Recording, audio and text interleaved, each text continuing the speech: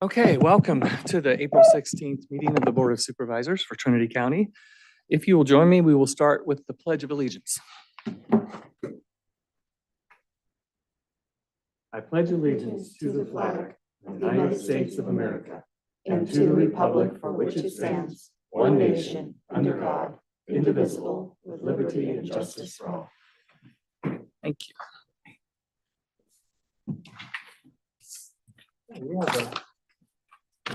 We have a very full agenda today that includes 5 presentations. We will start under Clerk of the Board. Item 1.1, receive an update on the Digital 299 project and the general progress of local broadband development efforts. No fiscal impact. Hi there. Good morning, members of the board. I'm Connie Stewart. It's really wonderful to be in front of you. What I haven't worked out with the clerk of the board is, will she be showing my slides or should I be? I could show them if you like, but Thank it you. might be Yeah. easier for you to advance them. So whichever is easier for you. Okay, let me, let's see if I can quickly do this. Apologize. I should have called, you know what? I am not seeing how to. Let's bring it up, Ashley. Yep, I can. Oh, we'll bring it up on our Okay. side, Connie. Okay, I may have just figured this out. Oh, well, go Sorry. ahead then. They have been turned into a PDF, so that is my issue. Can you see them now? Yep. Yes. Okay, great. Okay. There we go. How do I, okay, okay, so good morning. Sorry about that. I'm so flustered and I really appreciate you putting me first on the agenda, and I apologize once again that I can't be there in person. It's making me crazy not to be able to be there. I'm Connie Stewart. I'm the Executive Director of Initiatives for Cal Poly Humboldt, and I have the honor of being the regional coordinator for the Redwood Coast Region Broadband Consortia. I've been in this role for almost 15 years since I started working at the university, working on trying to get more broadband to our region. The good news is we've had a little success. There's a lot more work to be done.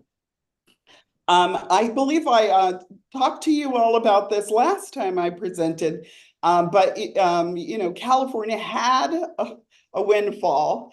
And when we did, the governor, Gavin Newsom, signed Senate Bill SB 156 into law, which allowed us to have a $6 billion earmarked towards improving broadband in all of California. And so one of the key things that was done with that was the creation of the state middle mile network.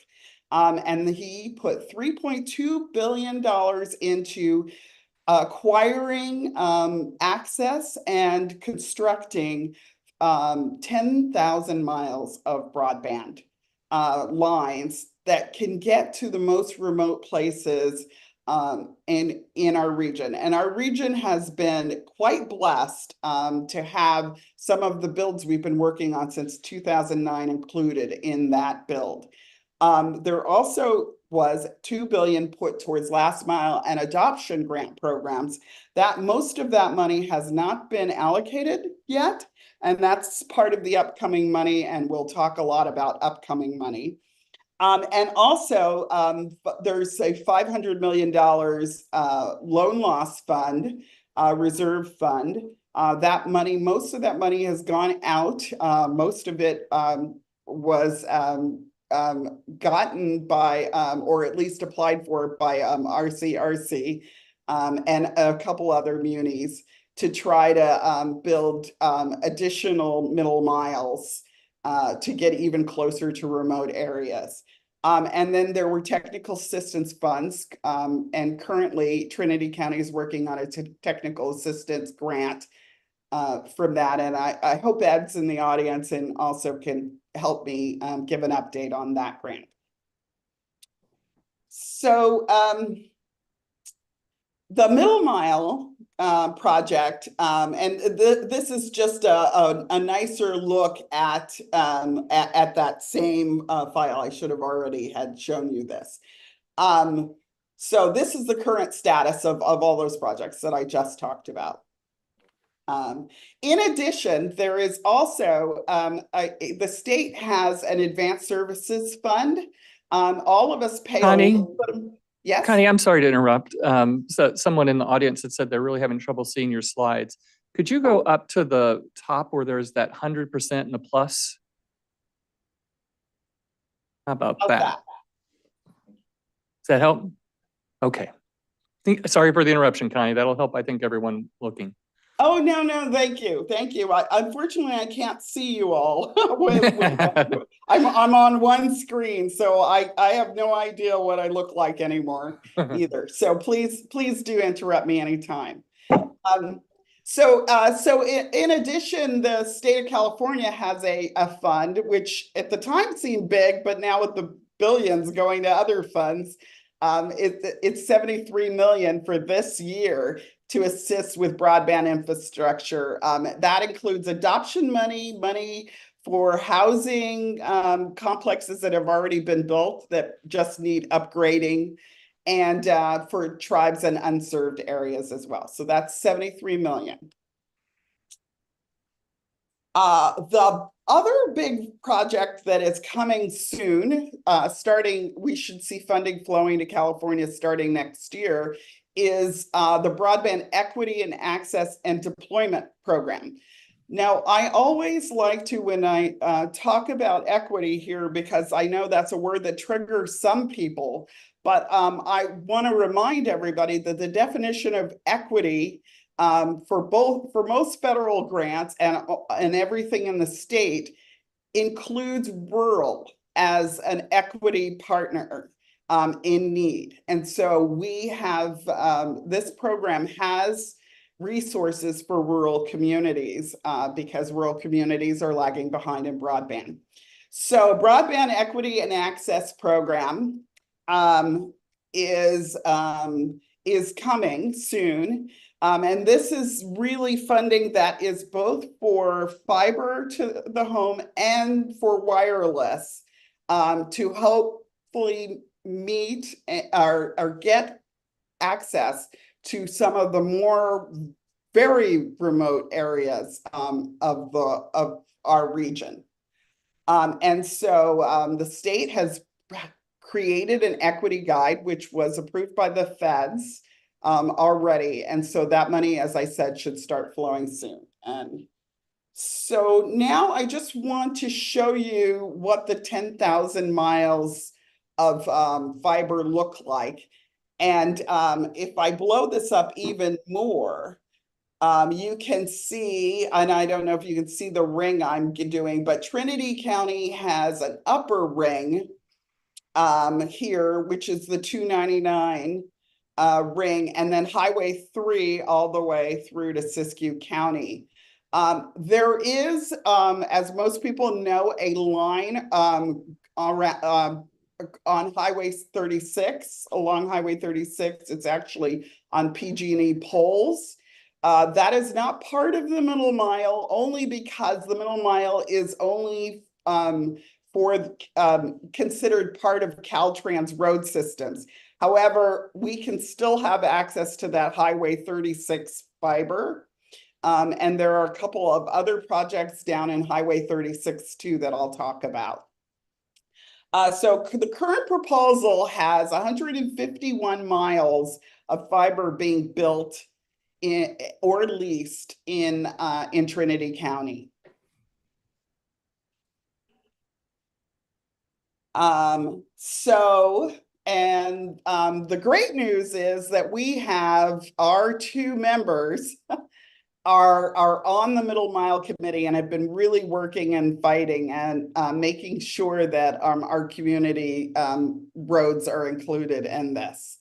The scary news, but it shouldn't be a problem for us, is that this middle mile needs to be built, constructed, or leased all by December 2026.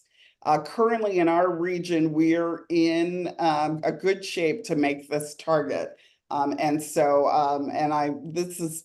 been my focus tracking these builds and what's happening with the contracting around these builds to make sure that they all get done in time.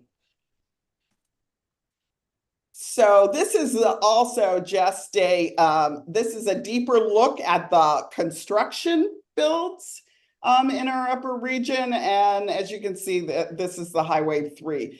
The Highway 299 is a joint build. I apologize, but I hope you all are fine with all of the traffic interruptions that you've been living through. As I have a friend who says every time she gets stopped, she says, well, at least they're putting fiber in. So I know it's been very disruptive to some folks. And here it is with the joint build and the lease purchase and what it looks like in our whole region. I also wanted to let you know, because I know there's a lot of concern about, well, what about the rest of the county? It's wonderful that 299 is happening, but what about the rest of the county?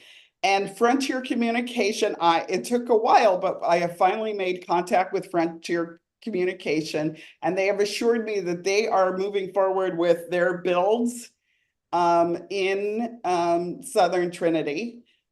They have a grant already to build from Hayfork down 36 and back across to Mad River.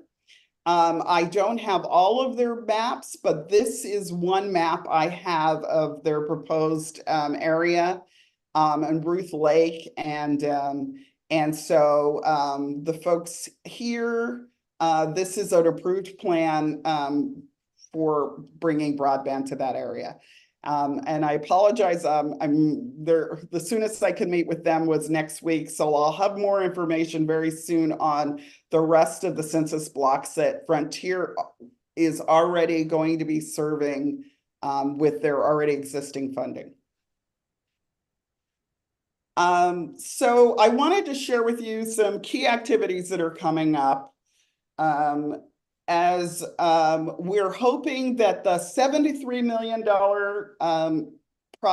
fund that the state of California has will open up in the summer or this fall. We don't have a date yet for when that funding will be available. That funding can be used by wireless providers. There's no fiber required, it's fiber preferred. But mostly folks use the 73 million to do wireless to some of our more remote areas. There is a robust challenge process with the equity funding, and that will start this fall as well. Companies, so with the broadband equity grant, companies that think they serve areas will be able to say, I serve that area, and please don't allow funding in that area. And so the state will take all of that into consideration, and we will have a map sometime in late fall of actually the areas that are fundable. And then that will be the map that everybody uses to actually design projects in the future. And then Digital 299 will be finished before the end of the year. It is about 70% built, and about 30% of the fiber is already in the conduit. So we're hoping very early in next year, at the latest, we will be able to actually start using that fiber to serve communities. And then in January and March, we will start to see the BEAD money flow in. And then also there will be another, hopefully $70 million of state funding for additional grants. So there's a lot of money opportunities coming. So what can we do to get ready as a region for all of these? And what can Trinity County do to help? And one of the big things that is needed, always needed, and this is a project that is never done, and that is to get anchor institutions. So the state has an idea of what anchor institutions are. They're schools and hospitals and libraries. But we know in a remote community that there are more anchor institutions. And the list of them. And, you know, people ask me, well, what do you mean by that?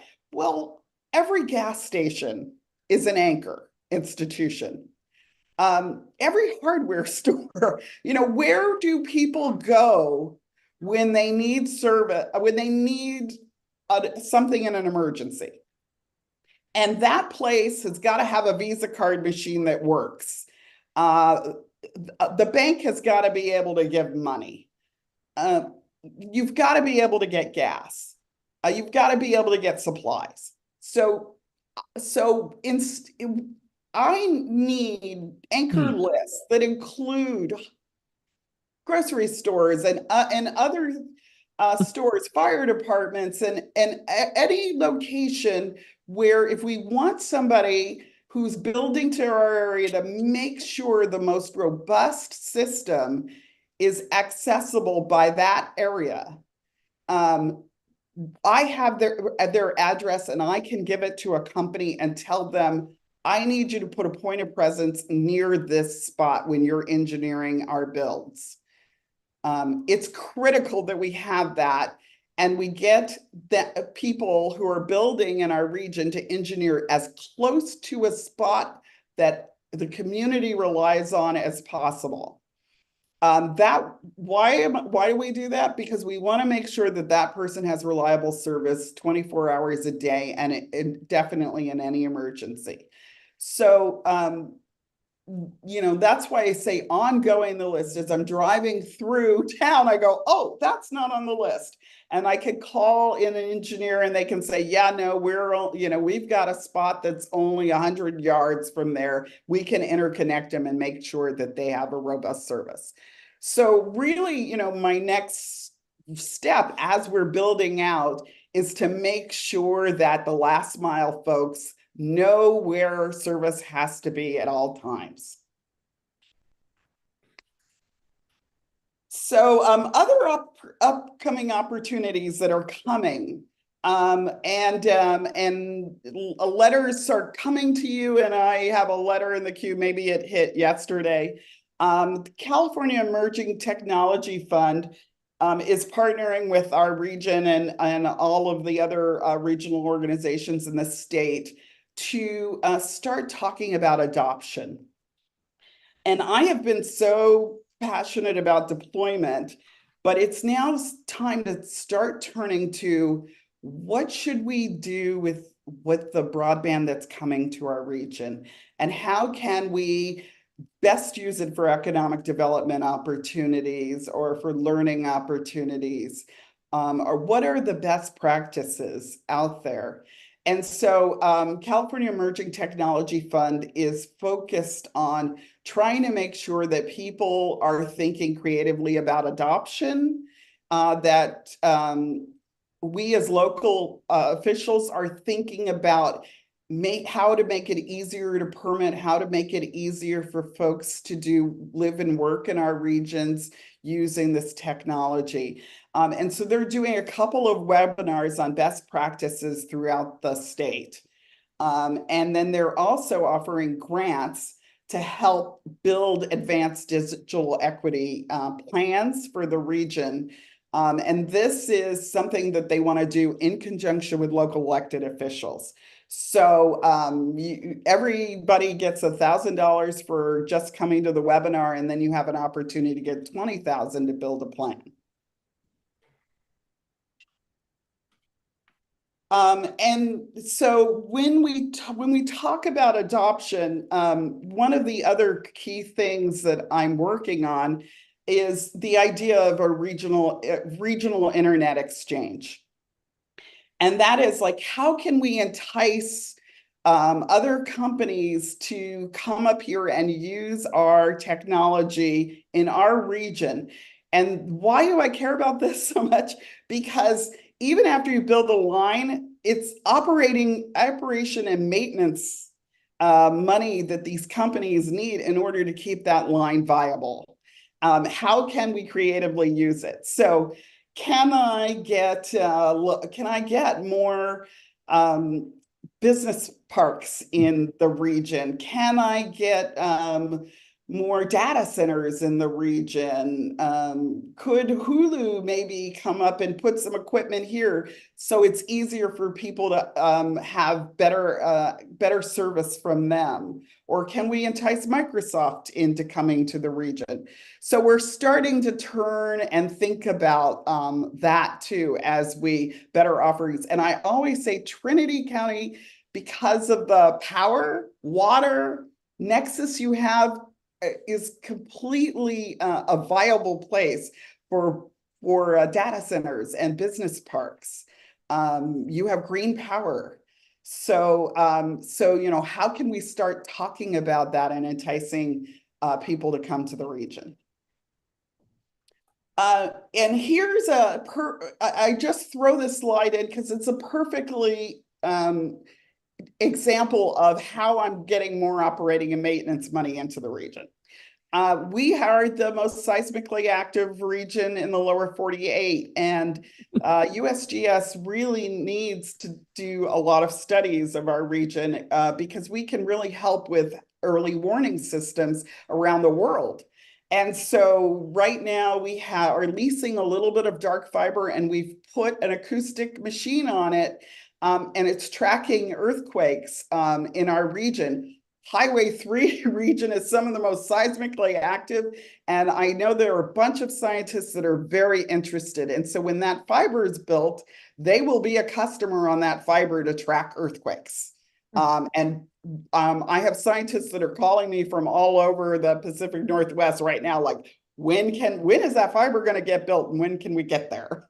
And so that's a place where we can add money, add operating and maintenance money so we can get lower or reasonably priced service to our most remote customers.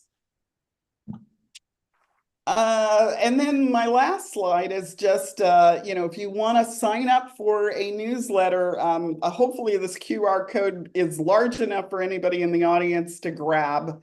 There's a wonderful newsletter that comes out, California Broadband for All. Please, there's a lot going on and it's a lot to track. But this newsletter definitely will help community members that want to get more information and more engaged. And I think that is my last slide. Thank you very much for the time. I know you have a very big agenda, but I'm happy to answer any questions or any comments. Thank you so much, Connie. Let me check first with board members. Any questions? I have a couple. Please. Hello, thank you for the presentation.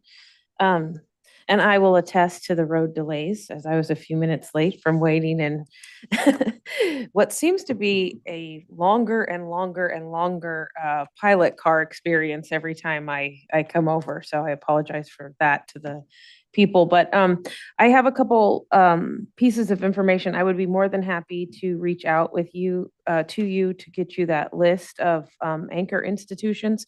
My district is Highway 299, so I'd be more than happy to reach out. I made a little list why you mentioned that. And then also, after the broadband gets installed along the 299 corridor, what is the estimated time for the laterals to go like out into the communities? That's something that my constituents have been asking me. So I'm just curious to know if there's a time frame. What I would say is what we're noticing in Humboldt, which they started in Humboldt, They are now coming out and starting to design those laterals, and they're going to be building them this fall. So it takes about 6 to 9 months to get because. And the reason, of course, is because there's a lot of permitting still that Yeah. has to be, anytime you do anything here, you have to talk to the owls, talk to everyone in order to get permitting. So, the permitting is coming as fast as they can, but it's taking roughly 6 to 9 months.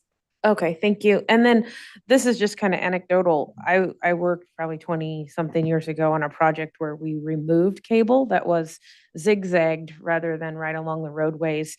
And the reason it was zigzagged was because it was considered a national security not to run the cable alongside the road, just in case we were ever under any kind of attack. If the roadway was destroyed, then the cables would be destroyed at the same time. So I just find it kind of interesting how times have changed and our thoughts have changed, because now we have both our power and our cable under the ground right along our highways. So we are now 100% dependent on the fact that our roadways will never be under any kind of attack in order for us to have viable communication and power.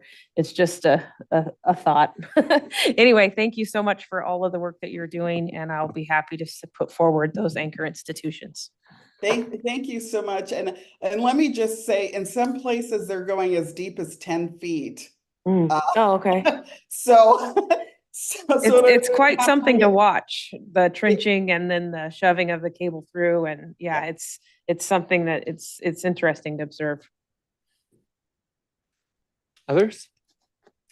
Connie, I have a couple. One, the process, like Supervisor Carpenter Harris is offering to make sure that her area is well represented. What is the process? You have an email address, there's a form online.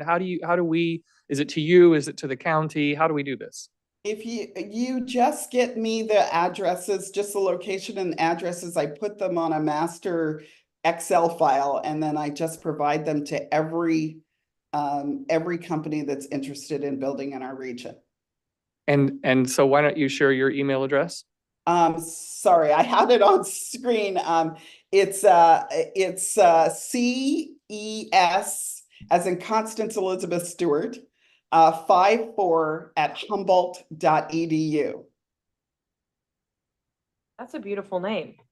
Thank you. Thank you. Okay, and then I'm named after a soap opera. Well, I'm not named after a soap opera star, but there was a soap opera star on As the World Turns. Almost 60 years ago, that my mom liked her name. Funny. So one of the questions I have, we have communities, a number of them in Trinity County, that are completely off grid.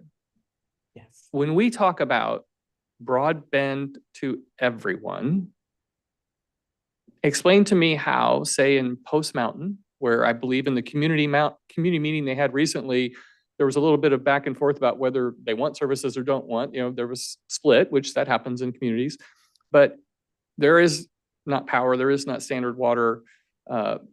What can they really expect from this action? So this is one of the conversations, and I'm too honest probably for my own good here. But when we first started in 2009, we surveyed every region.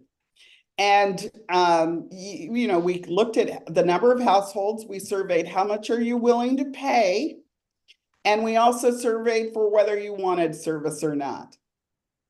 And there were communities that were like, yes, we absolutely want it. And we ranked them A to E. And there were communities, especially some communities where people said, I moved from the Bay Area because I don't want this stuff in my life. It's one thing to deploy to a location. It's another thing to have the operation and maintenance money. And so you need a certain number of community members who are willing to pay in order to attract service that's long-term service. So I'll just tell you, there is a community in Humboldt County that had service for 9 months. And then that provider left the community because they did not get their operation and maintenance money. That caused a lot of heartache to folks. So what we do is we really look at the money, the subsidy money, we talk to people, and in some cases, we go out if we can, we have community meetings and we walk the streets and see who's going to be providing service. And that's why those anchors are so important. If a community has an anchor, or I could come up with a project that can be attractive to get service out to a place, and I can get enough operating and maintenance money, then I know that community has viable service. So Post Mountain is going to be one of the toughest areas to get service to. And if you have constituents down there who really want service, please put me in touch with them. And that message to anybody, if you want to be an activist for your small community, and there are a few folks in Trinity County who have been contacting me and saying, hey, I've got kids, I need something. Then we can start working with providers in that region and seeing if we can actually get service to them. Thanks.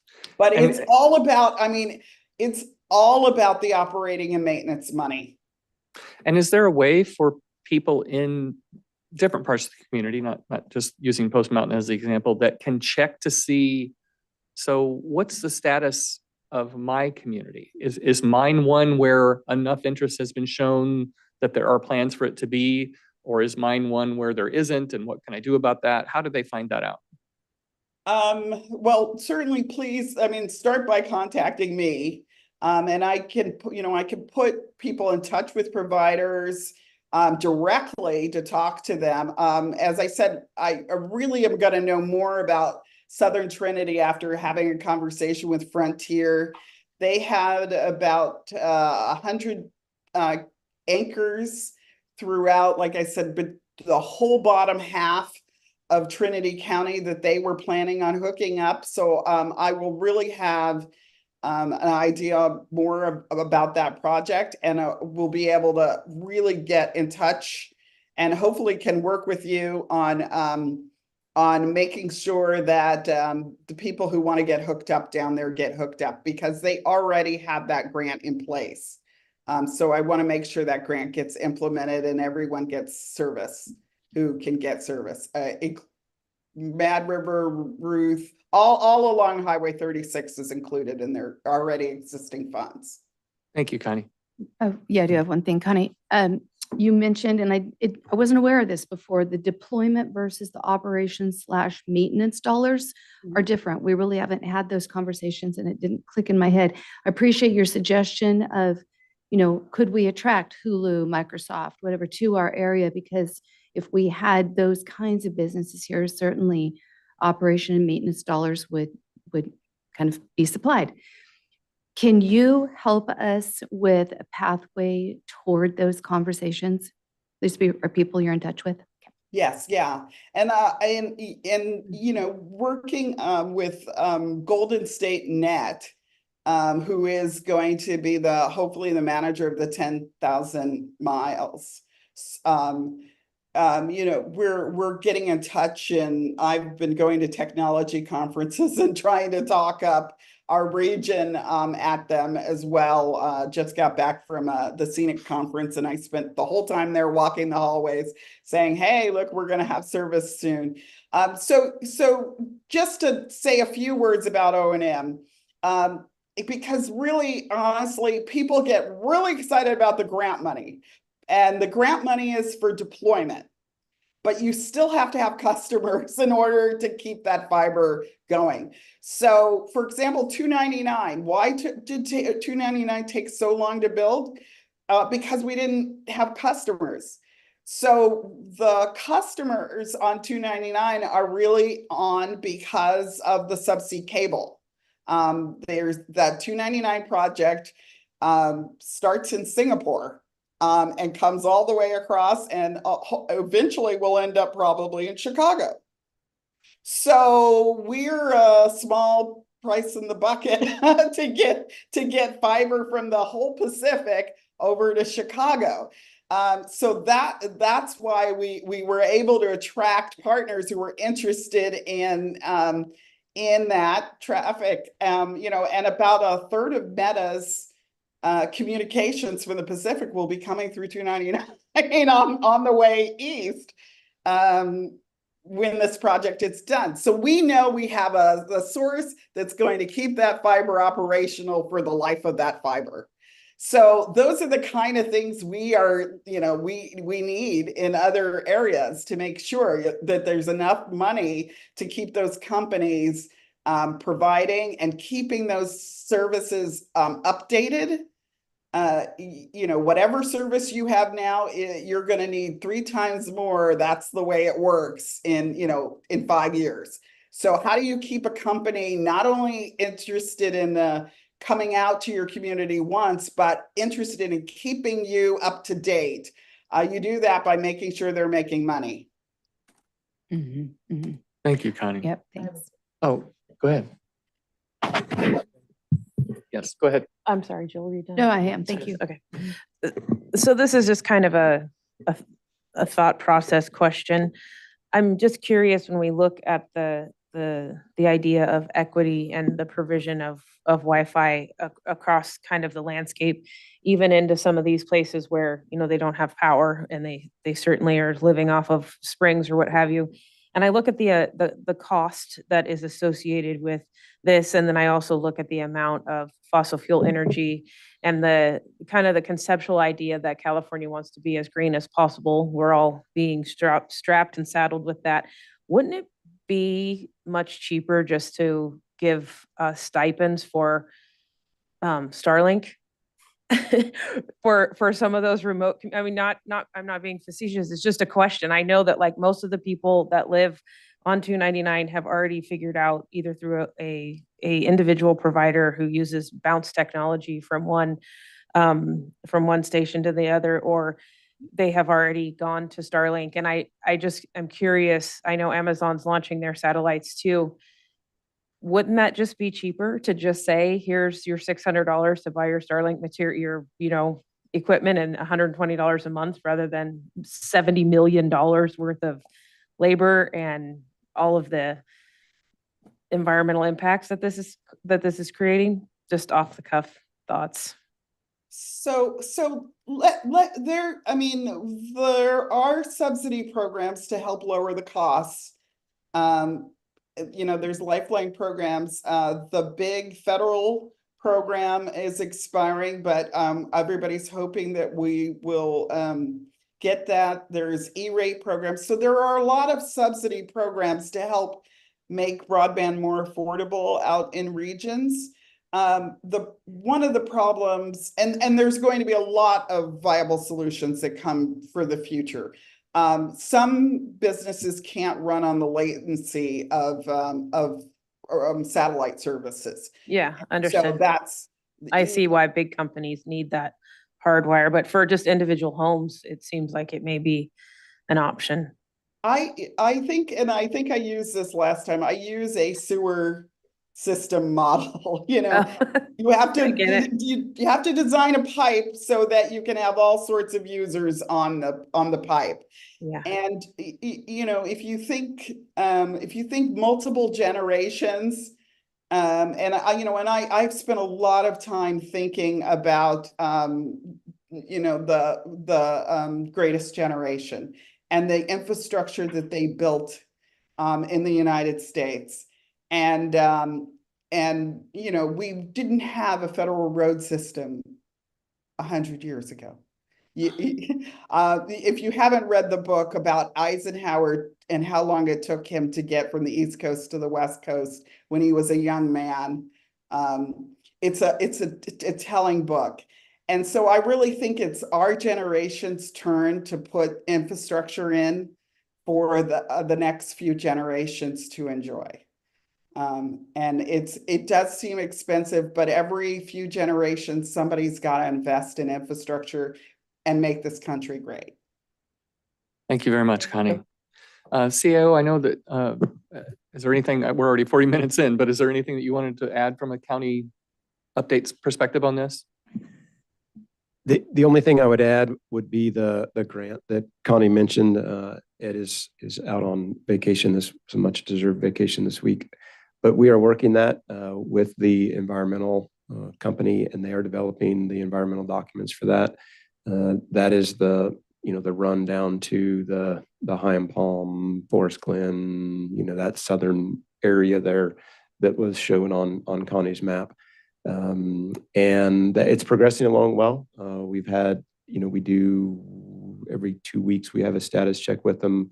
They are currently circulating some documents with other agencies right now, agencies like PG&E, TPUD, landowners, federal landowners, those type of agencies, and it's working through the process, but it is going along well. Great, thank you. And if I can just add, in our region, because of environmental issues, that technical assistance grant will ease the path to get a provider there. 299 took $4 million of environmental work to get in. The tribes are spending $1 million on environmental. One of them might get to 2 million. So we felt like if we could do some of the preliminary environmental work, that might entice someone to build down there. Oh, okay. All right, You Connie, this is Dan. I'm going to reach out to you offline. I want to have some more discussion with your map on Frontier Communications. It's tough to see from the range that we were, but I believe a lot of those census blocks that are yellow are also vacant. So I would like to talk to you and see what the coverage is actually going to be like in the Ruth and Mad River area, and if there's anything farther south. Yeah, thank you. Well, Connie, thank you so much for everything that you're doing. I think, as you say, we're paving the way not only for those that are here that are desperately wanting that kind of service, but for those that are coming ahead of us. And when you read about all the work that's going on now to try to find ways to place enough data centers to handle all the requirements of AI, and then we're going to have all the people starting to use AI, then yeah, this is going to be so critical, and we'll be saying it's not fast enough real soon. Thanks so much. Thank you so much for having me. Bye-bye. Okay. Under County Administrative Office 1.2, provide a presentation to the Board of Supervisors on the adopted Trinity County Strategic Plan Line of Effort 3, Growth and Development, Objective 3, Key Result 2, develop a revitalization strategy for Trinity County. Thank you, Chair, and good morning, Board. While Ashley brings up the presentation, this is a standard format, if you will, that I'll be using periodically to provide updates to the Board on the strategic plan. This was one area that will be a longer term effort. There's some activity which we will get done this year as far as developing the strategy, and then the implementation of that strategy will be, on a different timeline. But this is to develop that implementation strategy. So if you go to the next slide, Ashley. Again, just kind of for orientation, this is on line of effort 3, which is overall growth and development.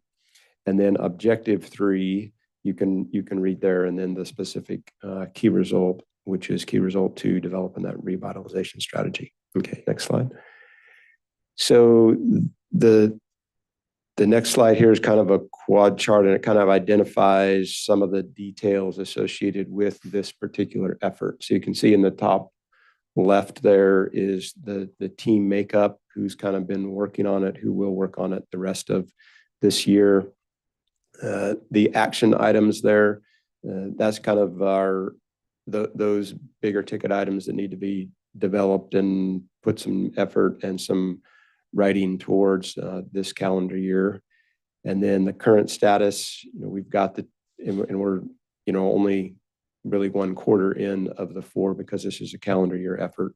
So we've got the team developed, we've had some discussions, and we've got some initial focus areas that we'll discuss here in a minute. And the intent of this presentation is just, one, to provide a status update, but also just to get any board input or ideas as far as the revitalization actual focus areas. Some success criteria. Again, this is for the development strategy piece of it. This is not for the implementation side of it, but to develop the strategy, there's going to need to be some communication with some of the community partners, because a big part of this effort is not county staff driven, or nor is it a county staff really responsibility. But I believe we can be a facilitator and a collaborator and an organization within multiple organizations who try to consistently share a message and share information to reach some of these longer term goals and ideas. All right, if you can go to the next slide, Ashley. This is just kind of some more details about when we anticipate some of the items to be closer to finalization. Early summer time frame. We'll have some more details on the actual focus areas, and then we'll work to prioritize those, and then we'll actually put a little bit of effort towards the document to formalize the actual focus areas and what items underneath each of those focus areas will require some attention or is already being worked on by another agency. And that's really going to be the case most of the time. Is there's another organization or agency that's already working this. It's just kind of pulling some of this together in an information sharing environment. So actually, if you go to the last slide, so here's kind of the crux of the information for the board. These are some high level items. There's 10 of them there, and you might think, well, yeah, if we did all these, this would be great. And this was kind of pie in the sky, Pollyannish, and you're never going to ever get to any of these. And I would agree to you to some degree, but if we don't have them on paper somewhere, and if we don't try to start focusing on some of these, we'll never get there. So there are already some achievements and some action in most of these areas going on. As an example, there's a community development meeting, public meeting, run by one of the local nonprofits on the 23rd of this month to talk about a majority of these types of topics, not all of them, but the majority of them. And the county will be a participant in that. We're not running that effort, but we will be a participant in that. So those are the types of things over this next year that I believe if we put some of these items in writing and we coordinate and collaborate with some of these other organizations and get at least a coordinated effort where people know where we're going. It may not be 100% agreed to. We're not looking for 100% consensus, but at least a coordinated effort, I think it will be beneficial for us. So I'm not going to go into each one of these in detail, but if the board or anybody has any specific input on any of these 10 that you think are either not important or very important, I'd be happy to take that input, and then we will incorporate that into future discussions as we continue to develop this topic. All right. Questions for Trent? Well, I just want to say thank you. I was really impressed as I read through, especially that last page, to see, and as I think I shared in an email, I started to write the question, what will be our success criteria for this plan? And then one of the deliverables is success criteria. So I just love that, as you say, we don't have a revitalization department. We don't have an economic development staff. We don't have the bandwidth to do a lot of these things, but are taking the lead in coming up with, well, what should happen? What do we need to have happen? And then to start to connect with various individuals and organizations in the community and look for ways for things to happen, I think is critical. And so when I looked at that focus area and all those deliverables, I thought it was a very well put together document. And as you say, we we'll just have to choose priorities and try to influence more than lead. But I think it's a great start, and I appreciate those that have stepped up to volunteer to take the lead on this. Thank you very much. Thanks. Okay. Probation item 1.3, receive a report from the Juvenile Justice Coordinated Council presented by the chair, Chief Probation Officer Ruby Fierro, and co-chair Valentine Gonzalez of the annual Juvenile Justice Realignment Block Grant Annual Plan. No fiscal impact. Good morning, Chairman Leitweiler, members of the board. I'm Ruby Fierro, the Chief Probation Officer and also the Chair of the Juvenile Justice Coordinating Council and the subcommittee to produce this annual plan. This is our subcommittee co-chair, Valentine Gonzalez. Morning. Just to give you a little bit of a reminder background on this, in 2020, bills started coming through which realigned the entirety of the juvenile justice system to county probation. This is how some of you might remember CYA, California Youth Authority, which was then renamed to Department of Juvenile Justice, DJJ, which then subsequently closed. So DJJ has had its final closure since June 30th of 2023. So all of those young people that used to be committed to that facility is now committed to our local facilities. And so those are youth who have committed some of the more heinous crimes and may be in custody through the ages of 21 or 25, depending on their crime type. And so now these youth are placed into what we call secure youth track facilities, and those are in our local facilities. And the information that is in this annual plan is what's defined by law that we have to be able to give to the Office of Youth and Community Restoration, OICR. And it includes what facilities that we utilize, what programs that we have, and the services within those programs, or to hopefully divert youth from committing these types of crimes, the reentry and supervision. Reentry is a word that you'll probably be hearing a lot from me over the next few years. So what that is people coming out of commitments or placements back into the community. And that's a term used for adults and juveniles. So to give you some perspective for Trinity County, in the last 13 years, we've only had one youth that was committed to the Department of Juvenile Justice. And in the last calendar year, we've had 4 youth that could have been, that were not. They are not in a secure youth track facility. They were handled in our traditional juvenile probation realm. So those are really low numbers comparatively to what is around statewide. But still, every one person matters. That's one young person in our community that will return to this community. It's important that we have a good plan in place to help, support their success for the future. And so currently part of our contract with Tehama, as a reminder, we have contracts in Humboldt County, Butte County, Shasta County, and Tehama. Tehama is our primary contract, and we utilize $50,000 per year of the $250,000 from this grant to help support their programs, so that when we do have a youth that is requiring this type of commitment, that the programs are there and bill and are productive. Any questions on any of that piece? Okay. So Valentine was on our subcommittee as our co-chair. The subcommittee, again, put together this report and the elements, particularly for programs and services. What is in there about Tehama County is specific from Tehama County. They have 6 counties that are contracted with them for services, and I can't change any of their language. Everything else is from our local subcommittee. So I'm going to turn it over to Valentine, who's going to give you some background and perspective about those services.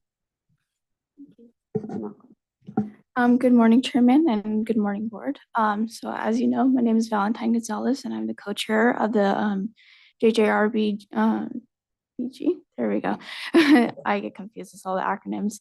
But yes, I am the co-chair, and I believe that Ruby put this best, so I'm going to kind of steal your wording on this. But I was previously in foster care, and while being an adjudicated youth and being a foster youth are two separate things, it still shares that similar experience of having like a big system come into your life and a lot of the issues that come from that. So I hope to be on this subcommittee to kind of bring that perspective of a lot of those issues that do arise. And so like a couple of things that I kind of brought up was utilizing like the Smart Center when it comes to finding employment as you transition out of facilities, as well as recognizing some of our local tribes and keeping those connections while in facilities so that you don't lose connections to that culture and that background.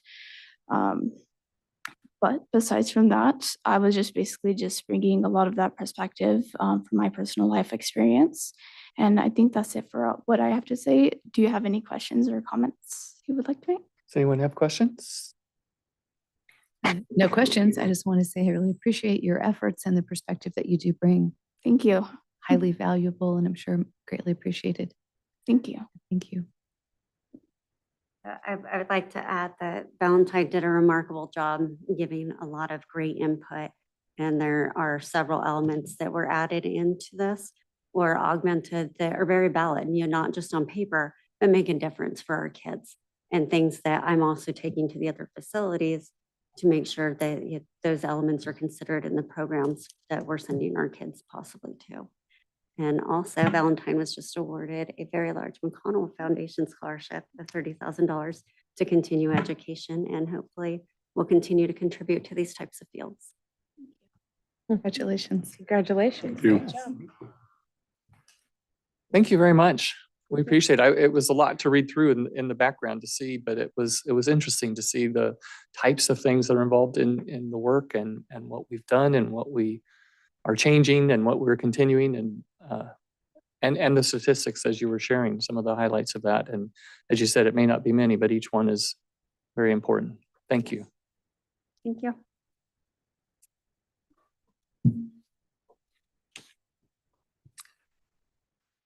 Under Sheriff, item 1.4, adopt a proclamation recognizing the week of April 14th through 2024 as National Animal Control Officer Appreciation Week. Don't have anybody here?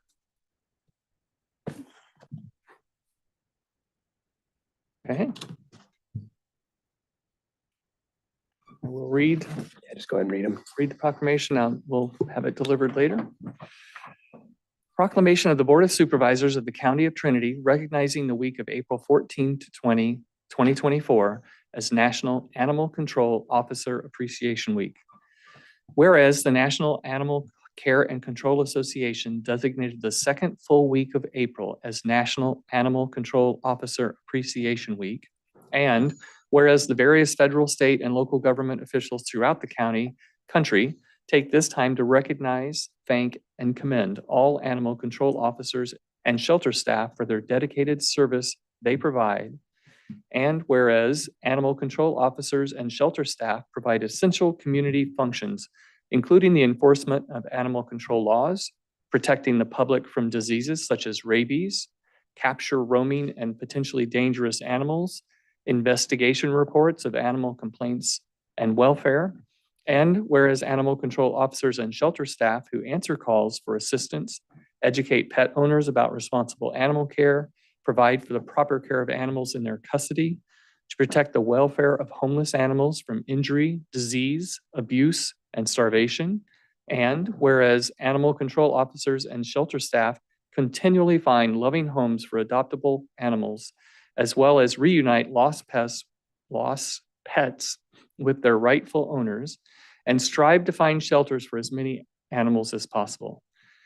And now, therefore, be it proclaimed that the Board of Supervisors of the County of Trinity do hereby proclaim the week of April 14, 2024 as National Animal Control Officer Appreciation Week, duly passed and adopted the 16th day of April 2024 by the Board of Supervisors of the County of Trinity.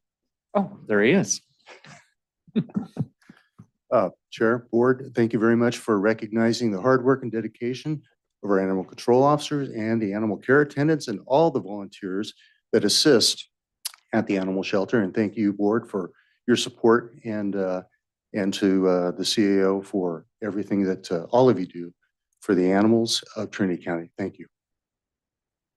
Thank you on behalf of your team. Thank We you. we know that they are often overloaded, overwhelmed, understaffed, underfunded, and still trying to do a great job for everyone and not easy. So thank you on their behalf. Absolutely. And I wish they could be here today.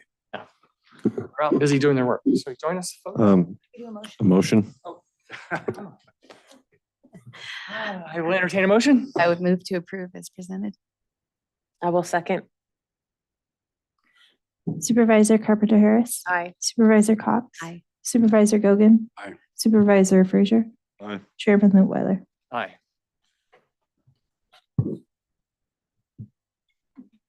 Reading it out loud just doesn't just do that. Nope.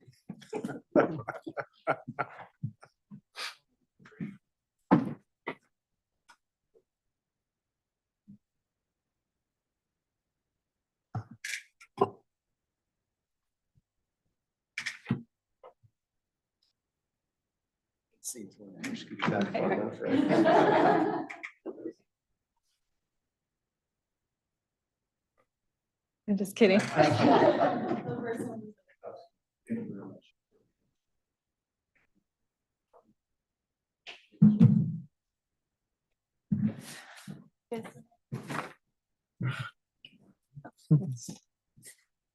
You get another try. Yeah, I think I'll get it right the second time. Sure. Item 1.5, adopt a proclamation recognizing the week of April 14 through 2024 as National Public Safety Telecommunicators Week. No fiscal impact.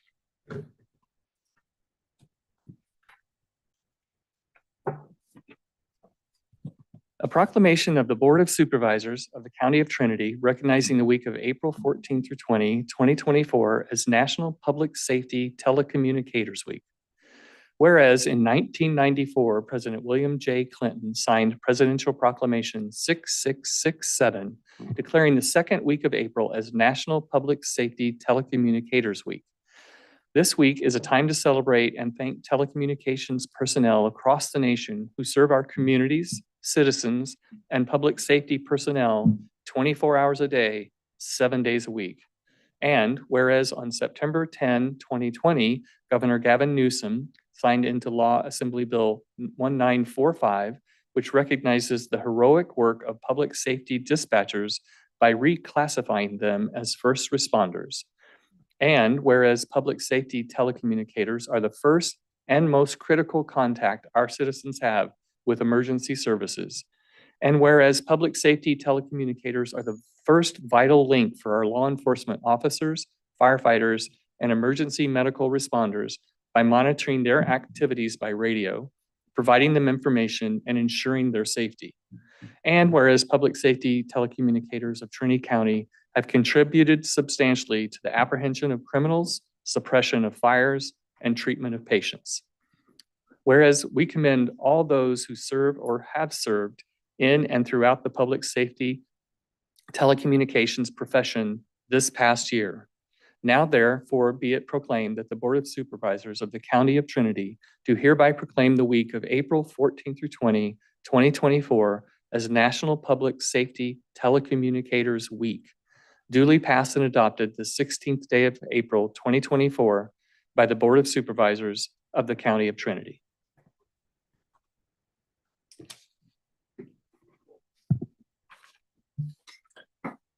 I will entertain a motion. I'll move to approve. I will second.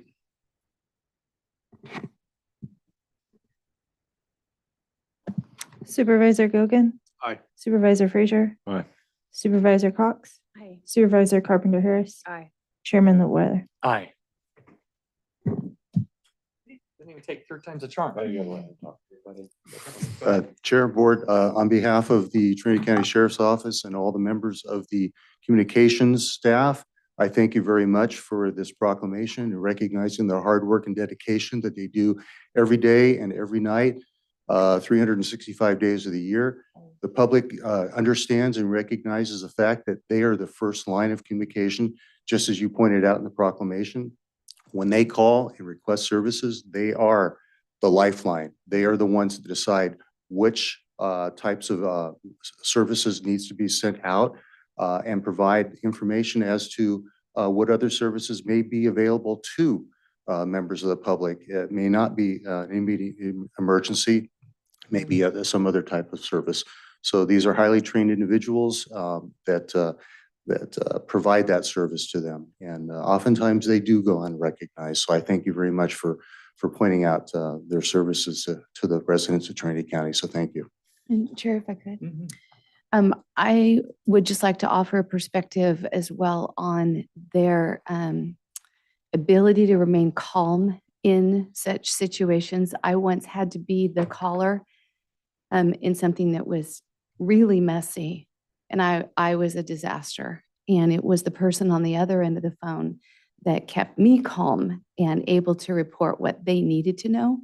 And I really admire them and feel like that is an additional component of what they offer to the public in order to get that help that is needed. So I just wanted to add that little piece. Thank you very Thank you. much. Mhm.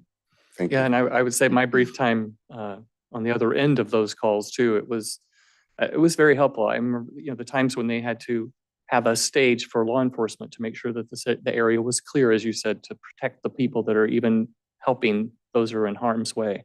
So they've always been great to work with, and I know everyone that's involved on the other end of that phone call, either end of the phone call, is very appreciative. Our thanks to them. Thank you.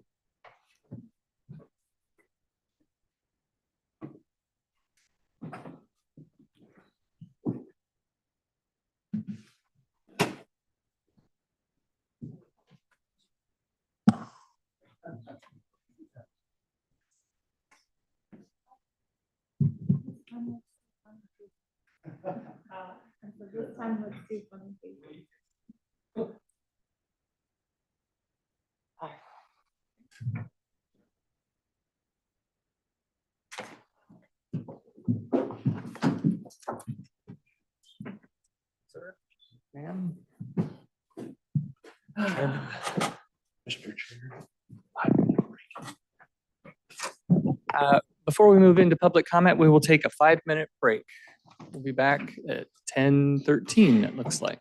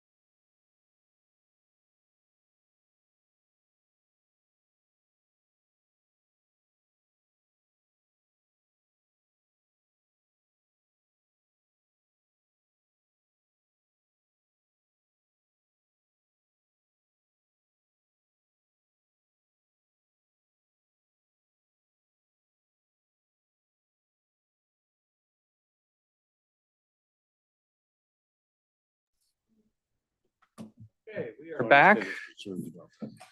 Mics are live. We're ready to go. This time is for public comment. This time is for information from the public on matters not appearing on this agenda or within the consent calendar. All comments are limited to 3 minutes and must pertain to matters within the jurisdiction of this board. When addressing the board, please state your name for the record and address the board as a whole through the chair. No action or discussion will be conducted on matters not listed on the agenda. However, the chair may refer the subject matter to the appropriate department for follow-up or schedule the matter on a subsequent board agenda. So do we have any public comment in the room? Okay, how about online? Rhoda? Hi, this is Rhoda Kane from Trinity Center, Coffee Creek area. Of course, I'm going to talk about weed, but it's not about anything that's on the agenda today. But in order to create a free and fair society, it is each and every one of our duty every single day to strive at all times to check our own biases. I grow weed. It's legal agriculture. I also love the smell. That is my bias. Just like the lady finally admitted a couple meetings ago that it's not about land use or the environment or the smell. They just don't want us around. Now, this has been obvious to us for a very long time. Nobody complains about the smell from the lumber mill, but she has a right to feel that way and also has the right to say so. But it is an entirely inappropriate way to govern a free and fair society. So I just hope that we can all remember to keep an eye on our personal bias and try to just do what is free, like try to support a free and fair society. Also, by the way, I was wondering, are we ever going to see the results or the report from that corruption investigation? I'm really curious if we're ever going to be able to actually know what happened there or if it really even happened at all. Thanks. Thank you.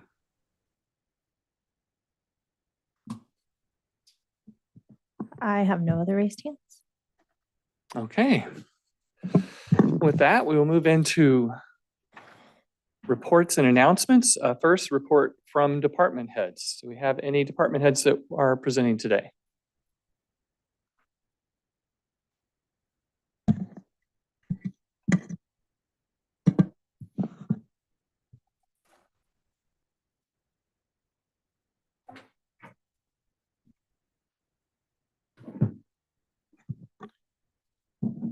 Good morning, Tim Saxon, Sheriff. Just to give you a little update, especially since we just had 2 proclamations, give you an idea of what our monthly stats were for the month of March. 911 calls into our dispatch center. We had 479. Non-emergency calls to dispatch, 972. Total dispatch or total deputy activity, 581 calls. Resulting in 157 reports.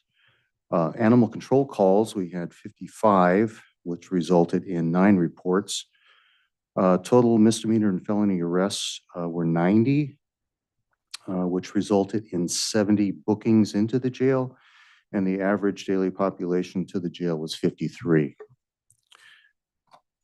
Animal intakes to the shelter, we had 11 dog intakes. 1 cat intakes, and other animals was 1. Spay and neuter certificates issued, 12 to dogs, 30 to cats, and we had 18 adoptions with 2 owner pickups. So those were the numbers that we had for the sheriff's office in March. And we have 1 deputy that is currently in backgrounds to another agency at this time.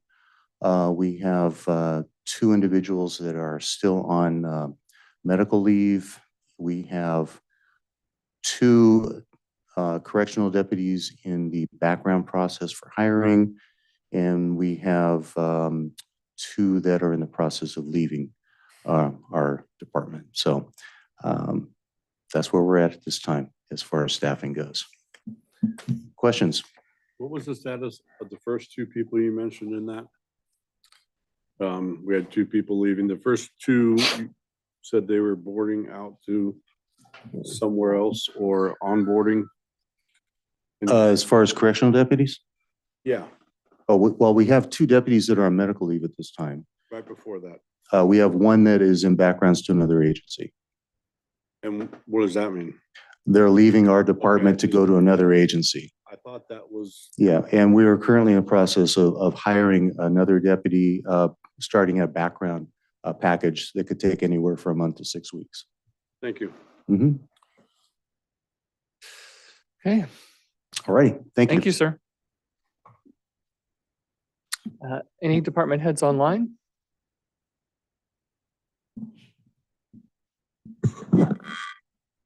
I have no raised hands. A report out from our county administrative officer. Thank you, Chair. Got a few things to update the board on. So the board declared a local emergency on April 19th for road damage on the Ruthenia Road around mile marker 18.5. Just like to let the board and the public know that DOT is working on a plan in conjunction with the Forest Service to repair the damage. There are many unknowns at this time, but engineers are working options and solutions, and very optimistically by late summer, we may be actually doing some repairs down there. There are temporary traffic control measures in place as we speak. Next topic is we are on track to use the Civic Plus as our agenda platform for the next board meeting, which is May 7th. For the public, the agenda information will be found at the same location on the county website. There will be some differences in appearance, and I'm sure we will work through a few bugs, but user training has been occurring and the platform is more user-friendly for staff and the board. But for the public, the information will be found at the same site they are used to going to. Next topic is a quick update on the CD Hall. You see a budget adjustment request under consent on the agenda today. We had a public meeting on February 28th and received some valuable input. We have continued to make progress on the planning effort. One of the required actions is to accomplish a lead paint, asbestos, and mold testing. Proposals have been received and a contract will be awarded soon, and for that effort to commence, and the company will be producing a map and a report with the specific locations of those three items, as we are assuming that all three will be present in some form or fashion. And then we're targeting midsummer to have the design and renovation request for proposal ready to go out to the public. Let's see, next topic is round one of the community planning meetings is complete. And I'd just like to say a big thanks to all of staff and members of the public who participated in this very important effort for the county.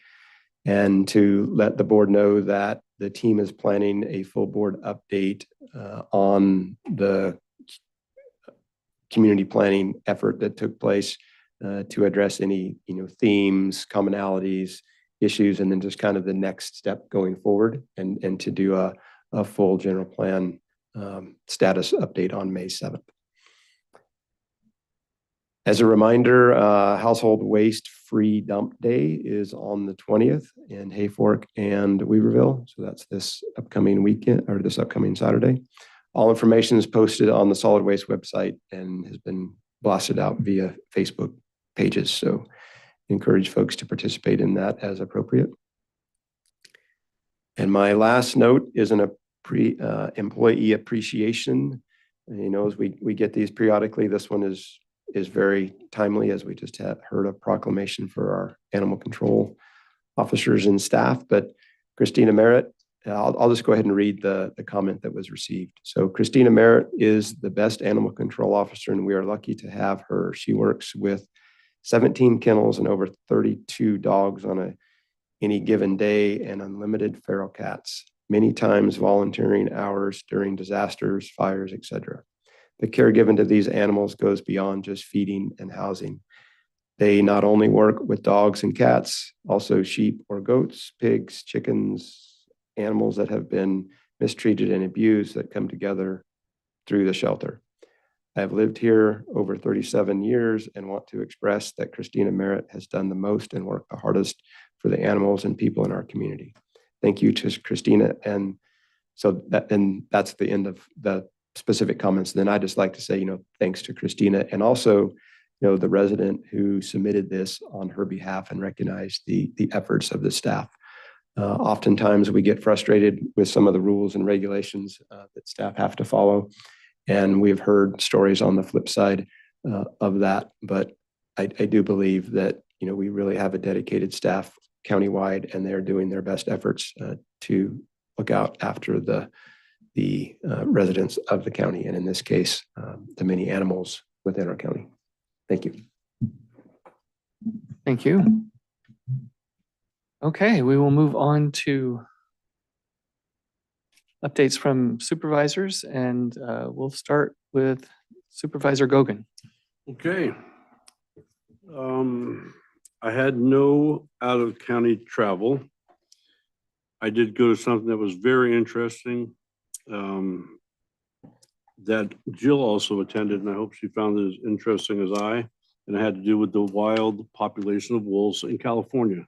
And I thought it was a great presentation. I thought I knew a little bit about wildlife here, certainly not about the wolves and how many are here. It's staggering. Great presentation put on by Trinity River Restoration and some of our other resource agencies here. Well attended. People had a great time. I recommend anybody to go to these things. They really are a good way to spend the evening. I also had a TMC monthly call about a week ago, which bore out a few things. First of all, the lake is bordering on 1.2, 1.3 million acre feet, which is about 85% full, which is fantastic.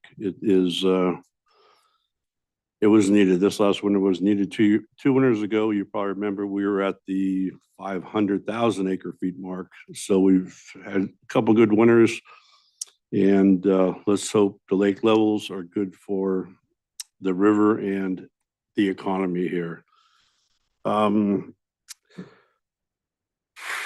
Starting today, the flows will go up from the standard 450 CFS. Tomorrow, there'll be 650 CFS.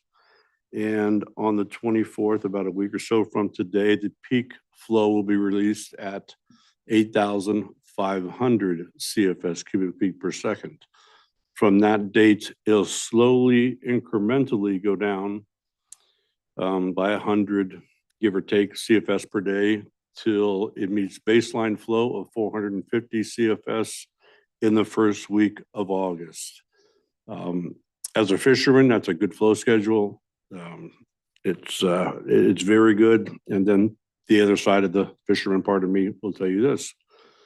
The Pacific Fisheries Marine Council, PFMC, has looked at the abundance of ocean in the salmon, which looks at the Sacramento River stock and the Trinity Klamath stock, and they found that both are have been overfished. There's a lack of abundance out there. We are certainly looking at having at best a one fish fishery, which I wouldn't really count on. I think salmon fishing will be closed this year again for summer and fall kings. I will add to that because of the closure last year, FEMA has put together a fund of $200-something million that anybody that was hurt, and it doesn't have to be fishermen, that can receive this money. Any business that feels that they were hurt by the lack of fishing, whether it was coastal, recreational, commercial, can apply for FEMA money. I will keep everybody informed on that. I was part of the last time that happened. I think it was 10, 15 years ago. I will keep people up to date. It's not that hard to do. Basically what you do is you bring in your last 5 years tax returns and see which one's better. One thing I would hesitate to say this year is that because of inflation, you may be looking at your last 5 years of tax returns and how much money your business brought in, and it may look like you did more business this year. But because of inflation and the price of goods, gas, and everything, it may look like you brought in more money through the door. But that doesn't mean you made more money or that the closing of a fishery did not hurt your store or your business, whatever it may be. So let the people who figure that out, bring your tax returns, let them see. And they're very good at deciphering what is what and did you actually lose money due to the closure of the fishery. I had a Hayfork community meeting that was well attended. We will have another one tomorrow night at Northern Delights, 5:30. I expect a lot of attendance from that, mostly because we had the community plan meeting last week that was widely attended. I think we had 40 or 50. Trent, what do you think? 40, 50? It was very well attended, which brought on, spurred a lot of questions. So I think tomorrow night between 5:30 and 7:30, 8 o'clock at Northern Lights in Hayfork, I'll be fielding some of those questions. And I think it also gave people a sense of, I don't want to say urgency, but you better pay attention now. This is the general plan. It's going to last 20, 25 years. Jump in. You know, once this is done, it is done. We're not going to do one in 4 years. So this is your opportunity. Show up at these meetings, speak up, say what you like. This is solid. This is going to be permanent for 20, 25 years. So make sure that you say your piece, because you won't be able to say your piece for a long time. I also attended a PATH meeting, and PATH is kind of an overarching committee that is anti-opioid, anti-smoking, oral health care for children. And this time it was for anti-tobacco. And they are a very good group. They go out and check to make sure that tobacco is not being sold to minors. And in fact, they did a walkthrough of my store this week. And you have to have everything posted in the right places. They're very in detail about what you have to do to sell cigarettes, and we passed as usual. But it's good to see that that they're on top of that. They're really a great group. I think, one last thing. I had a meeting with the Parks Department in Hayfork, which is going through some rough times right now. In 1993, they passed a community park tax in Hayfork of $10 per parcel, which amounted to, I think, $19,000 at the time, which was suffice at the time. Now that $19,000 is nowhere near able to support what the parks does, the swimming pool, the park upkeep, all that. Their budget is between $50,000 and $60,000. So you can see that there's a shortfall there. We are trying to come up with some creative solutions to that. I'll be speaking with CEO Tuthill about that a little further. And they are thinking about putting another tax on the ballot it'll be just be the Hayfork Park community map, which is already established, to try to get the funds up somewhere where they can keep that park going, the swimming pool, and all the other things that they do there. And honestly, in Hayfork, for children, there is not much to do there in the summertime. You know, that park is a really important thing. It's good for their health. It's good for community get-together, barbecues. It is kind of the central hub there for gathering in the summertime, and a very valuable thing for Hayfork. So as a supervisor of that district, I will try to do all I can to keep that thing going. And I will be having some meetings with some of the people that are in that committee, and we would do all we can to try to get that thing budgeted correctly so it can continue on. That is it, as far as I know. Thank you, sir. Supervisor Carpenter Harris.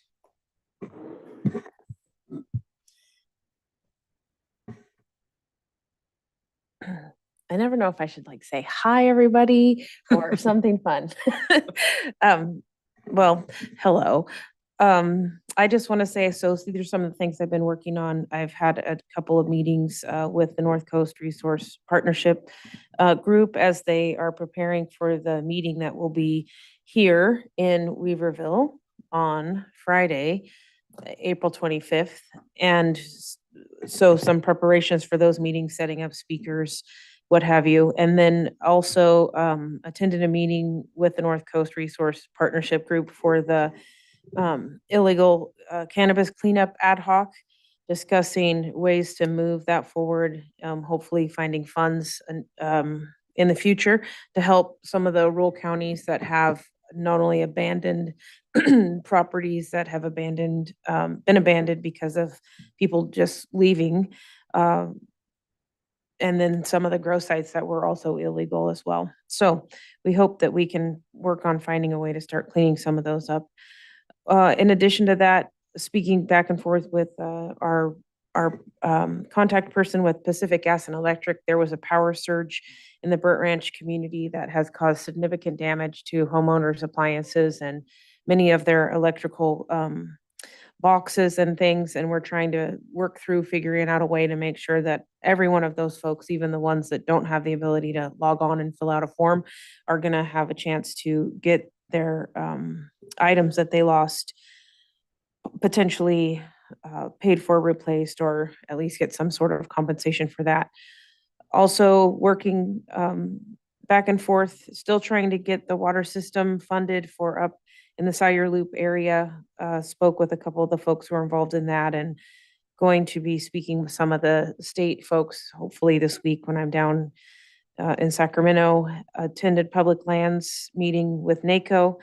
Went to High and Palm for the community plan meeting. That was a nice turnout, a lot of good conversation. I was really happy that I was able to go, and I always enjoy the community of High and Palm. They are a very resilient and capable group of people who are constantly looking for ways to work together to make life successful down there in that very remote location. I never regret a visit there. I will be leaving for CSAC tomorrow, and I have continued to watch meetings and try to continue to gather information around the homeowners insurance situation that is still climbing. It's unbelievable how many people are being kicked off of their plans and who just simply cannot afford what is the only other option. It's just blowing my mind that we are in this place. Something has got to be done sooner than later. Folks are just in dire straits with this scenario. And then, of course, my constant correspondence with my community. Hot topics right now are, of course, roads and the concerns about the impacts of this last winter on our road systems, and when will they begin to see some progress being made. I assure them always that our roads department is doing the very best that it can with the resources that it can, and we did have a rough winter, so just hold on. We're going to try our hardest, and we're continuing to try our hardest to make sure that those things are dealt with. We have a couple pretty severe animal control issues in different communities. And then, of course, rogue farm animals are always some of my funnest phone calls. So, but yes, everyone, if you could just keep your animals on your property, that would be really, really helpful. And then also quite a number of situations occurring in the downriver community where people have just continued to take to illegal dumping. It's very concerning. It creates a tremendous amount of cleanup for the private landowners who own the sites. And then also it's just not good for anyone. And then I just want to give a shout out to the Junction City Grange for hosting the scholarship night and raising funds for our students and our communities. And I know that those kind of events take a lot of work. There was a lot of donations, and I'm just really grateful for everybody who takes the time to make their community a better place. And that's all I have. Oh, on the 23rd at 6 p.m., I will be at the Hawkins Bar Volunteer Fire Department for a community meeting with Salyer, Hawkins Bar, and Burt Ranch. That's 423 at 6 p.m.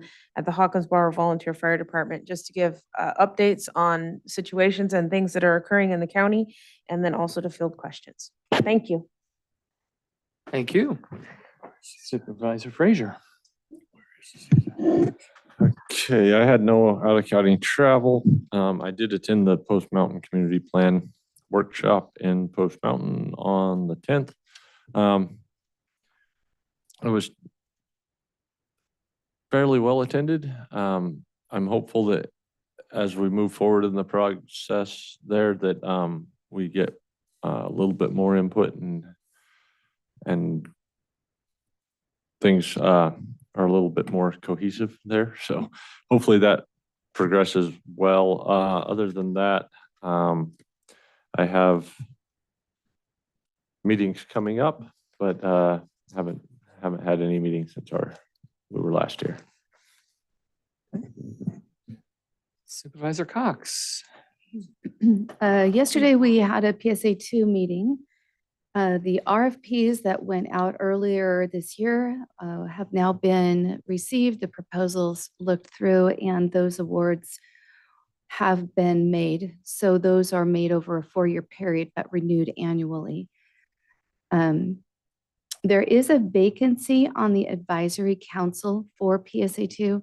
So if anyone is interested or knows of anyone who would be interested in serving in a capacity where you kind of have your pulse on the needs of our aging population and can bring forward awareness of ways by which they can be better served, ways by which some may not be being served. There's funding available for a myriad of things, all the way from help with your legal needs, your taxes, all the way to fall prevention and everything in the middle. We think in terms of, meals being provided, but that's just a very tiny sliver of those things that are offered in care of this portion of our population. And a position on this advisory council is really needed. Trinity is not being fully represented at this time. And so can see Supervisor Lutwell or myself if you know of someone or you yourself would like to serve in that capacity. With that, I would like to say that I had lunch at the Golden Age Center this last week. So we think of the congregate meals and the home delivery. Congregate meals will soon be coming through PSA2 funding, but the home delivery that is provided with the Nazarene Church is the hub for that service. But right here, not utilizing any federal or state funding at all is our Golden Age Nutrition Center with a, within the last 2 or 3 years, restructured board, and it is delightful. There's a woman who every week volunteers her services to make a meal, and her husband does the dishes, cleans it all up. It is an incredible contribution of love and dedication, and really want to give a shout out to those people and the needs that they fill.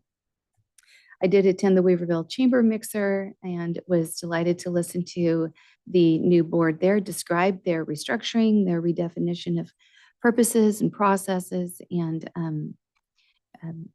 very appreciative of the clear definition that they have in the ways by which they are a piece of collaboration that you'll see again if you attend the April 23rd meeting for just this kind of combined joint economic development, housing, revitalization process that's going forward.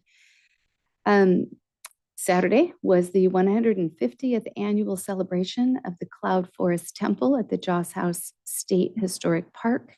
So that is something very special that is very unique to our community. There is no other Chinese temple made of wood in the entire state. So another reason for people to be drawn toward tourism in Trinity County, and enjoyed the work that those community members who volunteer their time to create a lovely memorialization of that structure. I would say, if anything, on the wolf presentation, I better understand our neighboring counties who center on their livestock as their agricultural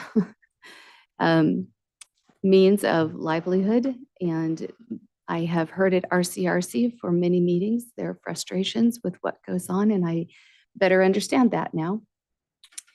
And then this afternoon, I am leaving for the CSAC Legislative Conference and look forward to those interactions and connections. And other than that, I have had no out-of-county travel in this last period, and that's the end of my report. Thank you. Now, sounds like everybody's got a lot going on. I did, like others, attend some community plan meetings. Since the last board update, it was the Trinity Center community plan meeting. It was extremely well attended, especially for such a small community. There was really a great turnout. And I think most importantly to me, it was, I think, a very productive meeting. I would say, in contrast, the very first one that we held in the county, which was the Lewiston community meeting, was not very productive. And so it was great to see the shift and to see it, real, true, balanced engagement amongst community members about what they would like to see for their communities in the future. And as we heard from others, I just hope that we continue to get even more and more input, because this is that opportunity. I also have the opportunity to attend two fire department events in the last couple of weeks. The Lewiston Fire Department held sort of a recognition event, and I was asked to present individualized recognition to each member of the team, which was really special, and great turnout by the community. And it was, you could tell that the people were really moved. I even noted that our fire chief, Mel, who has been around forever, he literally had tears streaming down his eyes when he was coming up to get his. And I just think it speaks to the volume of that. And I really want to call out the organizations behind those volunteer fire departments that make all those things happen. They put on these events, they organize them, they cook, they clean, they fundraise, and they often don't get the recognition, but they're amazing, and our fire departments wouldn't be who they are without them. As others mentioned, I'll be at the CSAC Legislative Conference this week. There is a board meeting on Friday, so I will have to stay one more night for the board meeting on Friday. Also with CSAC, we recently had a rural caucus meeting, and there's something about that on the agenda here soon, which I'll talk about more there. But I also wanted to note, especially for Supervisor Carpenter Harris, when we were asked as a rural caucus what were our priorities, every single member raised their hand about insurance. So it was something that we could, from a rural caucus standpoint, really highlight that we needed to bring back into the CSAC meetings. So I think the momentum is building. We'll just have to keep pushing. I joined Supervisor Cox with the PSA2 board meeting. That was informative to see how the RFP process worked there and how the funding went. And one of the kind of outstanding things is, for me, is there's a certain amount of funds that get awarded for each county, and when that money gets allocated, it's what is the obligation of the people who received it to serve all the people throughout the county, because they may not be located in a way that makes it obvious how they can serve the various county members, but it's something that we'll continue to follow up on. Forest Service update on water matters. I have been continuing to speak with Sarah Akridge, and she continues to provide updates about things that they're working on. And she has agreed to come do a presentation to the board here soon, so that we, just like we get the wonderful updates from Tara on the forest, she will be giving us updates on the water aspects of what the forest manages. I will be attending the North Coast Resource Partnership meeting, but as a member of the public, since we have two people on the board assigned, but I had attended one of those meetings way back when, and I did want to just participate from the standpoint of seeing what they're doing and seeing the people that are there. I also wanted to note that I reached out to them and a couple of other regional meetings that are taking place here in Weaverville in the coming weeks. And we have an opportunity in those to present Weaverville and Trinity County to the people that are there. And so as an example, the folks at the North Coast Resource Partnership meeting, they have a resource day.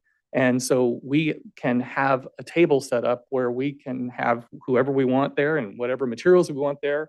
And for all these people that are here from other counties and are going to come back with some kind of frame of reference of what Weaverville and Trinity has to offer, we can help influence that. So I've been coordinating with the folks from the Weaverville Chamber and Trinity Chamber to try to make the most of that opportunity.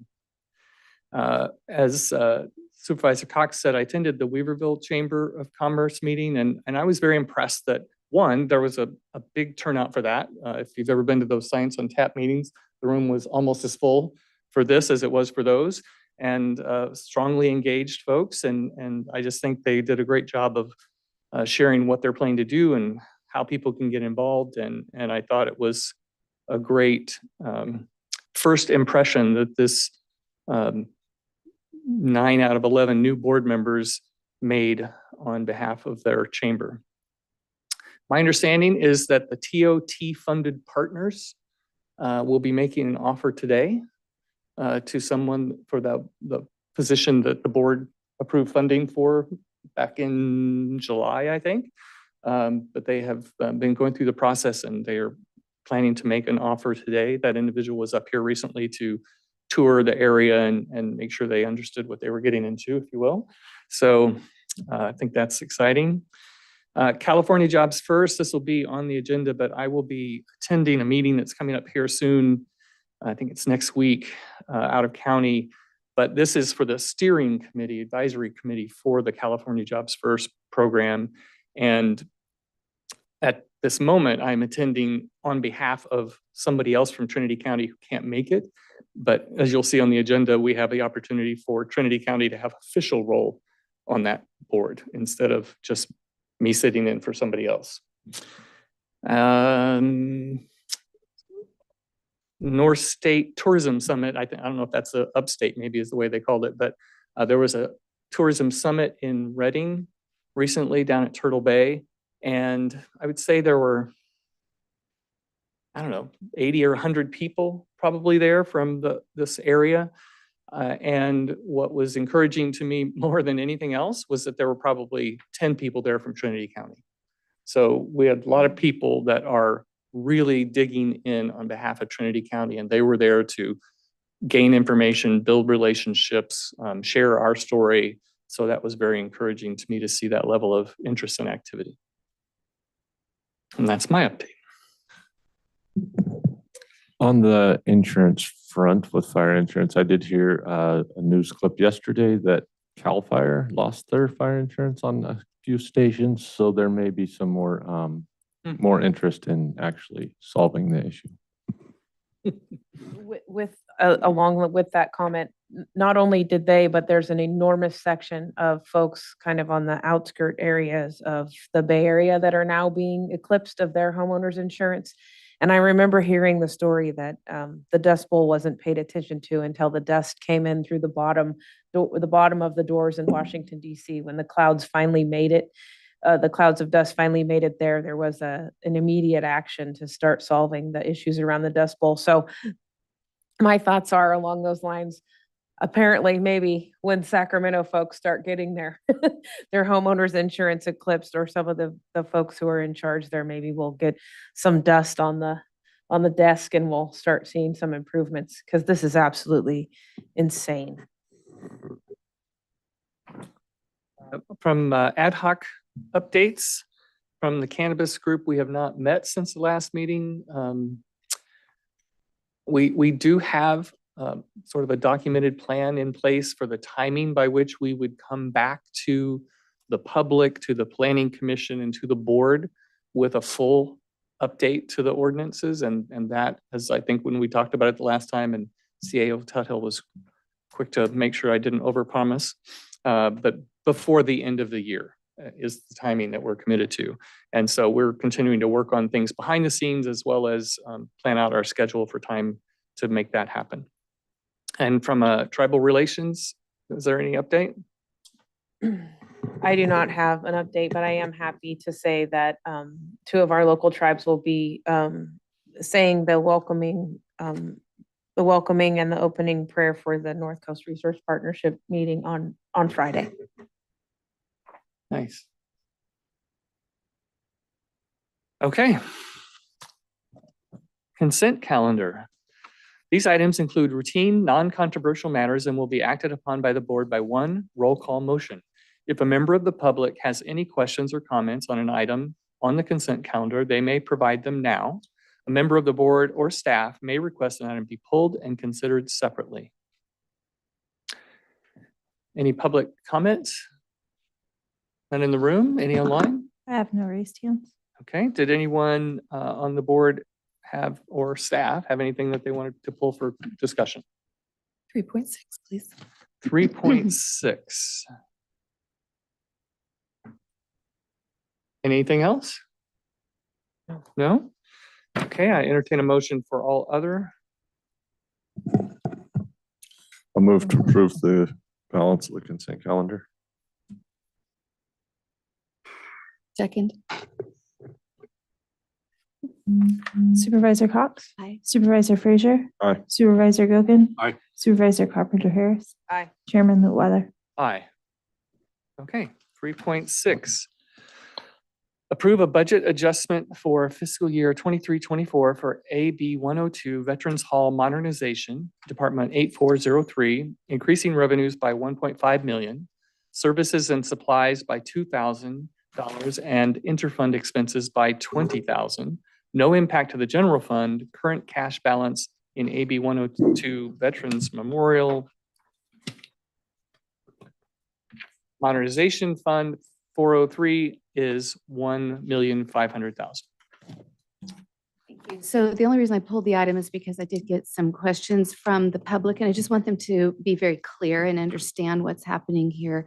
So I'll take my best stab at it and see how Ted Hill can fill in if I lack clarity that's needed. We did get the $1.5 million as an allocation from the state because of Senator McGuire's efforts to update and modernize our hall. Within that process, there will be times when staff are needed for as simple as we need the building unlocked to let somebody into the meeting that we had there. There were expenses involved in having that meeting, staff that needed to set up chairs, take things down, heat, whatever goes into these logistical things that will take place during the process of implementing these funds and making the improvements. So moving this funding over today, what the board is doing is simply setting aside money that these needs as they arise can be pulled from without our fiscal staff having to come back to the board for every small bit of money that's needed as we move through this process. And so it actually streamlines things, takes less staff work, less board time to go through things one at a time than just to have it sitting there realizing these needs will be a part of the process as well. Correct. Okay. That is correct. Just for more transparency and clarity, to date, there's only been about $280 or so spent on this effort. That includes some of the things you talked about. That includes a little bit of the staff time to develop and have the correspondence with the companies who I mentioned earlier have submitted proposals for the lead abatement, asbestos, and mold testing, and the associated report that's going to come with that, and the map that'll come with that. Those proposals have been received. They're in the range of less than $10,000, but we will have to pay that for those three services, and then they're going to also develop a more modern and usable map and plans associated with the building based upon the as-built drawings from the 50s. So there's just a few things we got to do to update and get some administrative stuff done first. And every time an action from the staff is done on that project, it's billed towards that project. This is not, free time that anybody's putting towards this project. Any time is billed towards this, and that's what we're going to see throughout the duration of the project. Thank you. Okay. We will open that to public comment. I have no raised hands. Okay. I'll entertain a motion. To approve item 3.6 as presented. We have a second? I will second. Supervisor Carpenter Harris, Aye. Supervisor Cox, Aye. Supervisor Gogan, Aye. Supervisor Frazier, Chairman Litwiler. Aye.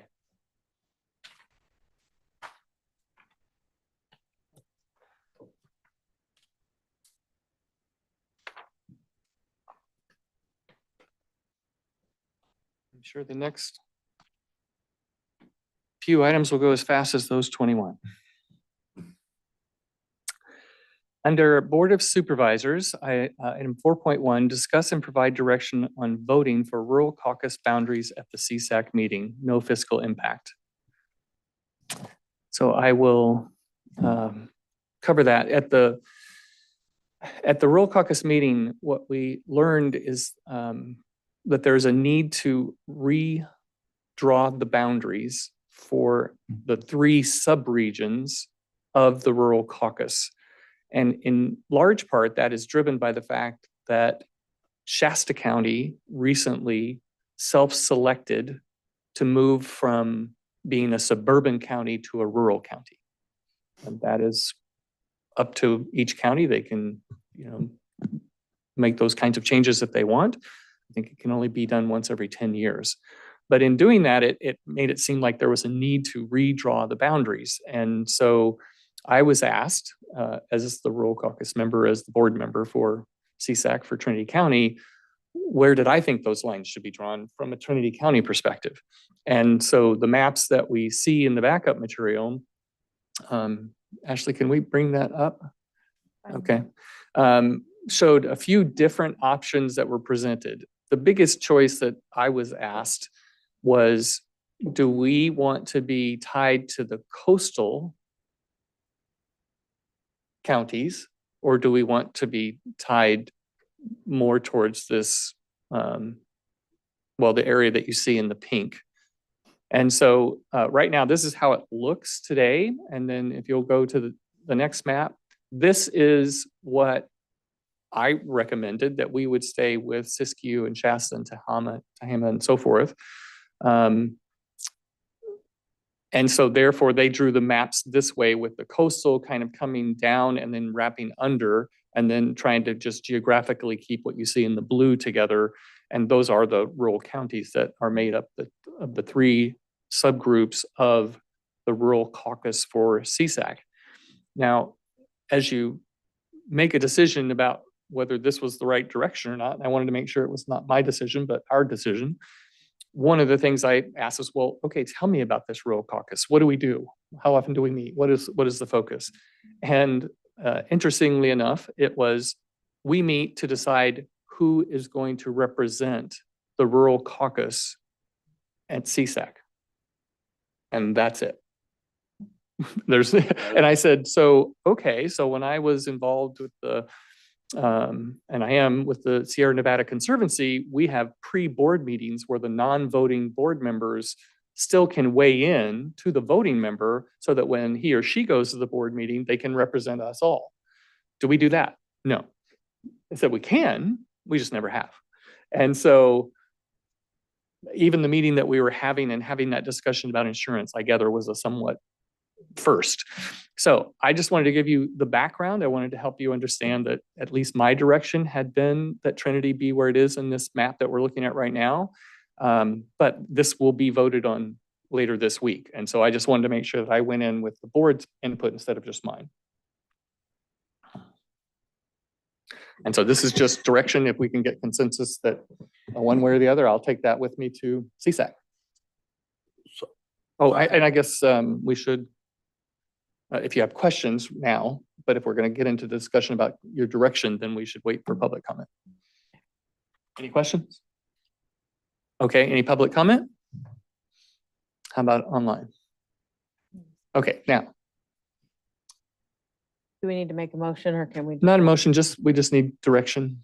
consensus? I'm comfortable with proposal 1 or proposal 2. I believe that just based off of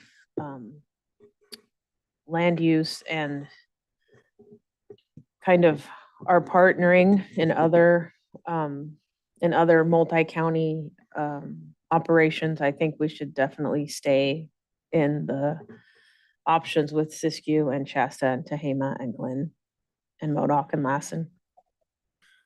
The question I would have between proposal 1 and proposal 2 is, was there any discussion from the blue counties involved in this creating of these maps? Because I do see in proposal 2 where you have a cluster and that I would call gold country that are stuck together, and then the coastal counties are split up with the mountain counties, South Mountain counties. But was there any discussion how that was split up? There wasn't much discussion. I think people pretty much were leaning towards proposal 1. Okay. And there wasn't a lot of debate about it. And Okay. there wasn't even a lot of debate about Trinity because they'd already asked for my input at that point. So they knew what I was thinking, but I just needed the opportunity to get your weigh in before we officially voted. And I'm fine with proposal 1, but if at the same time, if you went down there and somebody decided that they really didn't want to split up the little blue section in the middle, I would be fine with proposal 2 also. So, Okay. So same as Supervisor Carpenter Harris. Anybody else? I would like to include Humboldt if possible. Just because of the water situations that are upon us now and are going to be increasing every year. You don't like it then? I'm not sure that's our decision. I It think isn't. It Humboldt isn't. gets to decide where they want to. Bring it Well, forward. we can mention it. It's Right. but just as I was asked to say, where do we want Trinity to be?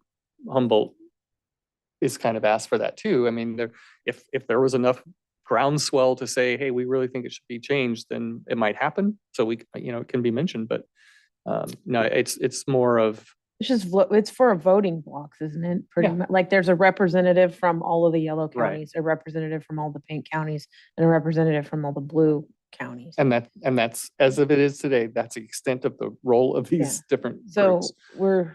we're still all equal. It's just, who are we standing, what flags are we standing under when we make that representation?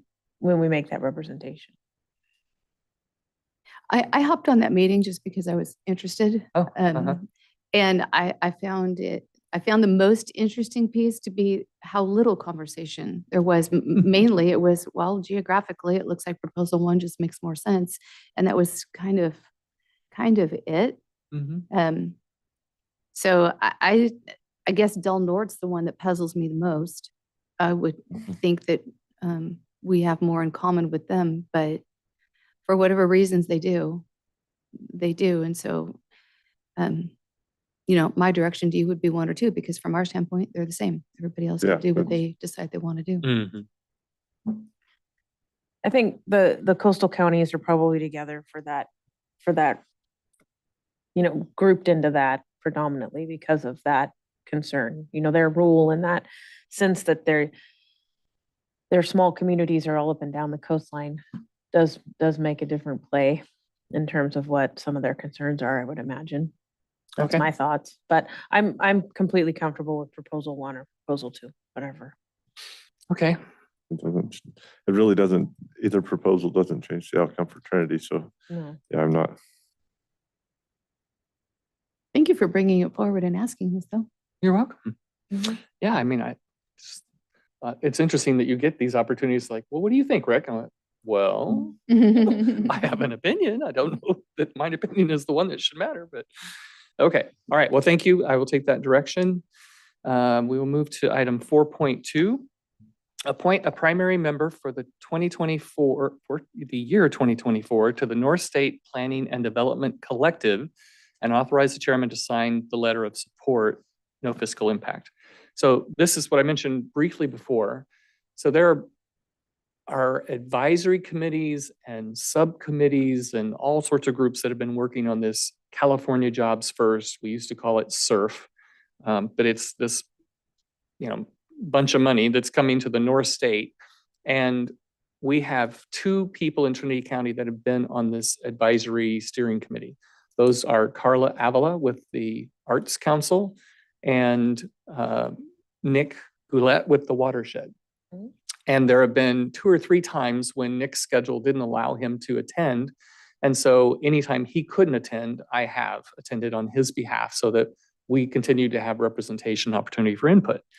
So there is a meeting coming up down past Chico somewhere, I can't remember, soon. And Nick, again, can't make it and asked if I could. And so I said, sure. And then I checked with them. And when I checked with the folks that are the co-conveners, said, just want to make sure, is it okay that I attend on his behalf? And they said, well, yes, but you've also been involved in so many of these meetings, and Trinity County doesn't have its own official representation on the committee. If you would sign this letter and get board support for you becoming a member of that committee, then we were happy to accept you in. And then I can attend on my own instead of just representing Nick. So that's why this is here on the agenda, and the backup materials show the letter of support that they, something like that is what they've received from all the other groups that are on it. And then they would just need, decision saying that I have been duly appointed as the Trinity County representative. And to the extent that this goes forward into future years, it's possible that this would just be basically added to our list of committee and board appointments, because that, either when I leave or when the roles change or something, then somebody else might have that same opportunity to represent Trinity County. So any questions before we take I have a public question. input? I have a question. Yeah. Do you have any sense as to why it took you being there as, Nick couldn't, so you did. Why did it take that as a catalyst for them to reach out and say, hey, Trinity might want to have a seat at the table in the board, participation capacity? Yeah, the only background I can give you on that is I wasn't involved when they first did the process of selecting the people. So I don't know, did Carla and Nick just raise their hand? They were aware and they raised their hand and they got accepted, and that's, that was it. And I have seen people on from other counties, but it's more like from economic development groups from those counties and so forth. It's not often supervisors. And I even remember attending one meeting and there was some kind of feedback about, we're really usually really not too excited about the county supervisors because they tend to kind of, take over the meeting and, take things in a different direction. And we're trying to be collaborative here. I'm saying this very informally and it wasn't officially stated that way. And so I don't know what the process was originally. I was pleased that they felt like I was adding value and they wanted me to join it officially. And so, yeah, I really don't know the answer to your question. Okay. Yeah, interesting. Okay, we'll take public comment. I have no raised hands. Okay. I will entertain a motion.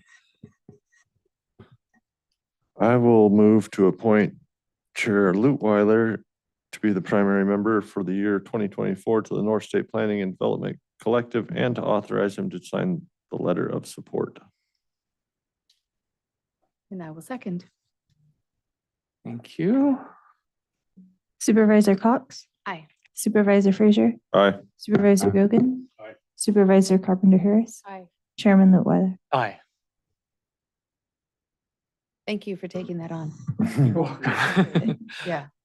You're welcome. And I do think it's very important for us, so happy to do so. It is really important. And it's also a perfect fit with whatever else you're doing. So. Thanks. All right, under Clerk of the Board, item 4.3, waive provision 2C of the county fee waiver policy. Find that the Trinity County Fair provides a public benefit and approve their application for waiver of county fees, waiving solid waste fees in the amount of $8,320, loss of revenue in the amount of $8,320 to the Solid Waste Department. And who's presenting I'll this? do this one, Chair. Carrie from the fair may be on Zoom. She knows this calendar item or this agenda item was on for today. So we received a fee waiver request from the fair for solid waste disposal fees. I've reviewed it with Diane. We've looked at possibilities, options, and our recommendation, as you see there, is to waive the disposal fees only of $4,800, leaving a balance of $3,520 for pickup and drop-off fees. So can entertain any other questions as we go through the process. Okay, do people have questions they'd like to ask? Was there a waiver fee last year? There was not an approved waiver fee last year. They put in one really late and it was just denied in whole, and they never said anything about it at that point. And how do we come up with the 4,800 there as opposed to any other number? So based upon the amount of waste that's anticipated, the other document in the agenda item is the fees associated with disposal, and that's how we've come up with the split, because we will have specific fees associated with disposing of this solid waste, even once we pick it up. So there's operations and maintenance type fees associated with the pickup and drop off, and that's that $3,520. And then there's just actual disposal fees of $4,800 that we're going to have at the landfill down in Anderson. Okay, other questions? I do. And Yes. so the O&M is known and the 4,800 is estimated.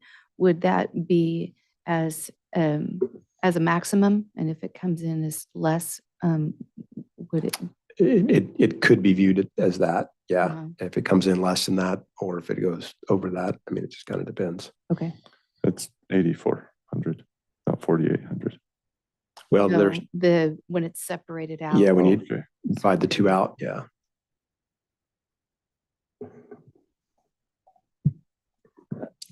Okay, anything else? Questions? Yeah,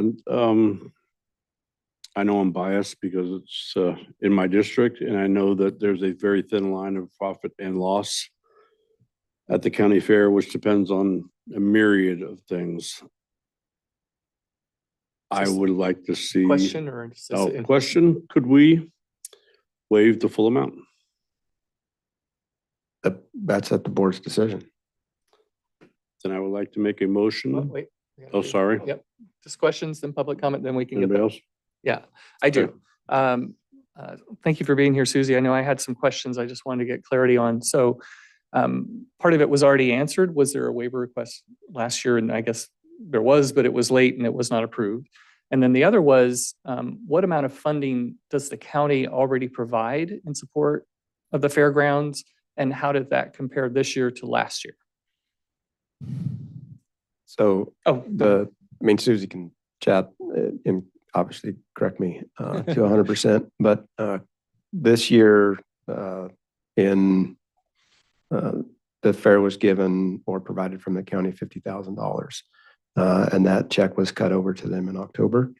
And the plan is for 25-26 that amount would remain the same. In prior years, 2022, and prior years to that, they were provided $25,000.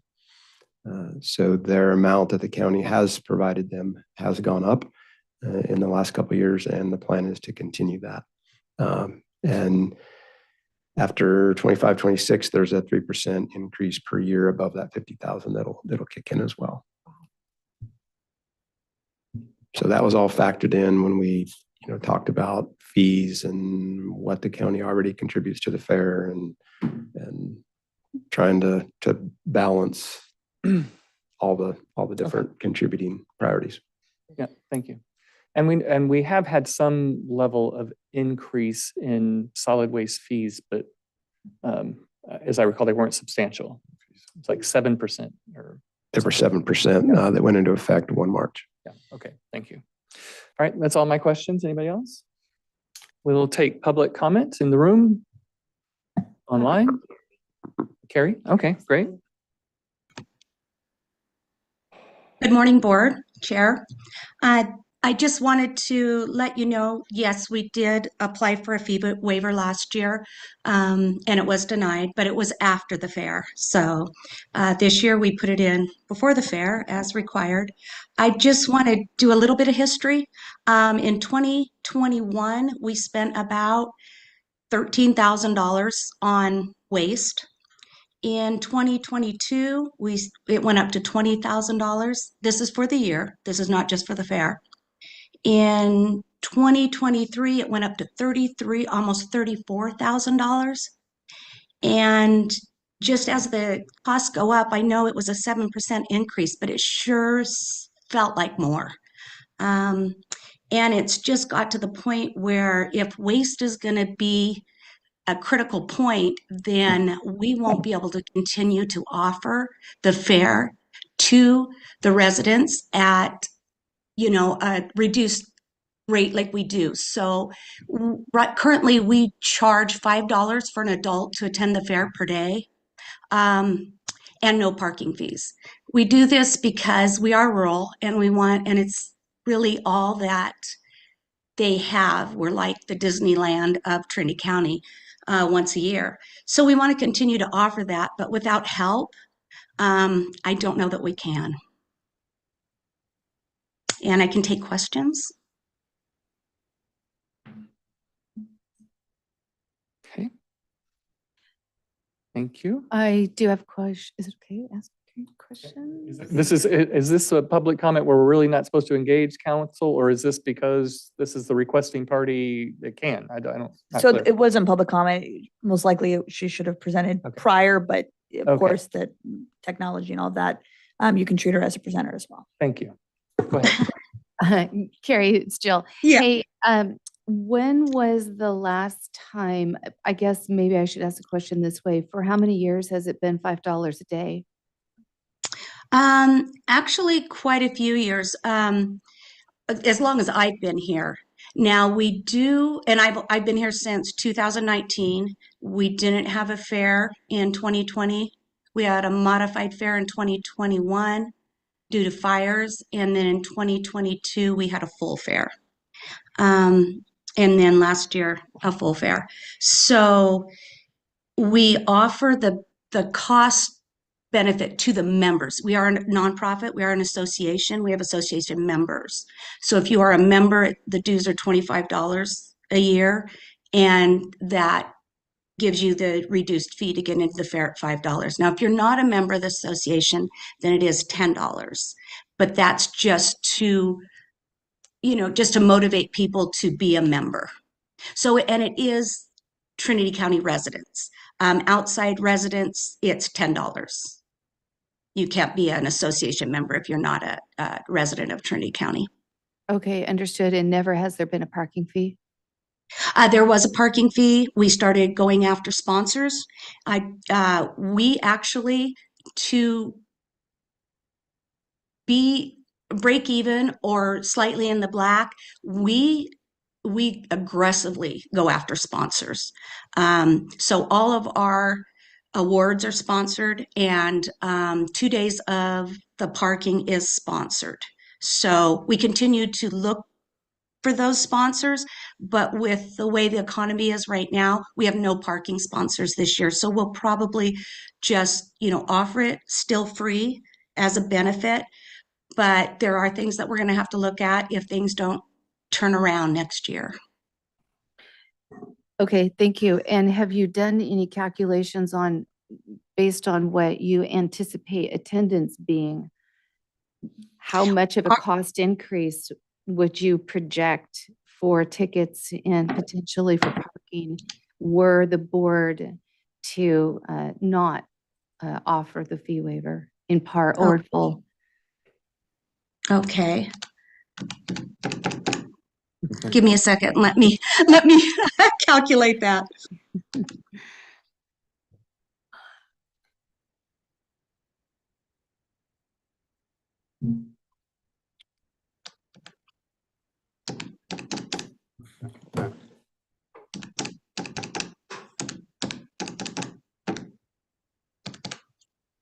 So I would anticipate we would probably have to go up, we'd have to go to $10 and then look at the non-association fees going to 20. So we'd probably have to double it.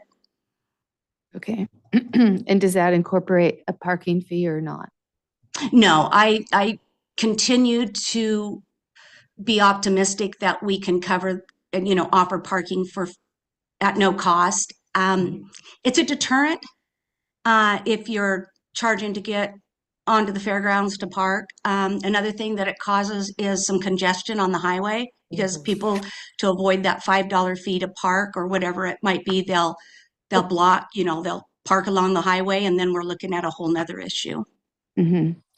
Okay, thank you. And just one more question, and if this is getting too picky, let me know. Are there separate prices for children or families? Or is that $10 per person or $20 per person? That'd be everybody in the family? No, so we have a lot of different ways you can purchase. We've gotten very creative with packages and different things, but $5 is an adult, and then it goes down from there. Each member can add 2 children to their youth to their application for membership. So then they also can qualify to get the package, the benefit of the package. Okay, understood. Thank you, Carrie. Okay, you're welcome. I have a question. Okay. First of all, I want to say I absolutely love the Trinity County Fair. If you have never been, y'all need to go. It is a place it's just fantastic. I'm curious to know, is there a way to potentially, I think that probably most of the garbage comes from the food vendor folks. I'm sure there's a fee for them to come to the fair. Is it outside of reason to suggest that they would experience a way, a fee increase to help offset some of the trash? I've looked at that, and I just want anyone that has come to the fair, if you came in the last 4 or 5 years, you probably noticed, especially last year, our attendance increased, but also our vendors increased to the point where we filled the entire midway. So there was no room for more vendors. We get a percentage of that. We increase that percentage. We get 25% of concessions, and then we increase the commercials to about $50. We have to be careful there just because we don't want to keep people from coming to this rural area. We don't want to limit the ability to get the vendors that offer different items than what they can get locally. So Correct. it's a balance. We don't want to deter them from coming back or getting other vendors here. We want to keep the experience as a new experience every year and not get into that where we have the same thing every year. So, like I said, it's a balance, and I think we do pretty well staying in the black, but we're not like making money on the fair. I struggle sometimes with fees. Sometimes I'm the fee payer. Sometimes I'm sitting here and I'm the person that needs to make sure the fees are adequate for what it takes to operate. And I just struggle. In Trinity County, sometimes we sort of live in this. We all sort of. Are Is we this too much discussing discussion? or are we questioning? I was going to ask a question. Okay. My thought is that I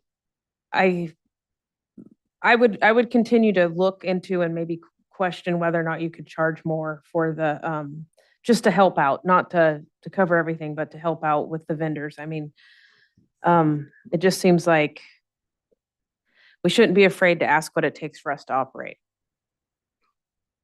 So Carrie, I was going to ask the same thing. Is right now it's 25.75. Would 30.70 be a backbreaker for the vendors?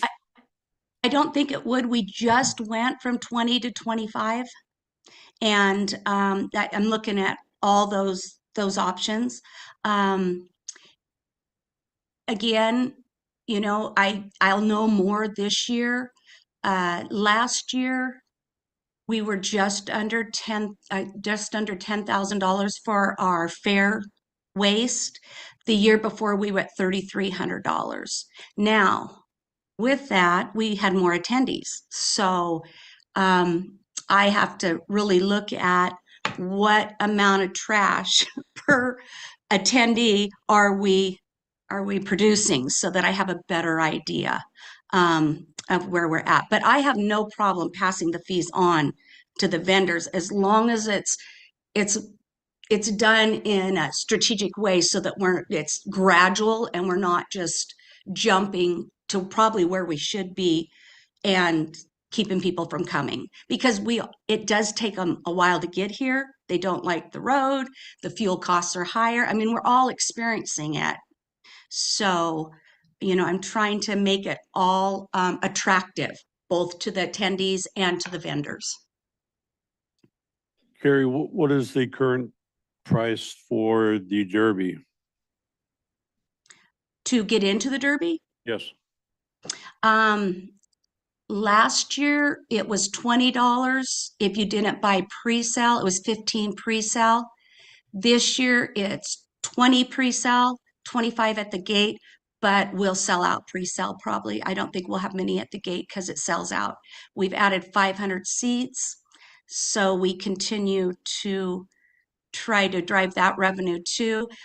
But a lot of that goes to the purse, because we are one of the largest purses. We look for sponsors to help with that.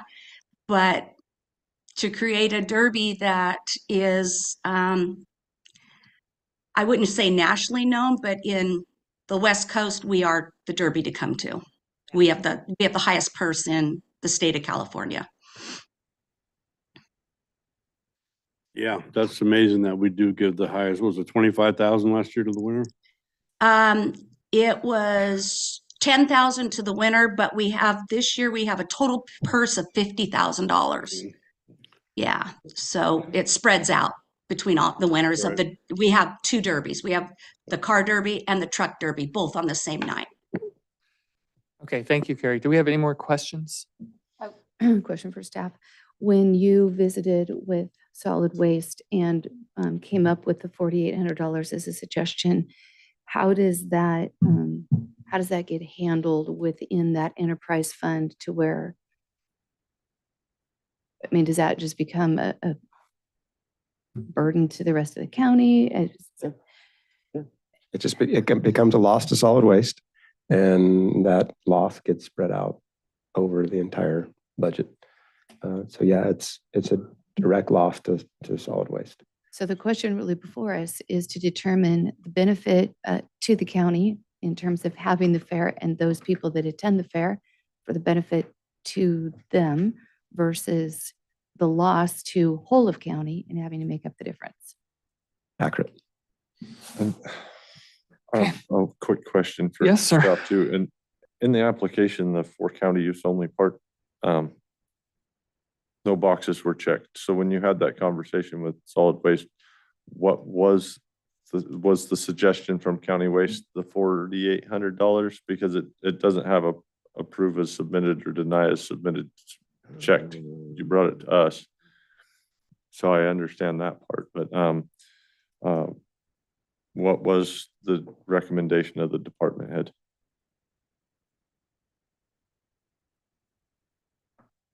That was the recommendation of the department head.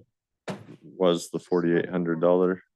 Just for clarification, I believe Trent is the department head. Well, no, If you look in it has Diane listed. Well, yeah, you're right, Margaret. But if you look on page 2, yes, for county use only, it has some information in there. Yeah, above Diane's signature. That's her recommendation, is that $4,800. Okay, that's what I wanted clarity on, because it didn't have the little approve as submitted box checked. So I was wondering, because I don't have authority to approve this one as submitted. Right. That's why it's here. Thanks for the clarity. Yeah. One public comment opens. Yep. Any other questions first? Okay, let's move to public comment. Now you make a comment. I've been a part of rural life for a long time, and the fairs are the most amazing thing for a rural community. And after, all of COVID, I think that any help that we can give them is good. Any monies that we can, and solid waste is such a huge fee for them. So that's my comment. I think that we should approve that. I think that they deserve it, and it's a great benefit to the community. Thank you. Thank you. Any online comments? Catherine. I couldn't have said it better myself. The fair is so important. We're the poorest county in California. I know it doesn't seem like a lot, $10 a day, but if you're bringing a big family, then, it's just too much. If whatever we can do to keep the fair affordable, and like walk that fine line between charging sponsors and vendors a reasonable amount and not scaring them away. It's a lot for them to come up here. It's a lot to get people to come up and want to participate. And if we make the fees too high, we're not going to have the people there to support the vendors that come, and then the vendors don't come, and then we're all stuck. So it just seems like a no-brainer to support them with an offset from solid waste. It just seems like a no-brainer. I hope that you support the fair in this way. Thank you. I have no other raised hands. Okay, we'll come back to the board and entertain a motion. I would make a motion to approve 4.3 as stated, waive provision 2C of the county fee waiver policy, find that the Trinity County Fair provides a public benefit, and approve their application for waiver of county fees, saving solid waste fees in the amount of $8,320. Do we have a second? Do we have an alternative motion?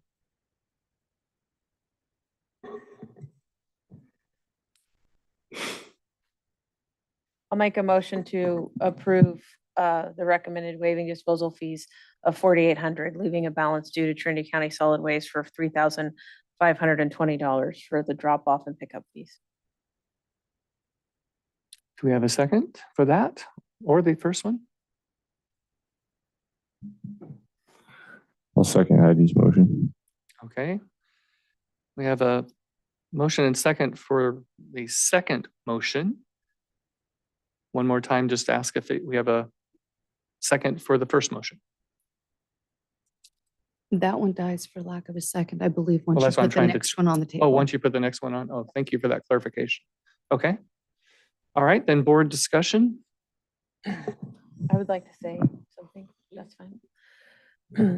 As much as I would love with my heart to be able to say waive everything, there's a cost associated with the work that needs to be done. And the folks who are doing that job are also Trinity County citizens and need to be able to have their paycheck made. And so it's just, I think it's important to be respectful to the fact that there are costs associated, and where we give too much in one direction, we have to take too much in another direction. And so I feel like providing a balanced gifting and also a balanced receiving for the efforts that are being made to provide this service is why I made the decision or made the motion that I did.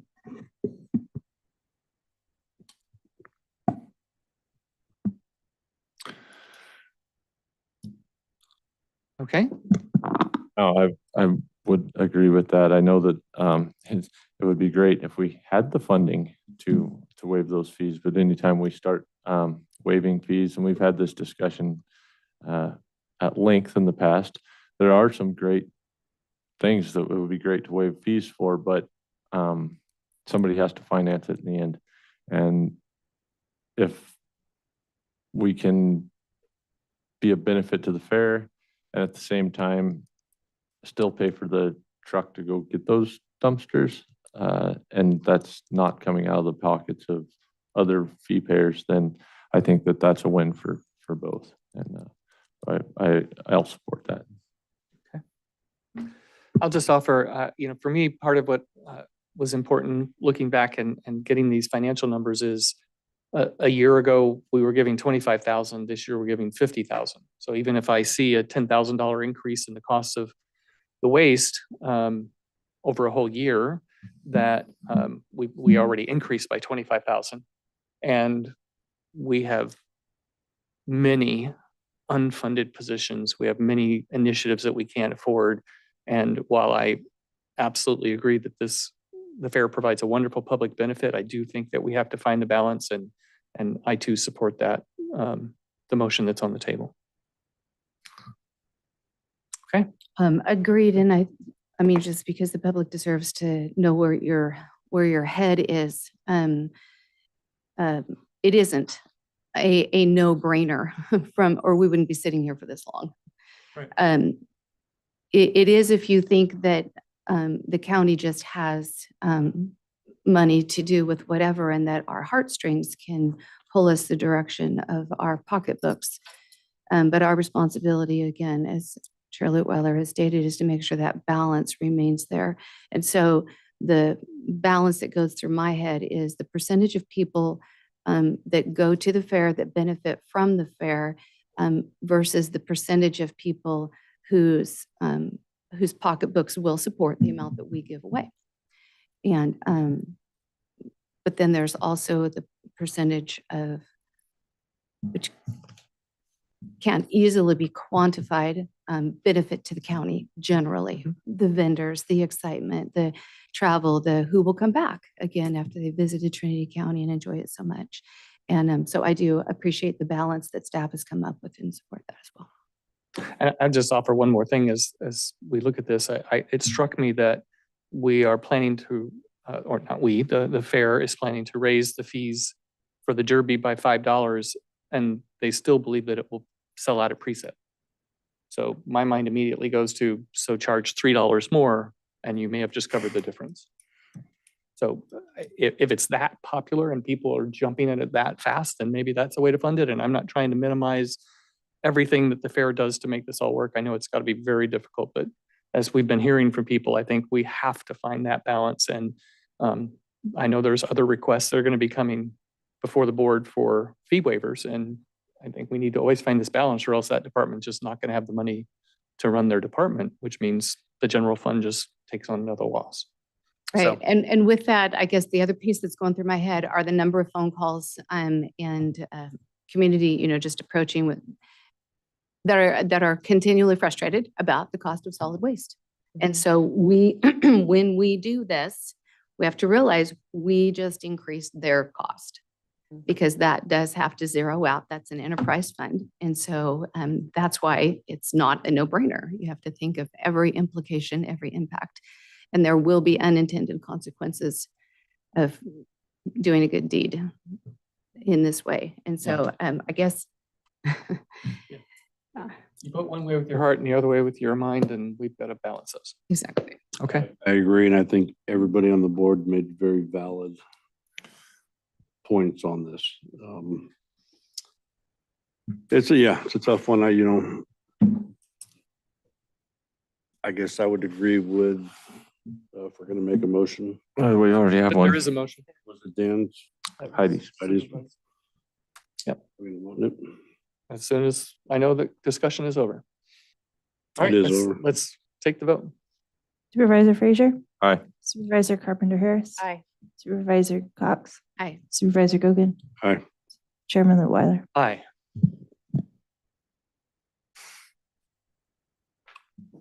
Okay.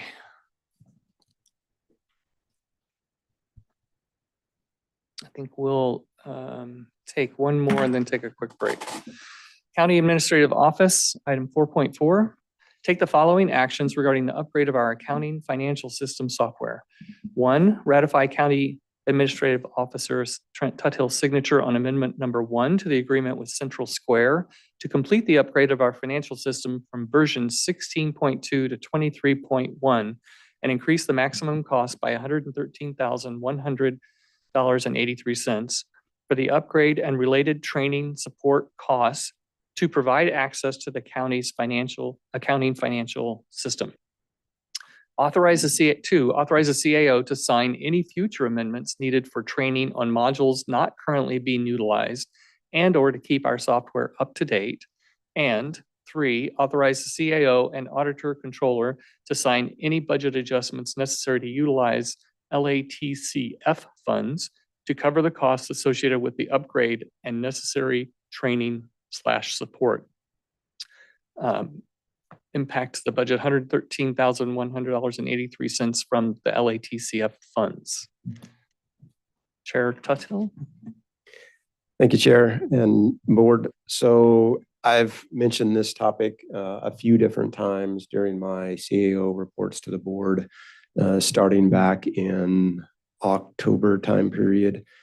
So at that point in time, it was, I would say, realized that our current version that the county was operating under would go out of service at the end of calendar year 2023. What that means is we would no longer have tech support. We'd no longer have any type of IT support from a server perspective, if the system really failed, backup data, any of that kind of stuff. Our support really did end if we didn't do something.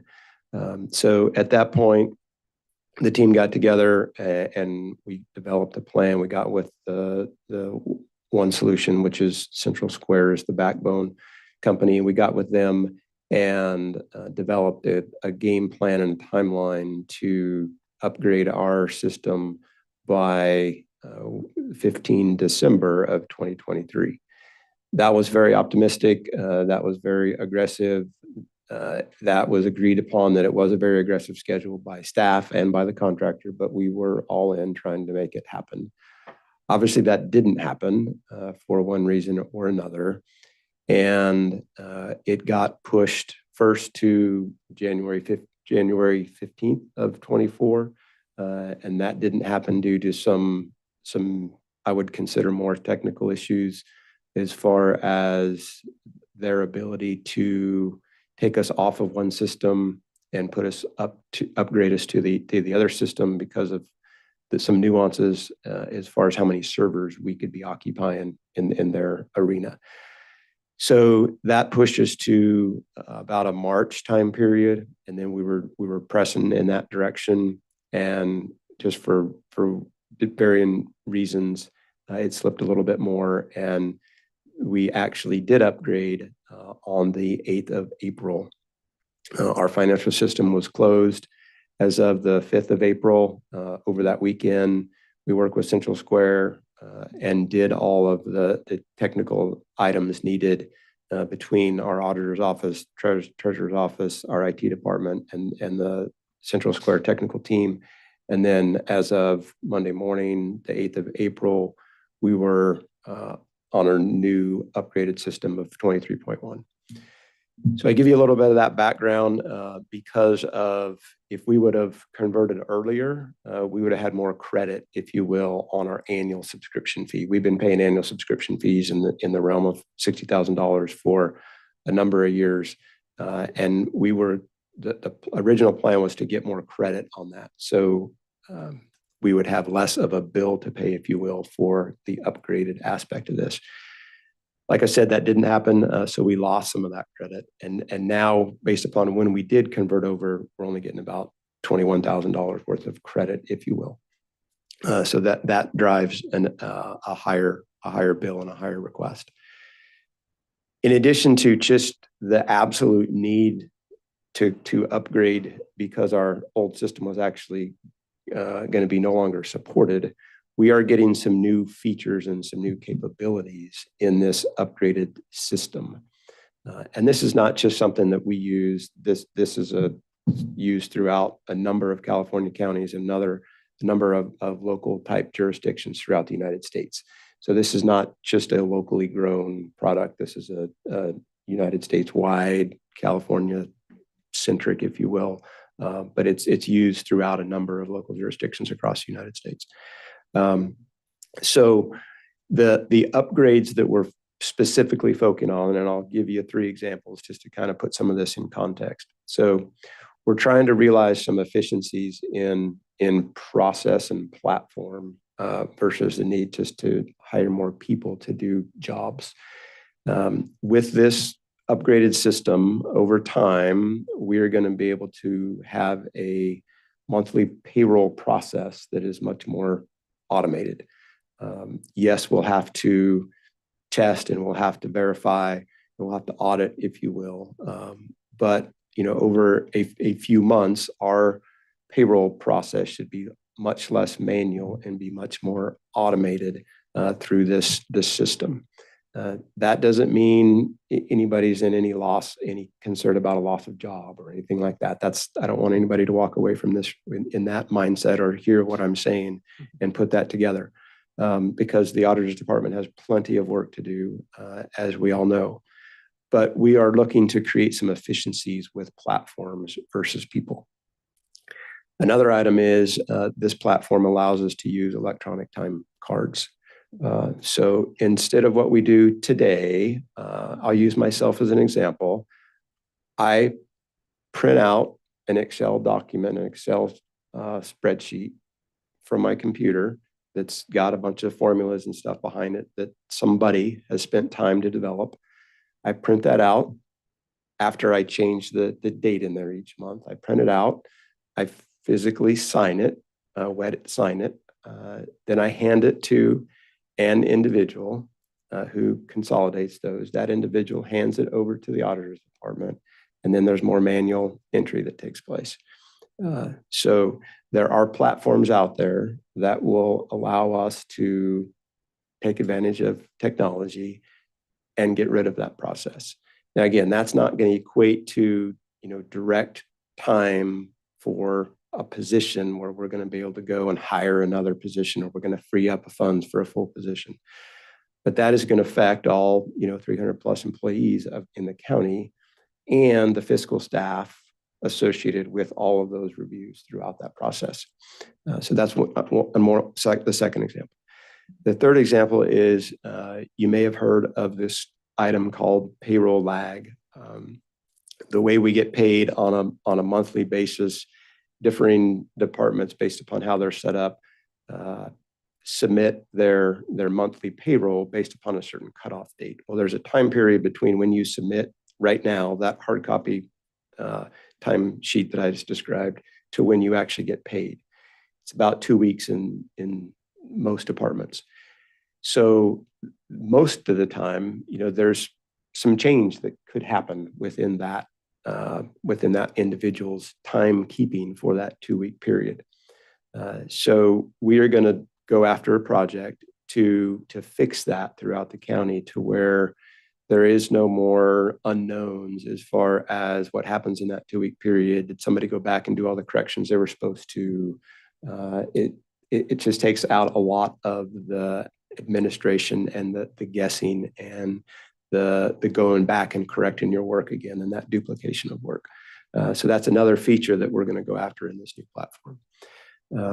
So I give you some of those examples because you're probably sitting there going, well, Trent, why do you think we want to authorize you to spend $113,000 on this when we always hear, you're broke, which we are.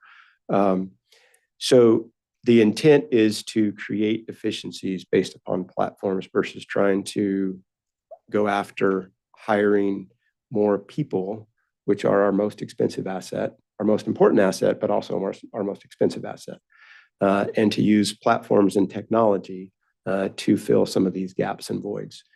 We've heard a lot in here about AI and about, you probably hear that personally, and about the different platforms and different technologies that are out there and how efficiencies can be created.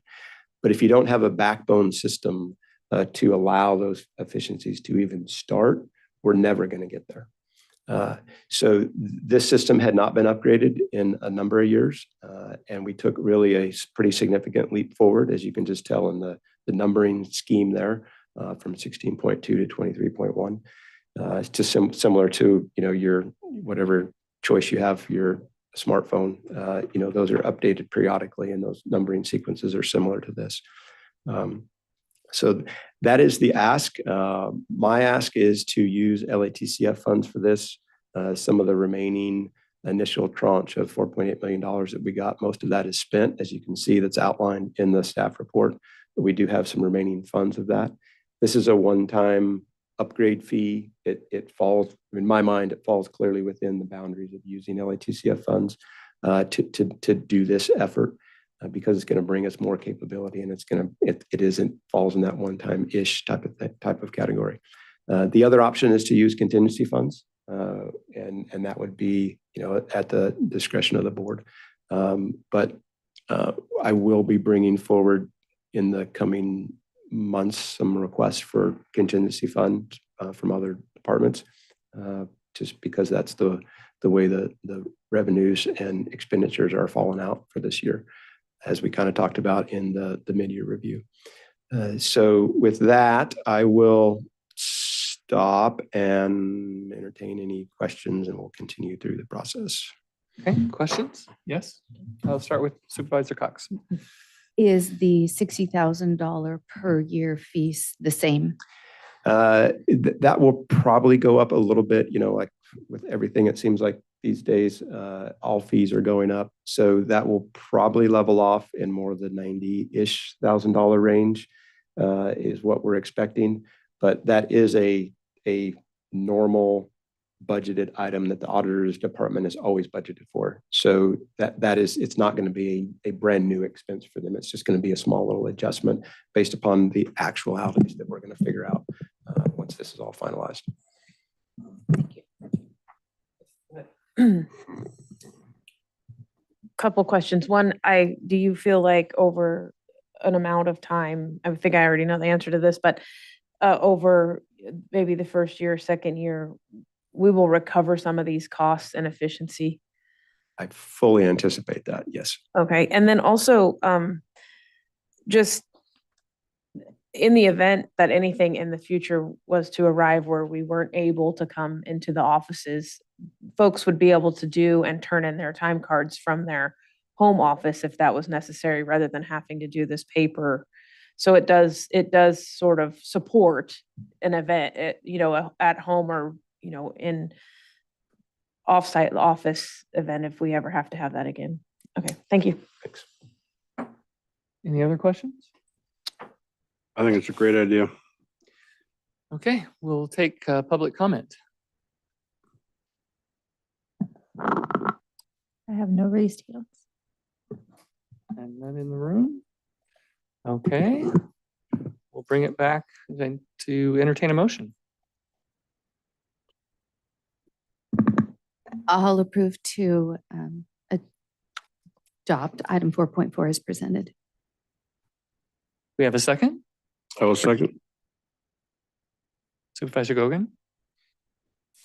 Any discussion? I would just like to say thank you, Trent. I know this was a huge change. You and I talked briefly, and I said, so really, we made this change right before the audit? But that wasn't the plan, but that's where it led. And so kudos to the departments that are having to go through an audit with this brand new system, but perhaps the system gives them more functionality that makes that audit easier. I don't know, but thank you for pushing it through and for your vision about how this will benefit us over time. Because I think, as you said, it's very important if we can make these sort of one-time investments that pay benefits for some period of time. I think that's great, and I appreciate your vision and leadership of the team through probably what was a challenging migration. Yeah, thank you, board, for all those comments. I would like to take a quick opportunity to thank the team and specifically the auditor, treasurer, and IT department, along with all the fiscal staff. But there were some key players, who really made this happen and spent a lot of time on this. Specifically, Rob from the IT department, who was also going through some very significant personal challenges with birth of a new child who had some medical issues.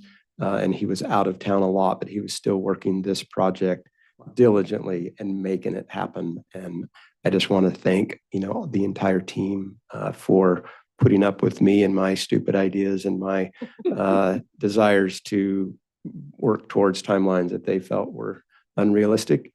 But, we got there. And I think we're going to get some much more capabilities in the long run. Thank you. All right, you can call the vote. Supervisor Gogan, Aye. Supervisor Cox, Aye. Supervisor Carpenter Harris. Aye. Supervisor Frazier. Aye. Chairman Litwiler. Aye.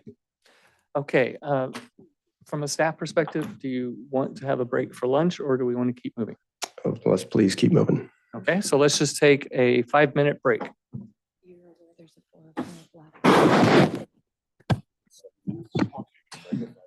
We'll make it 7 minutes and come back at 5 after.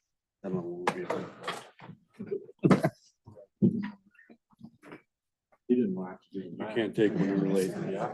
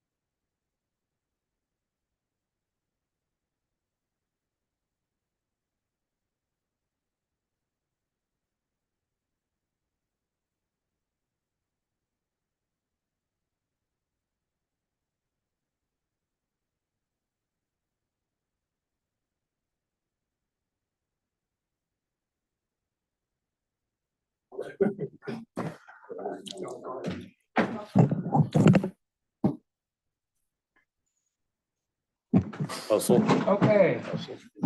We are back and on item 4.5. Discuss and receive Board of Supervisors direction to staff regarding what option to use, establish to process the 3 existing opt-out requests from 2020/2021. The 3 specific requests are identified as Hettenshaw, Lewiston 3, and East Weaver branch requests. Unknown impact at this time. Thank you, Chair. I will go ahead and start and lead this discussion. So as presented there in the staff report, the board has been presented and talking about these 3 opt-outs since the January timeframe. This specific agenda item is brought back to not only discuss it, but decide on, what specific option the board wants to proceed in on how to handle these opt-out requests we have in-house since 2000 or 2001 or not. It's up to the board to decide that. Staff has laid out a few options there. These are not all inclusive. I recognize that and put that on the table right up front, that it is the anticipation and expectation that the board will probably come up with some nuanced combination of options. But these are just some options to get the discussion going based upon what we have heard and what has been previously presented to the board. So there's some stats there, that we know that there's 1 pending application in the Lewiston 3 Mountain View area. There's potentially 4 in the Hettenshaw area. It kind of depends upon how the exact boundaries would be decided upon within that request. And then there is no known applications in what would be identified as the East Weaver branch request. So my recommendation is we go forward with the discussion phase of this, and then the board, has that discussion and provides staff the specific direction of what to do with these 3 opt-out requests. And that is what this agenda item allows us to do. Thank you. Do we have questions for staff before we move into public comment and board discussion? No. Okay. We'll open to public I have a comment. question. Oh, Sorry. Yeah. Okay. Would any decision we make today, do you think there will be a rush to put in applications to these various possible opt-out zones? I personally do not believe that, and that statement is based upon conversations with staff. But somewhat that would be driven by what specific option or direction the board would give us as far to how to treat those areas within these existing requests that we have.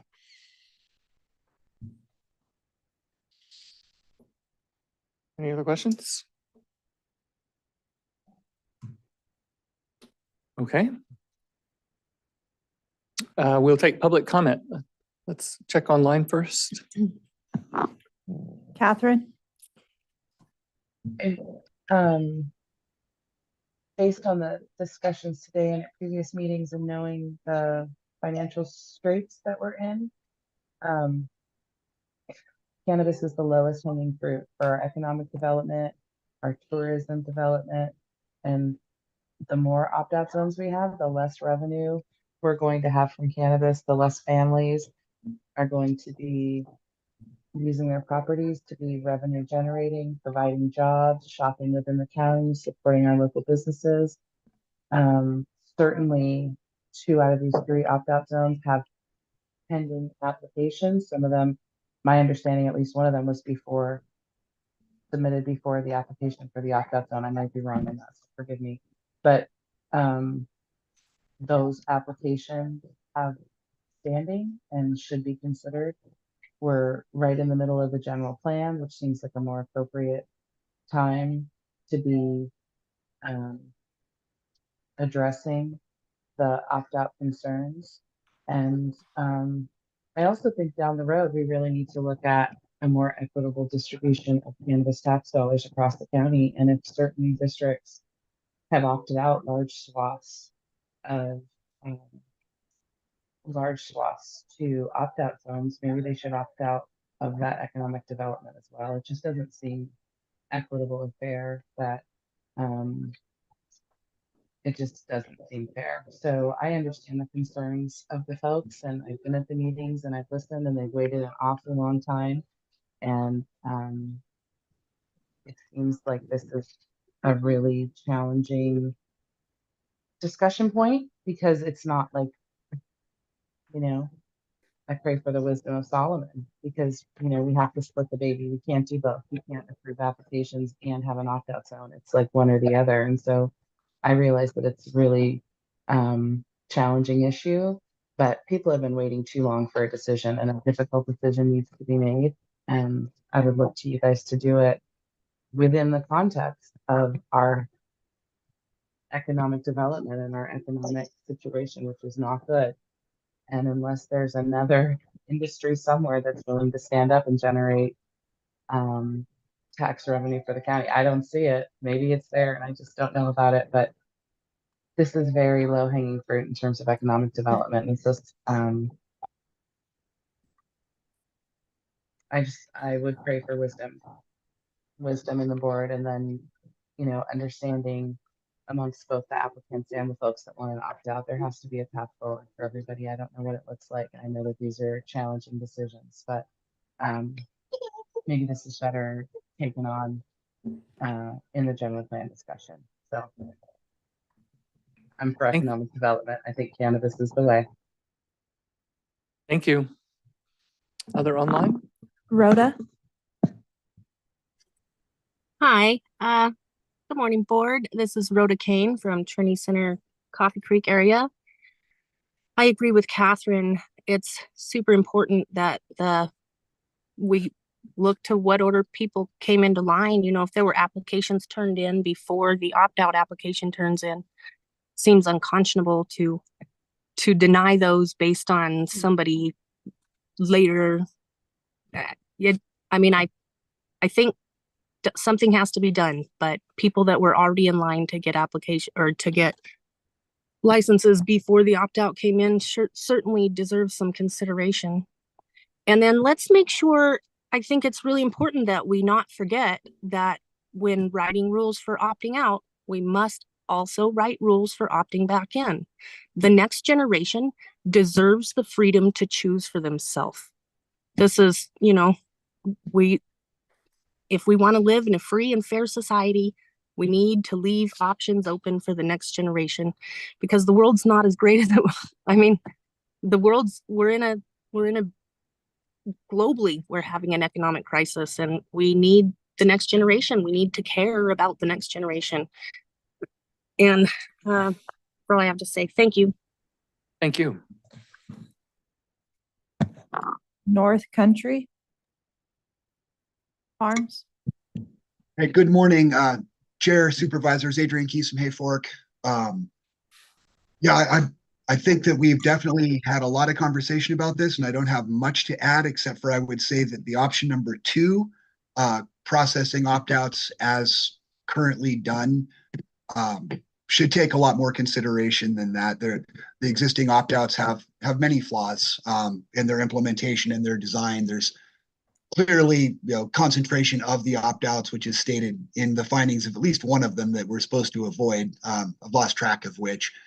So, you know, I do take into consideration the feelings of the people who are making these requests, and certainly community autonomy is important, but we have to also consider that the impacts to the potential impacts to people who are elsewhere, who are not in those, whatever process comes through this discussion. It needs to be very well thought out, and the planning element of it really needs to be developed better than the initial opt-outs. There's several parcels in the opt-outs now that don't really meet any of the findings for them. And then the findings themselves are somewhat contradictory, particularly around the concentration of the opt-outs in the North Lake area generally. So I know it's a tough conversation, and it is for the long term. So I'm not going to make any recommendations other than that number 2 probably should not be the one chosen. Thank you. Thank you. Jeff? Hi, Jeff Cadella, Xenia. I'd like to see a way for parcel owners to opt in, especially when they're adjacent to each other and may or may not include existing licensed grows. Putting an opt-out zone on a licensed parcel seems kind of odd to me, being that licensed parcel, I'm talking about myself, already opted in 7-8 years ago. To put an opt-out zone on that parcel just seems ridiculous. And if there's, 200-300 acres of adjoining parcels that also don't want to be included, they need a way to opt in and not be included in a potential opt-out zone or overlay or whatever we're calling it. Even if those parcels probably will never grow licensed cannabis or any cannabis for that matter. I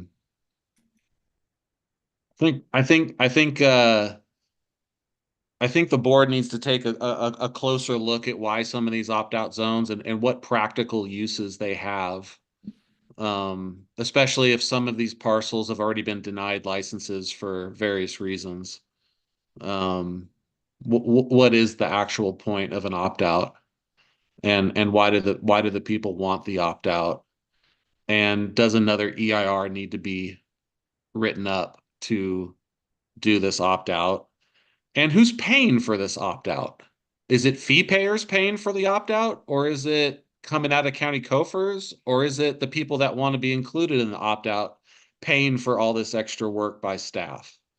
I think those things need to be closely looked at and vetted by legal counsel. And yeah, I don't want to be included in an opt-out. I opted in 8 years ago. So that's what I got to say. Thank you. Thank you.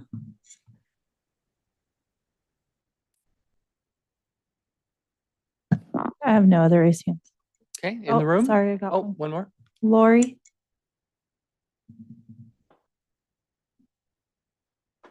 Good afternoon, Chair and Supervisors. Lori Wells from Lewiston.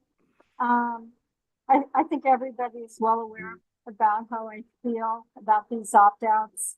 I just wanted to say I've heard several comments about some of them have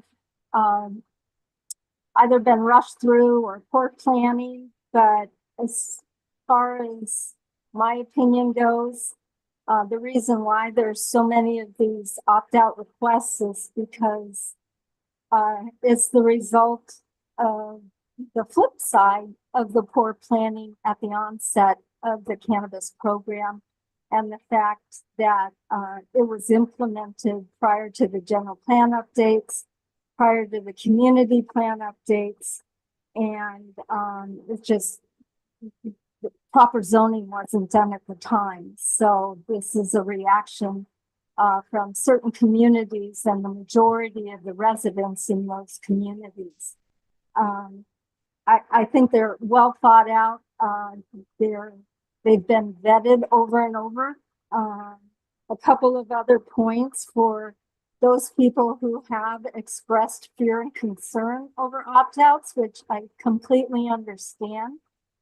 If they've invested in a business, at least from our experience, those farmers who are permitted and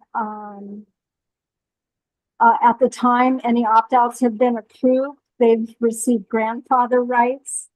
They also have the right to sell their properties. Some people have expressed concerns about, what happens to their legacy. And I guess just from living in an opt-out and dealing with some of the farms in our opt-out area, I don't feel that those are major concerns for anybody who may have an opt-out potentially coming to their community. I'd also just like to remind the board that I think this is just so important. And one of the supervisors has mentioned this several times in the past. The Board of Supervisors is both the legislative and the executive authority of the county. I believe you have the authority to make these types of decisions and how things are being zoned and planned for the future. And I really think it would be detrimental to allow additional permitted cannabis commercial farms in areas like the Lewiston Mountain View area and Hettenshaw when these opt-out requests have been pending for so many years. So thank you. Thank you. I have no other raised hands. Okay, now in the room.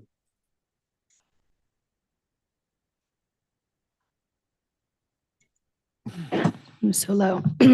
Hi, Chris Williams, Weaverville. Apologize for the sniffliness. I might sneeze 400 times like I've been doing because there's something in the air that's affecting my sinuses and it's not cannabis. So I urge you guys to just be smart.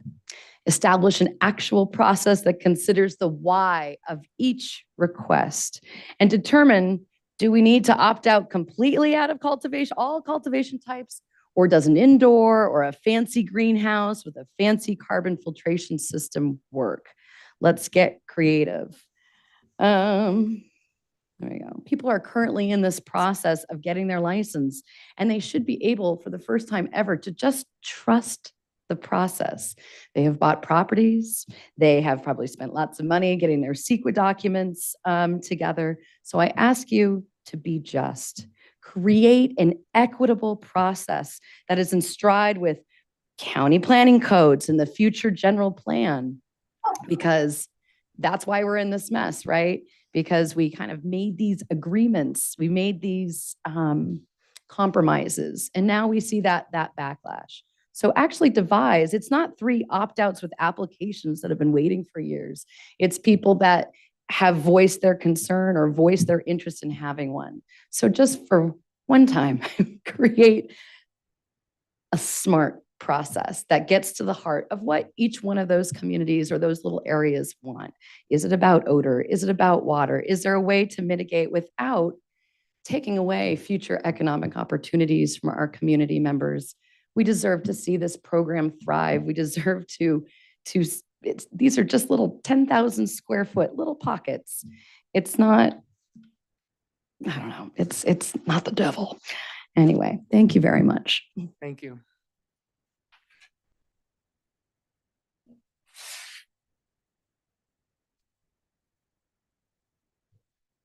Chair Lutweiler, Supervisors, Lisa Wright, Lewiston. I've voiced my concern probably a bit ad nauseum over carve-outs, I call them, which to me are non-land use based exclusion of otherwise accepted uses of that parcel based on their zoning. Back in the day, that was redlining. It was done in housing areas. It's called segregation. Let's stick with land use space. Let's let the process work in the general plan updates, community plan updates. I just did an interview with the zoning pieces. Let's let that all flush through. And I know that there's this feeling of obligation because these people have voiced their concerns and it's taken several years. There was no process in code. This is not allowable. There's not application. It was done by this board, which does have the authority to do that, but it should only be done when there's reasonable land use considerations in place. We have an EIR, we have environmental mitigations. Much of what I hear complained or the concerns raised really are more in line with the unpermitted cultivation that still continues. So until in that area, you can say there's absolutely no unpermitted that's occurring, the protections that many of these groups say that they want can really only come through participation in our permitted program. So a carve out doesn't exclude illegal. Actually, it might promote it. What a carve out does is it excludes the permitted legal business, small businesses, many of which have families and just want homesteads, and we're talking about a 1/4 acre of cannabis. So it's hard to go back and tell these people, "Hey, you're going to have to wait a little bit longer. There wasn't a process. This probably shouldn't have been done the way it was done in the past." Those are hard conversations I have to have with my clients when it comes to, hey, this is the way that the law is. We need to follow it. So I'm asking you to uphold, the law as it exists, what's allowed in code, and move forward with the general plan zoning update. That's going to be tough enough as it is. Many of these areas I look at are small RR parcels. Maybe they should rezone to R. If they don't want agricultural uses in their general neighborhood, there's a variety of different ways you can go about without employing segregation carve-outs. Thank you. Thank you.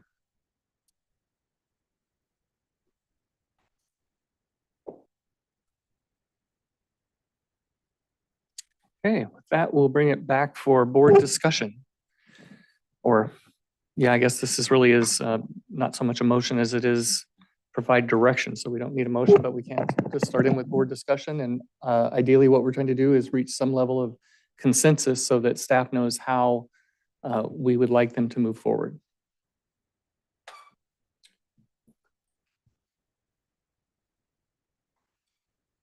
All right. Nope. I'm just waiting. So in the discussion moving forward,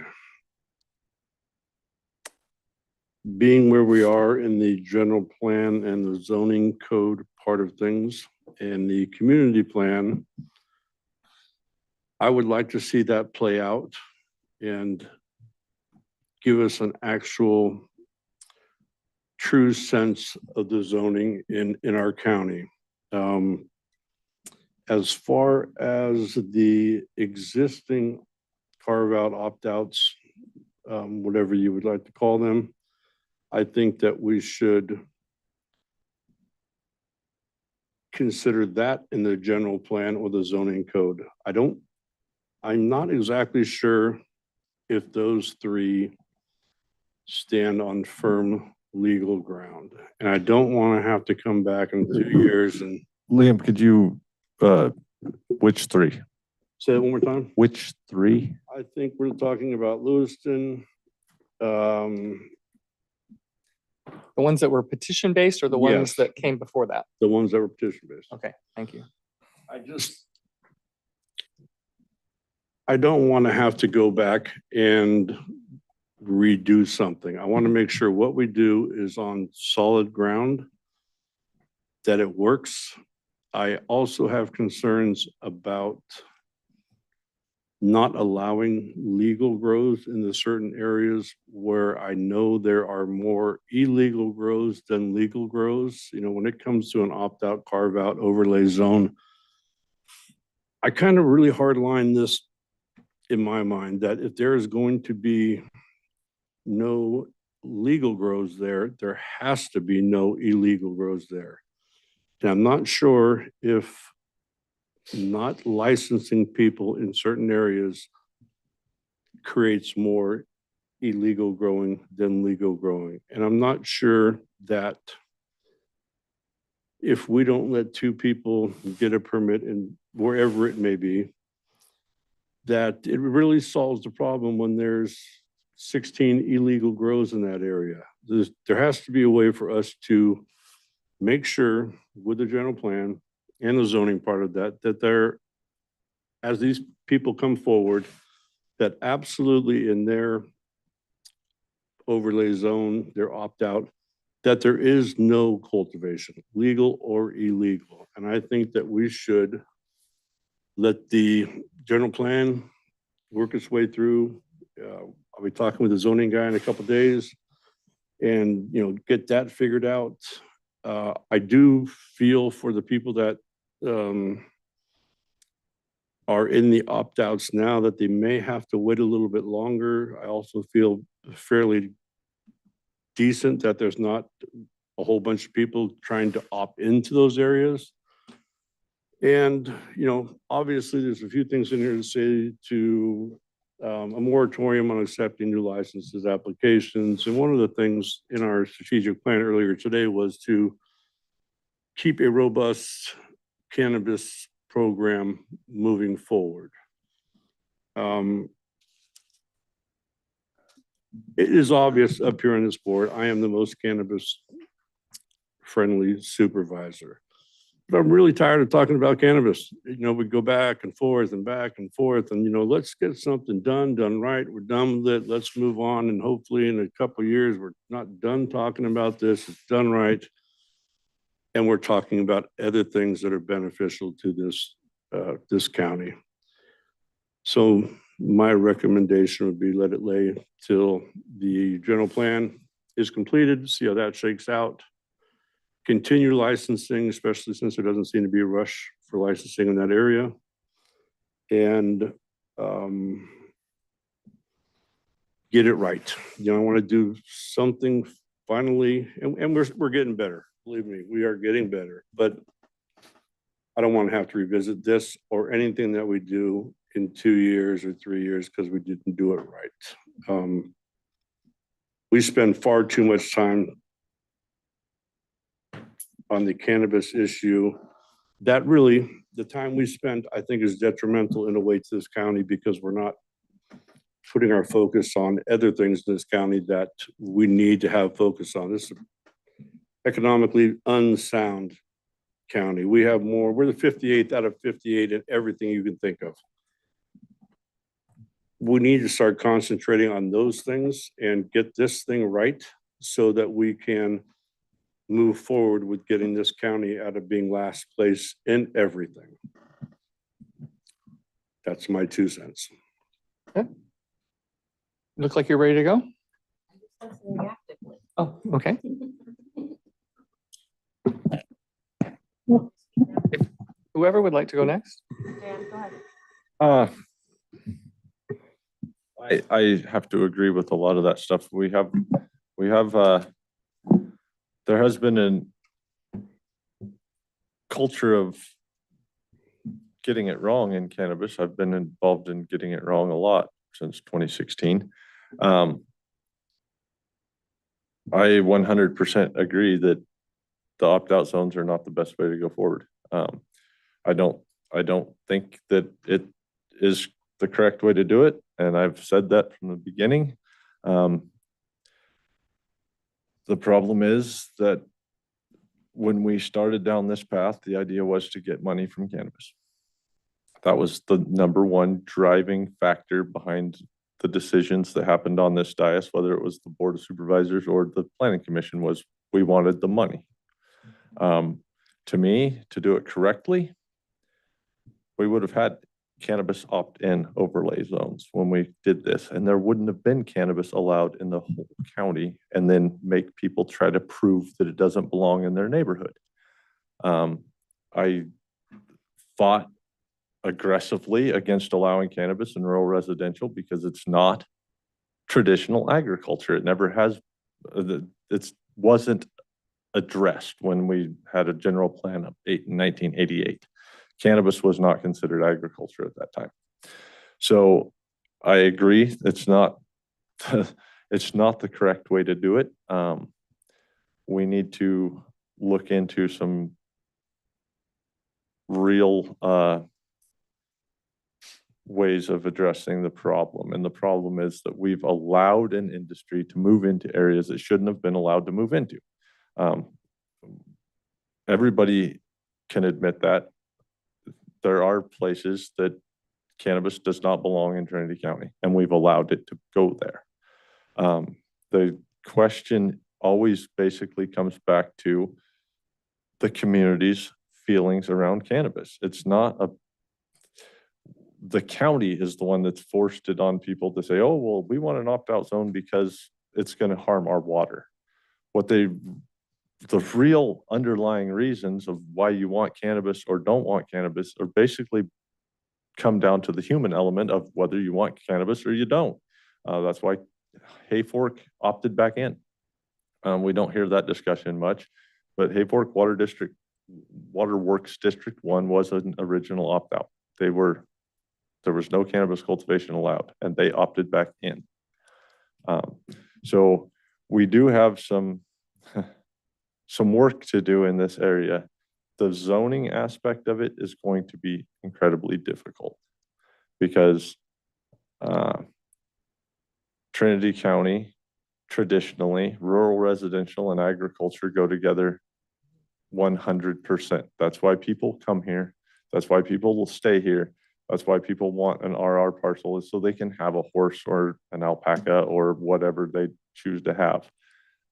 It's not the same as cannabis, and we have to make that distinction. And I don't exactly know the route, and I've said this before, and when Rick brought this back, it's like I still don't know if we come to a conclusion today on the best route to direct staff to move forward.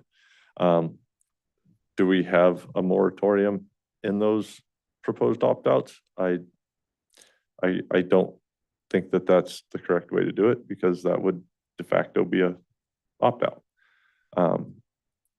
There has to be a method to go forward. I do think that we need to address this mostly with the general plan and zoning update, but also in our cannabis ordinance update. But equity and fairness, if we were going to put a moratorium, it would be on the county. It would be on new permits, period. I don't know that that's the best way to go forward. So I don't see how we can say that we're going to put a moratorium in the proposed opt-out areas unless we do it countywide.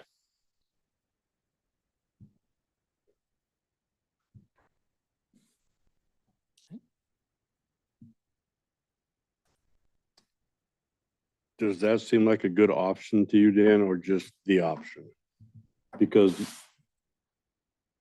there isn't a good option to me. I agree. I mean, the good option would have been if we would actually taken time and done it right when I was still a planning commissioner in 2016. That would have been the best option for cannabis. I agree, and I don't want to take the onus off of the county, but I think at the same time it was the state money too, and county wanted money to rush to get licenses out, and that is exactly the reason why I am hesitant to move forward with this until the general plan and the zoning thing. And as Dan said, the zoning thing is going to be a mess. R/1, R/2, 3, we got a lot of work to do on this thing. And to get this right, it's going to take much more work than I think us just sitting up here maybe giving a solution today. I think that the planning, fortunately, the general plan is in action. The zoning will come with that. The zoning code will come with that. And I think at that point, we will have firm legal ground to stand on, whether it's opt-in, opt-out, carve-out, overlay, whatever you might want to call it.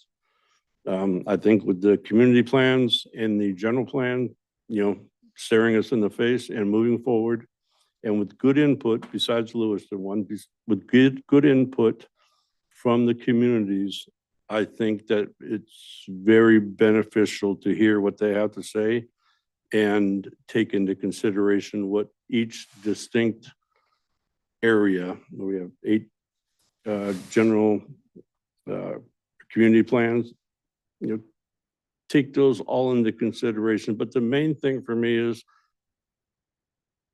let's get it right.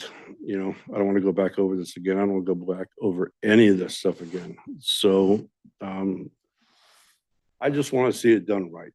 And whether you're pro-cannabis, anti-cannabis, whatever it may be, we need to do this right. And I'll leave it at that. Okay. Let's hear from the rest of the folks who haven't spoken yet.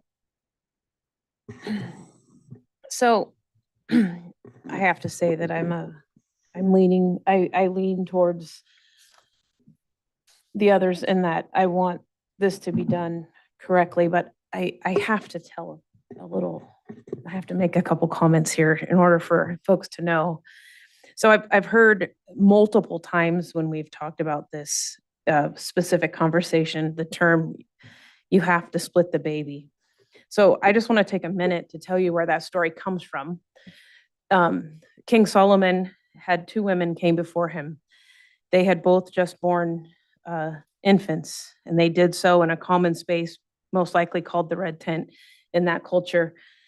And the one woman gave birth to a thriving child, and that child was laying next to her as she went to sleep that night. And the other woman's baby died in the middle of the night. And she took her baby that had passed away. And when the other woman, who was sleeping after giving birth to her vibrant child, was sound asleep, she swapped out the dead baby for the alive baby. And when the women woke up, the woman who had gone to sleep with a vibrant child recognized that her baby, the baby that was in her arms, had passed away, but then she also recognized that it was not her child. And the other woman refused to return the live child to her. And so they went to King Solomon and they said, she took my alive baby and gave me her dead one. And so Solomon sat there and he listened to that story and he said, well, if neither one of you are willing to change your attitudes or change your opinion about whose baby is which, bring me the baby and I'll split it in half. And the woman whose baby that it truly was said, do not kill the baby, give it to her. I would rather her have it alive than for the child to be killed in order for someone to get their way. And that's what that term means, split the baby. So here we are. We have property, we have lands before us, we have people who are living their lives the way that they choose on their lands, and we have one person saying, give me that land to do with it what I want. And we have another person saying, give me that land to do with what I want. One doesn't agree with the other one's ideas, and the other one says, my ideas are just fine, it's my land, I'm going to do with it what I want. And so you have brought your lands before us. And we keep hearing the saying, just split the baby. Just like it was in those days, I expect the communities who live in these regions to come forth and say, do we continue to fight and degrade our landscapes over these situations, or do we make an agreement? And quite frankly, over the year and a half that I've been on this board, I cannot believe how so many neighbors in this community do not get along. It is astounding to me that we cannot have enough community strength to sit down and have conversations with each other and make agreements that will allow for our landscapes to thrive, our communities to thrive, and for us to be helpful and supportive to each other.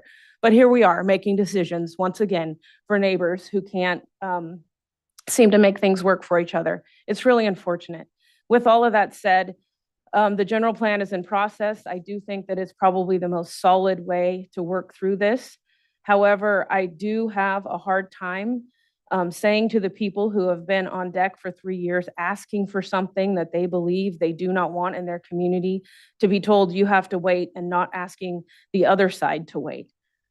So I guess with that term, split the baby, if one waits, the folks in that same area should also have to wait. That's a thought. I'm not saying that that's where I'm gonna end my game, but I am saying that,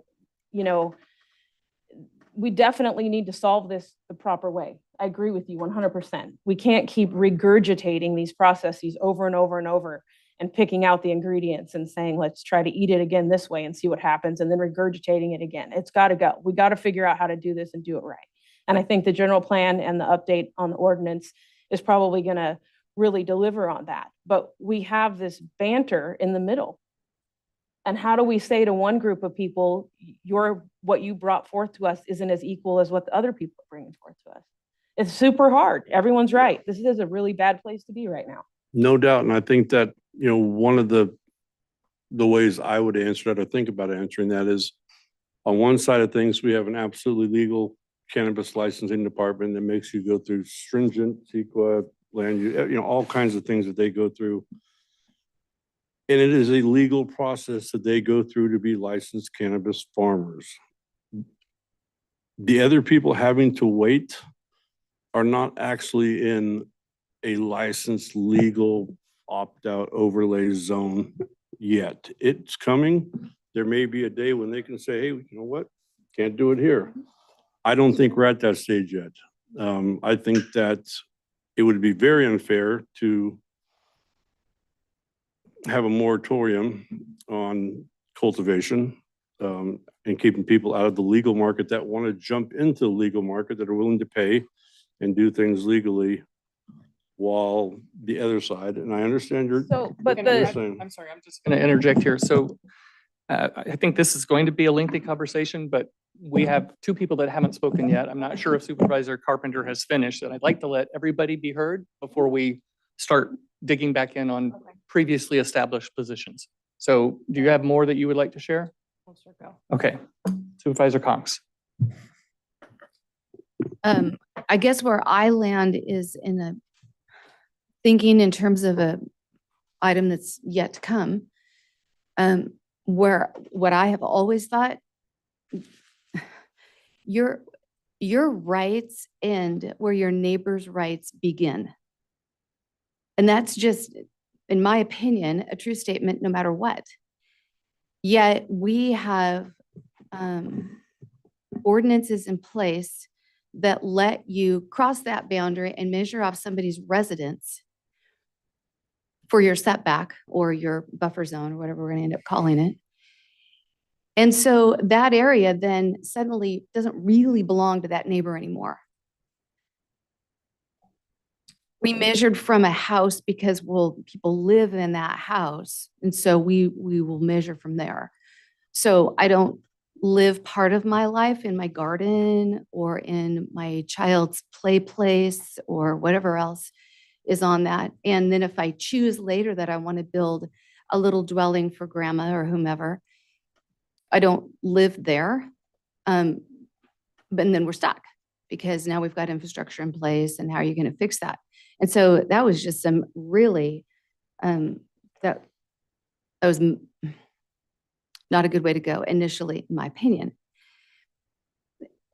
The other piece is we have these odor mitigation so-called plans that have to be all worked out, but none of that gets implemented until the odor travels and it bothers somebody. So that's all complaint driven. And so again, you've crossed somebody else's boundary line thinking, well, that's fine. I get to do that. And so we're in essence fostering more of the complaints that I feel like Supervisor Carpenter Harris was talking about. Let's just figure out how we can argue with each other. If you're going to have a way to mitigate your odor, then mitigate the odor. If you didn't cross into somebody else's space with what to them is egregious and to you is fine, and that's great. It's great if it's fine to you. It's great if it's not fine to somebody else. We're not debating what someone's opinion should be. We're saying everybody is entitled to their opinion. How do we respect each other's boundaries? And none of that's been well done. To say that we need a general plan update, of course we do. That needed to be done before any of this, even happened. The problem was there wasn't money to do it, as I observe history. And so it was thought, oh, well, we'll go forward with this. That's why these folks have paid oodles of dollars to provide a process, to create a plan that, it was such the cart before the horse. But we'll go ahead and put the cart in front of the horse because that's going to be the means by which we can. Thus the mess, and all I'm doing is stating the obvious. And so how are you going to fix it? In my opinion, you stop everything. You stop, you fix it, you start again. And when we start again, I think it was Supervisor Frazier that said all three of those things. There's going to be the where, but there's also going to be the, so you said three things. You said zoning, you said ordinance updates. What else did you say? General plan. Okay, that's with it. Zoning and general plan. Yeah. I'm done.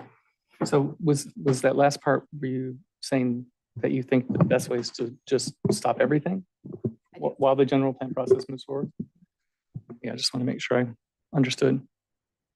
Did you have a follow-up? I've already spoken for now, and you're up.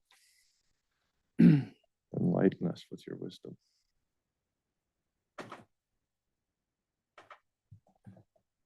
I just want to capture this so when I'm thinking back on it, I have it.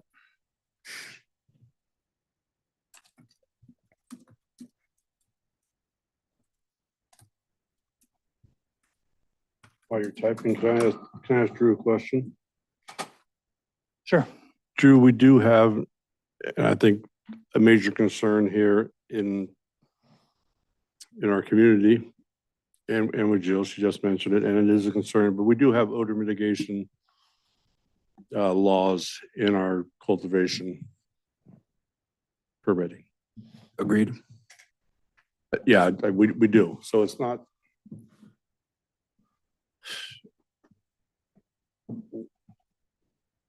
What she brought forward to me doesn't sound right, because we do have those mitigation things that are built into a licensing program. And to shut down. Is there still a question? Yeah. No,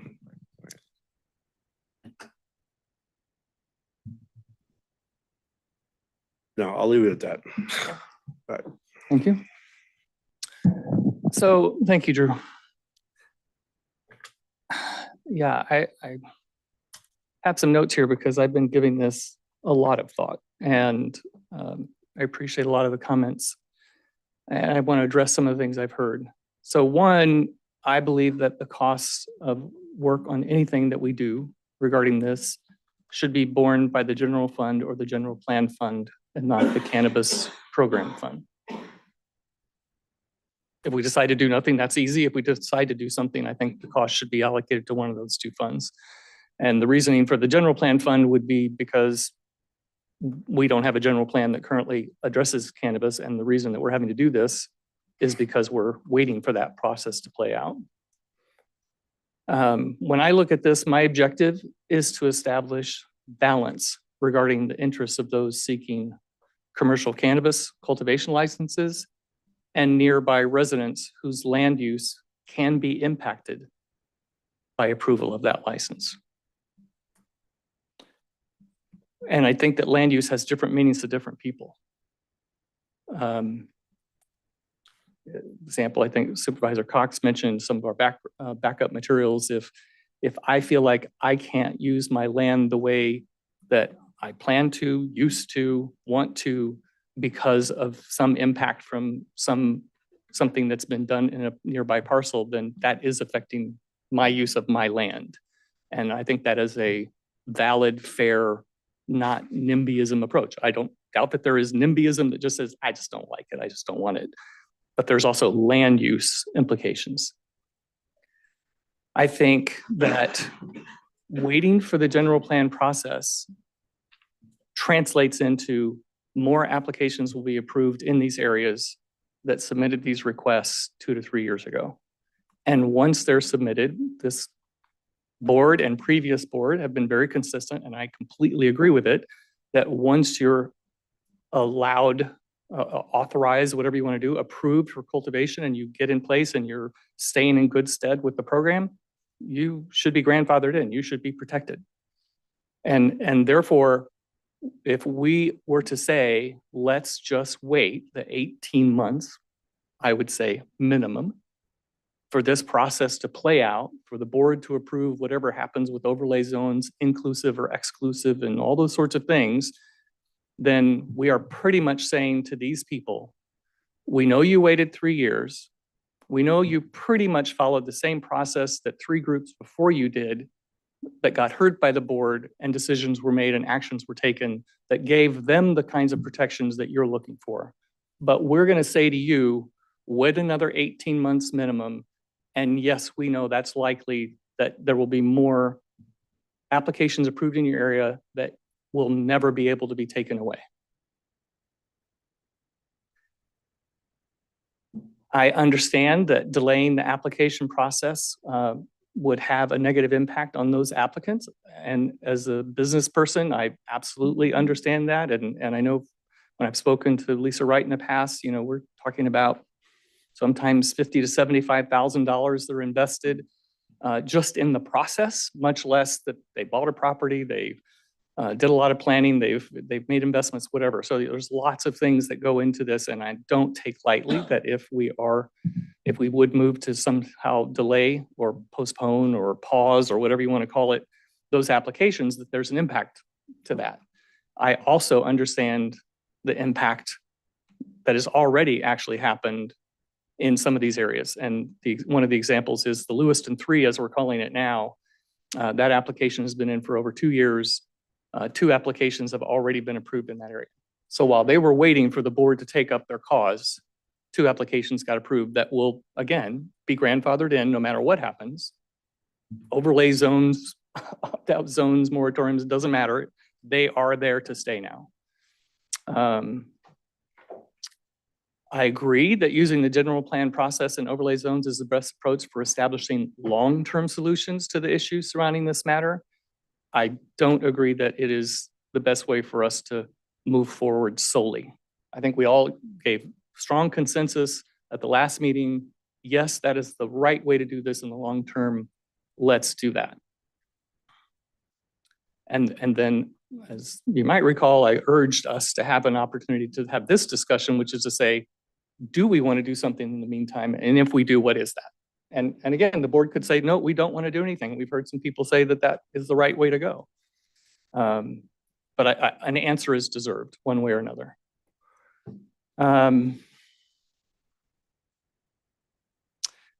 My thought is that we should bring a process forward that does the following. One, that staff, and if, again, cannabis staff has to get involved in that process, they may or may not have to, that the charges associated with that would not go to the cannabis division fund, but to the general fund or general plan fund.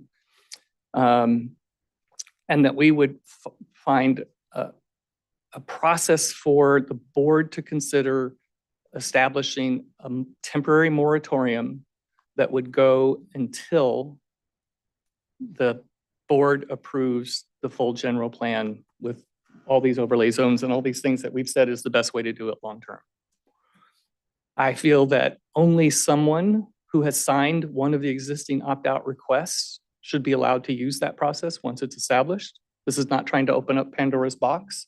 It's saying these are people that have been waiting 2 to 3 years, and we're going to give them a way that they can follow an established, approved process to be considered by the board.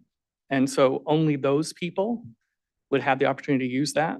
I don't know, county council might tell me I can't do that, but it's what I'm thinking. I would say that once that process was established, that we would give a various tight deadline, that maybe that's 90 days, that says you have a process, you have 90 days to have that back before the board. If you don't have it back before the board, then you just waived your rights and applications continue. If you do get back before the board, then the board will decide whether it's approved or denied. If it's denied, applications move forward. If it's approved, applications remain on hold until the board has approved the overall general plan, overlay zones, all those sorts of things.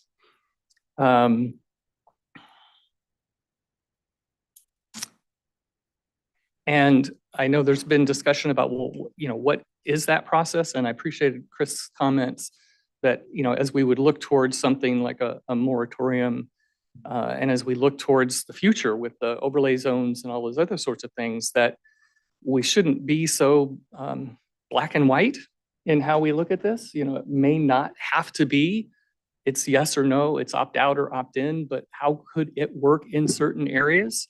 You know, we actually have in our documentation right now that supports the program a lot of different options that I don't know that we take advantage of.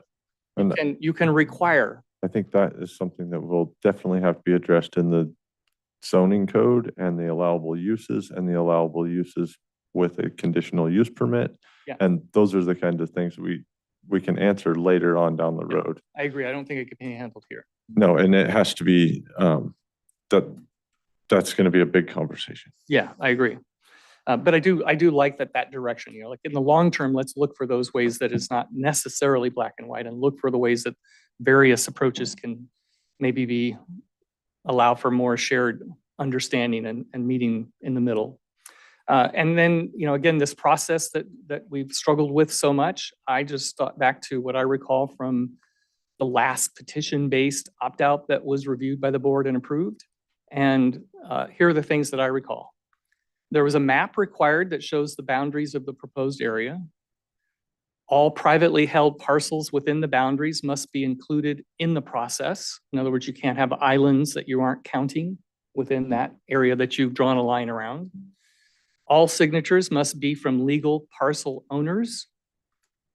And the form at that time, had space for the name, address, parcel number, and signature.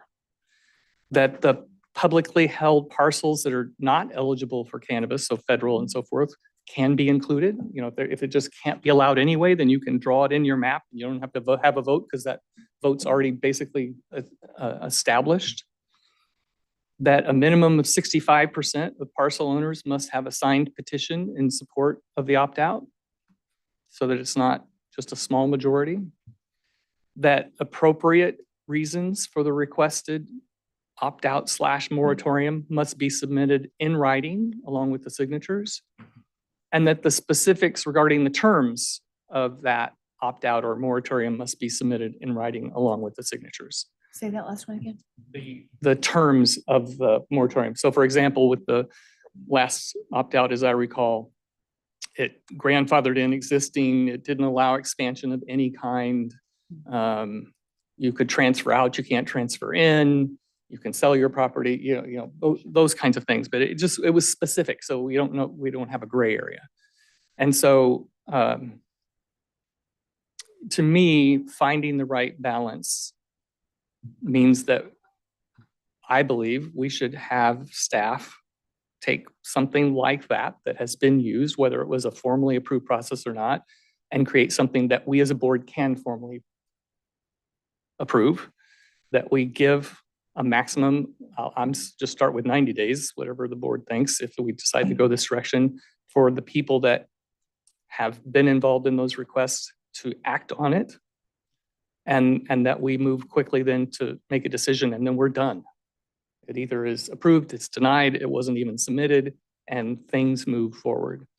But I do believe, to avoid what's already happened in Lewiston and could potentially happen both again in Lewiston as well as 4 times in Hettenshaw, that we need to also have a policy that says that the cannabis division should prioritize getting this in place over processing those applications. Because if it takes us 60 days to get this back voted on, approved, implemented, and in that 60 days, those 5 applications get approved, then we've just, again, done what we've already done by ignoring these opt-out requests for 2 or 3 years in Lewiston. I would say that the cannabis department shouldn't be processing these opt-outs. It should be the planning department. No, I didn't. And I'm just saying, staff in general. Okay. Prioritize getting this in place, and in whatever way is feasible, legal, and appropriate, that these applications should not be approved while we're working through this process. We have held off people for 3 years. We've been talking about this since January. And those 5 applications, I don't know where they are in the process. But I don't think while we're in the midst of this, that it is appropriate for them to be approved and implemented while we're trying to work through this process. And again, I get that that is a harsh thing to hear from those applicants who might be just expecting the next day to find out they're going to get to cultivate this season. But I also know that once they're approved and they're implemented, then the purpose of the moratorium / opt-out / overlay zone is moot. I have a question of you. Sure. When you're speaking of the applications, I just want to make sure for clarification in my own mind, the one that's pending, and maybe, I'm not sure if Drew or CEO Tudhill needs to answer this, but the one that's pending in Lewiston and the 4 that are pending in Hettenshaw, those are, we're only suggesting through this conversation And in the discussion points here that it's for brand new applications, correct? Or renewals? Is Well, no, it brand new? renewals is, to It's- me, it's renewals brand new. is. So that's it's brand your new, grandfathered in brand and- new yeah. licenses that have not yet been issued. Right. In these, and there's currently 5 in the 3 known, Mhm. in the 3 known areas. So none of the folks who are already there are going to be impacted by this choice. It's just the 4 people who are looking for brand new licenses. Is that what I'm to I understand? think it's 5. Is 5, or yeah, 5, I'm sorry, 5 brand new. Okay. I just wanted to make To sure. me, my- ideally, those 5 and any new that would go into those areas would just be say, we're on pause until we can get this process before the board and until everybody, the people in those areas that have signed a petition in the past have an opportunity to use that new process, we're putting this on hold. And then again, those people could not come forward. They could come forward and the board approves. They could come forward and the board denies. But one way or another, it would be decided. And then we let the overlay zones, opt-ins, opt-outs, inclusive, exclusive, general plan, community plan, zoning, everything work its way out for the long-term solution. Again, I feel we're putting the cart in front of the horse. And I do, Which is the cart and which is the horse? I think that we have the general plan, the zoning coming up. We need to get that right with this, and a very small rush to any applications in these zones.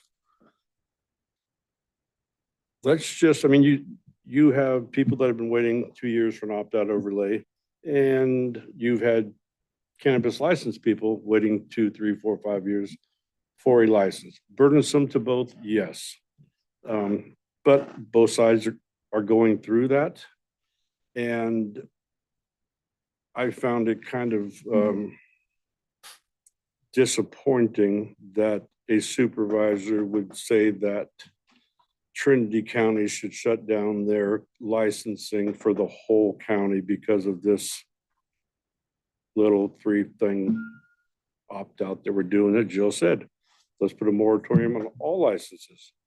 Well, I'll tell you what, from District 3. That isn't what I said. Oh, what Or did if you I say? said it, that's not what I meant. Oh, it's, What did you mean? The new ones coming in going forward. I didn't mean to shut down everything that's already happening.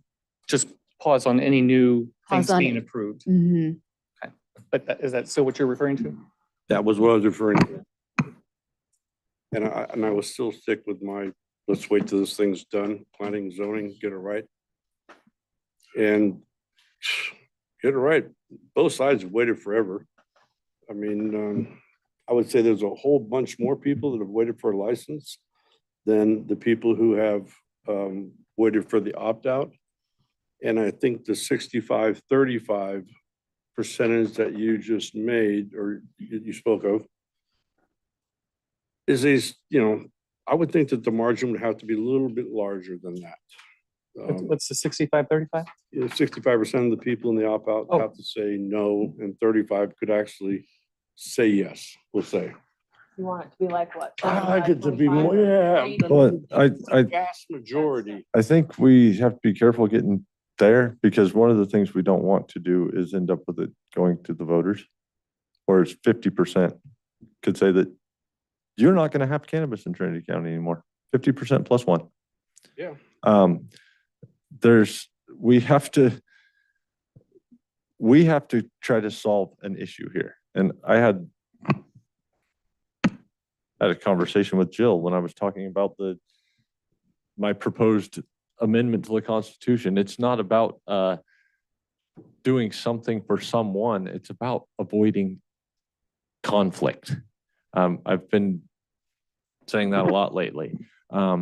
Nobody's going to come out 100% happy, but if we don't do something, we're going to have a continued strife in our county that's been going on since 2016, and it's been really beneficial. We've got for sale signs up all over the county. We have people that are going out of business all over the county, and we're still worried about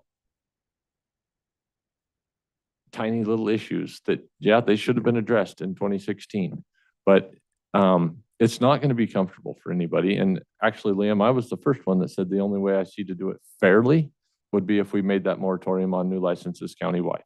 Because if we do it for those 5 people, we have granted opt-outs without hearing. And in my pea brain, I'm sorry, Rick, but I really understand what you've put a lot of work into that. But it's not going to be a comfortable issue to deal with. And in the time that these 3 opt-out requests have been, yeah, they've been waiting for 3 years. There are people that have been waiting for licenses for that amount of time, but there's also been hundreds of licenses issued in that time. And there haven't been hundreds of opt-out requests fulfilled in that time. So there is no right answer, because there's no way to do this. I hate the whole "we're building the plane as we're flying it" analogy. I can't stand it. It's not even that good. We're building it while it's crashing. It's never got off the ground. We've had constant issues with our whole cannabis program from the beginning. It's getting better. Thank you, Drew. But there are a lot of things that we have to address, and it's not going to be comfortable. But I understand Rick's much more organized method of attack than mine, but we have to come up. I think what we have to do is give some kind of direction to staff so they're not spinning their wheels. Okay, if we tell them, yeah, sorry, these guys are going to have to wait, then at least staff knows what's happening, and the people that want these opt-outs know what's happening. So that's we have to decide something today, give some kind of direction to staff, because if we don't, we're not doing our job. And I did read a quote the other day that said, anything worth doing is worth doing poorly. Think about it. I didn't say that. Anything worth doing is worth doing poorly. You have to start somewhere. And well, we did it poorly, and now we need to work our way out of that mess.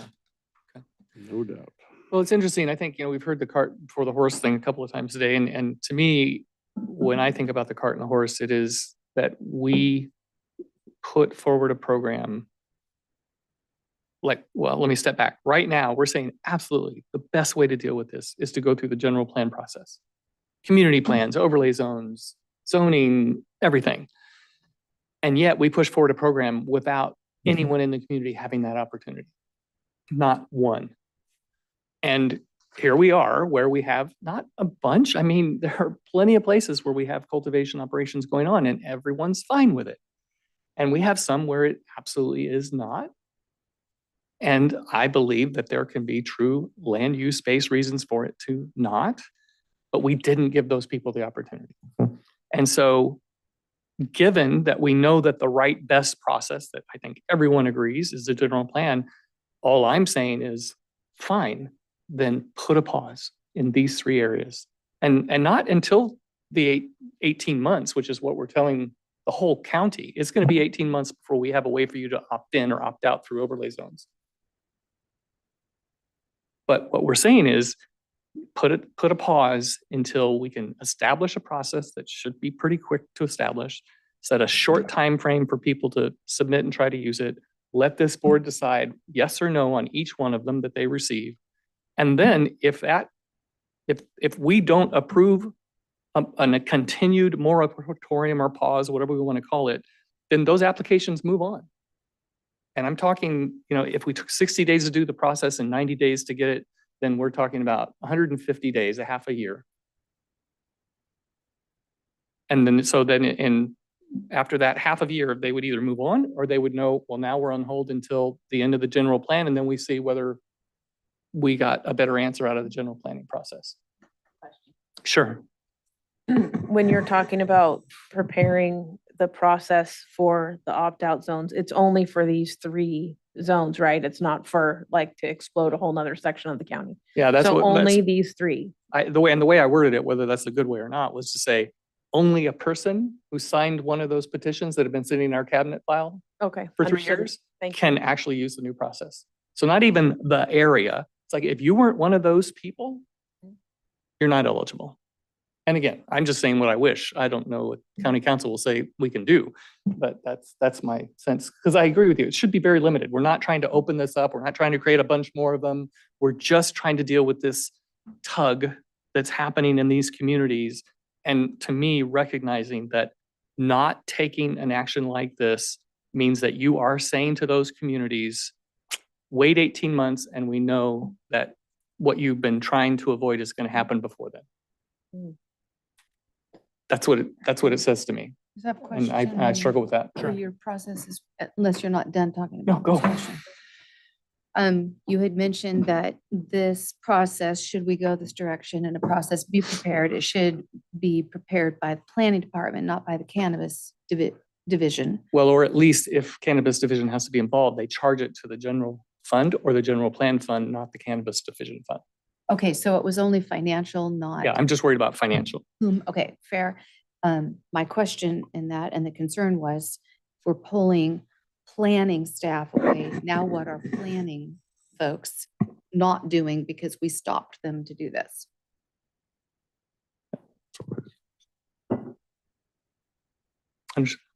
Valid.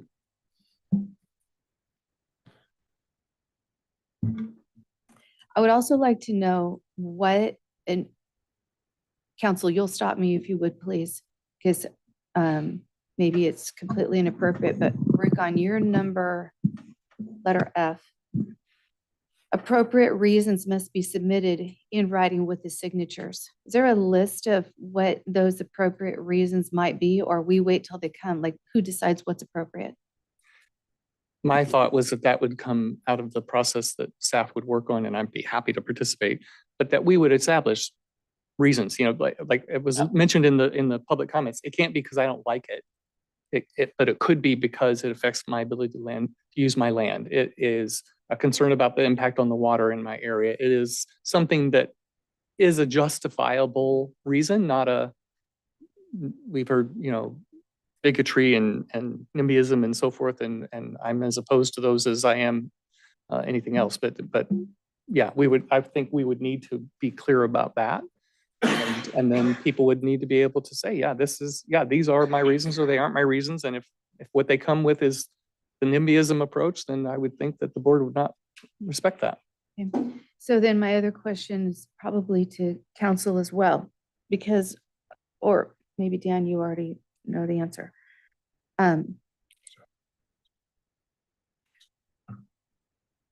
I kind of leaned on your, okay, if we're going to do it in one place, we're going to do it countywide on new licenses out of equity. But there's probably areas of the county that there's a license application in process that there is no problem with what they're There's doing. undoubtedly, yes. Why would we stop them? That would not seem reasonable. And yet you had some reason why you felt like you can't do for one and not for all. Well, if we stop those 5 people, if we just say, okay, we're going to, and Rick's dug way deeper than just a moratorium on licenses in the proposed opt-out areas. That's the language that I'm looking at. If we did that, we would have essentially granted those opt-outs. If we just said, oh, we're gonna put a moratorium on new licenses in these proposed opt-out areas until we get to the point of processing them. Well, they have an opt-out at that point. So that we would have de facto created an opt-out without actually going through the process. That's the issue I had with the moratorium only on the area that's in the proposed opt-out. And I hear what you're saying about the impact is similar, Mhm. except that it is very much, in my view, meant to be a temporary pause, call it what you want. It isn't saying, and our opt-outs, once they were urgency ordinances and then permanent, is permanent. This is never, again, can it be done in this area? Whereas this is just saying, oh, wait, we got this process that we're going through. You're gonna have to wait for that to find out if you get to cultivate here or not. It's a distinction to me is important because I'm in particular not wanting to go through the opt-out process again. But again, I understand that you can still look at it and say, well, has the same impact for the next 18 months. But that's, to me, that distinction is very important.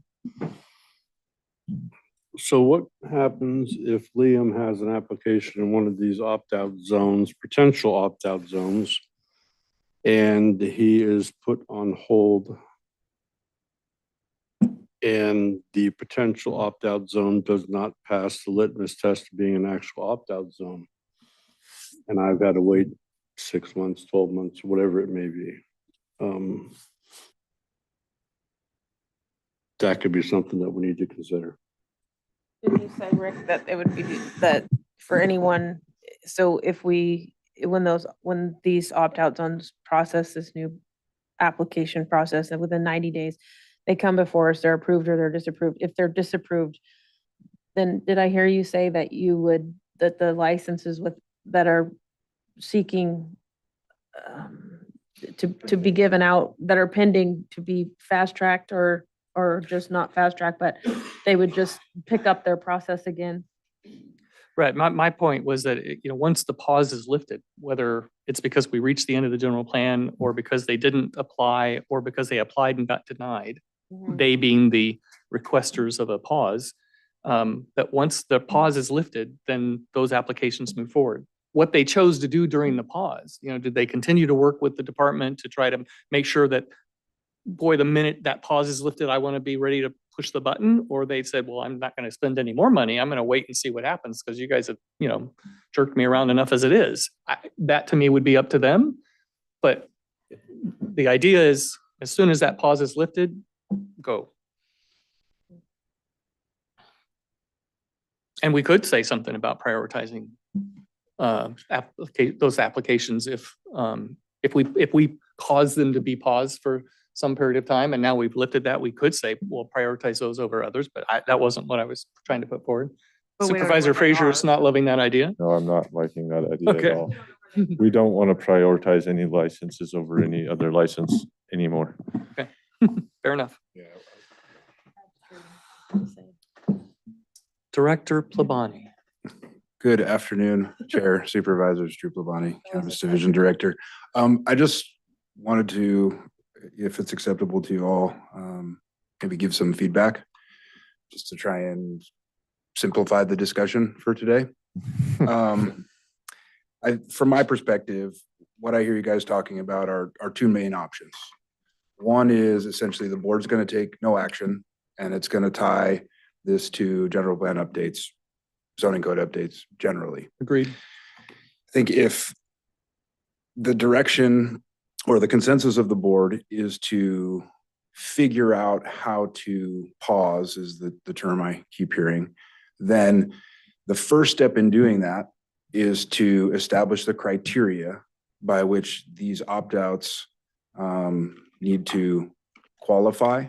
And the reason I bring that up is that as I'm hearing you all go through the discussion, for at least one of these proposed opt-out areas, if you were to direct staff today to say, we want to pause accepting new applications or processing applications in this proposed opt-out area, I wouldn't be able to tell you what that area is because they do not all conform to the same standard as it relates to what they submitted in their petition.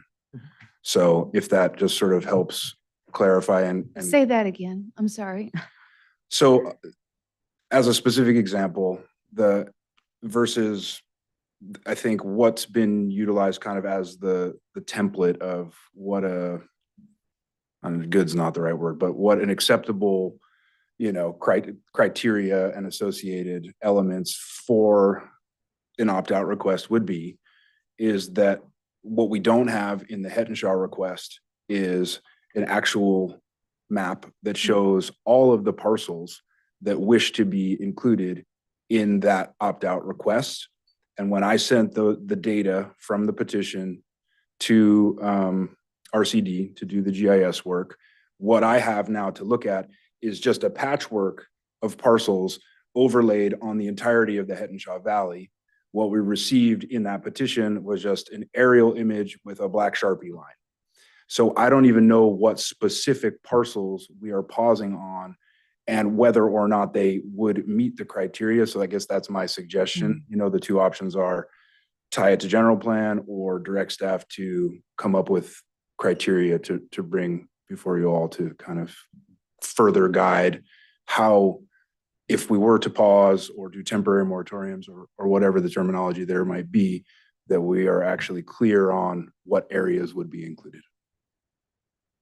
So in a possible scenario, if we had such a map and it was clearly defined, and that's in, you know, one of Supervisor Leutwiler's points, it could potentially be that one of those applicants doesn't fall within those lines. They just are in the Hetenshaw Valley and it's not an issue. But you won't Certainly. know that until what, at least 60 of the days in your suggestion had gone by, and actually more, because More. you're going to You'd have have to the wait for the whole process and then process, yeah. you're going to have to bring it forward. Right. I think again, the first step from my perspective is to establish the criteria in terms of how we want to evaluate these existing opt-out requests, whether you all as the board want to say 65%, 85%, no percentage, you know, and kind of work through the details of how exactly we qualify the existing opt-out requests. And then that would give us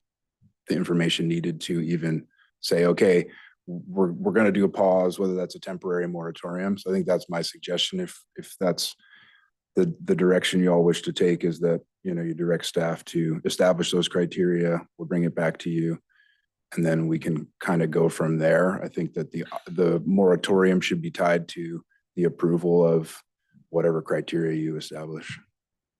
So that what it sounds like, Drew, you're adding a step that says the first step is to qualify the existing petition-based requests to even participate in a future process to be defined. I think the first step is to establish those qualifying criteria, and Okay. then second step would be to qualify them. Yeah. But I'll say, so the difference between what you're saying and what I was saying is we would establish the process and then we would say to those people, go use this process. What I think I'm hearing from you is establish the process / criteria and then apply it to what we've already received from them. I mean, I think that's your pleasure in terms of how it proceeds, but just given that they're not constructed equally in terms of, you know, the level of detail and the mapping, and if there is going to be some parcel ownership land area criteria, then neither of them have been evaluated. But I can say that they're certainly not the same in terms Yeah. of what they've submitted. And that was part of why we keep hearing there hasn't been a formal legally established process. We may have seen and looked at similar things as a board in the past, but we didn't have a formally established process. So to me, establish a formal process, go to the people that have their signature on one of those petitions and say, okay, here's your process. You have 90 days to use it or lose it. And that's something we've discussed, you know, Yeah. at the ad hoc level. So Yeah. generally I agree with that concept. I think it makes Yeah. sense.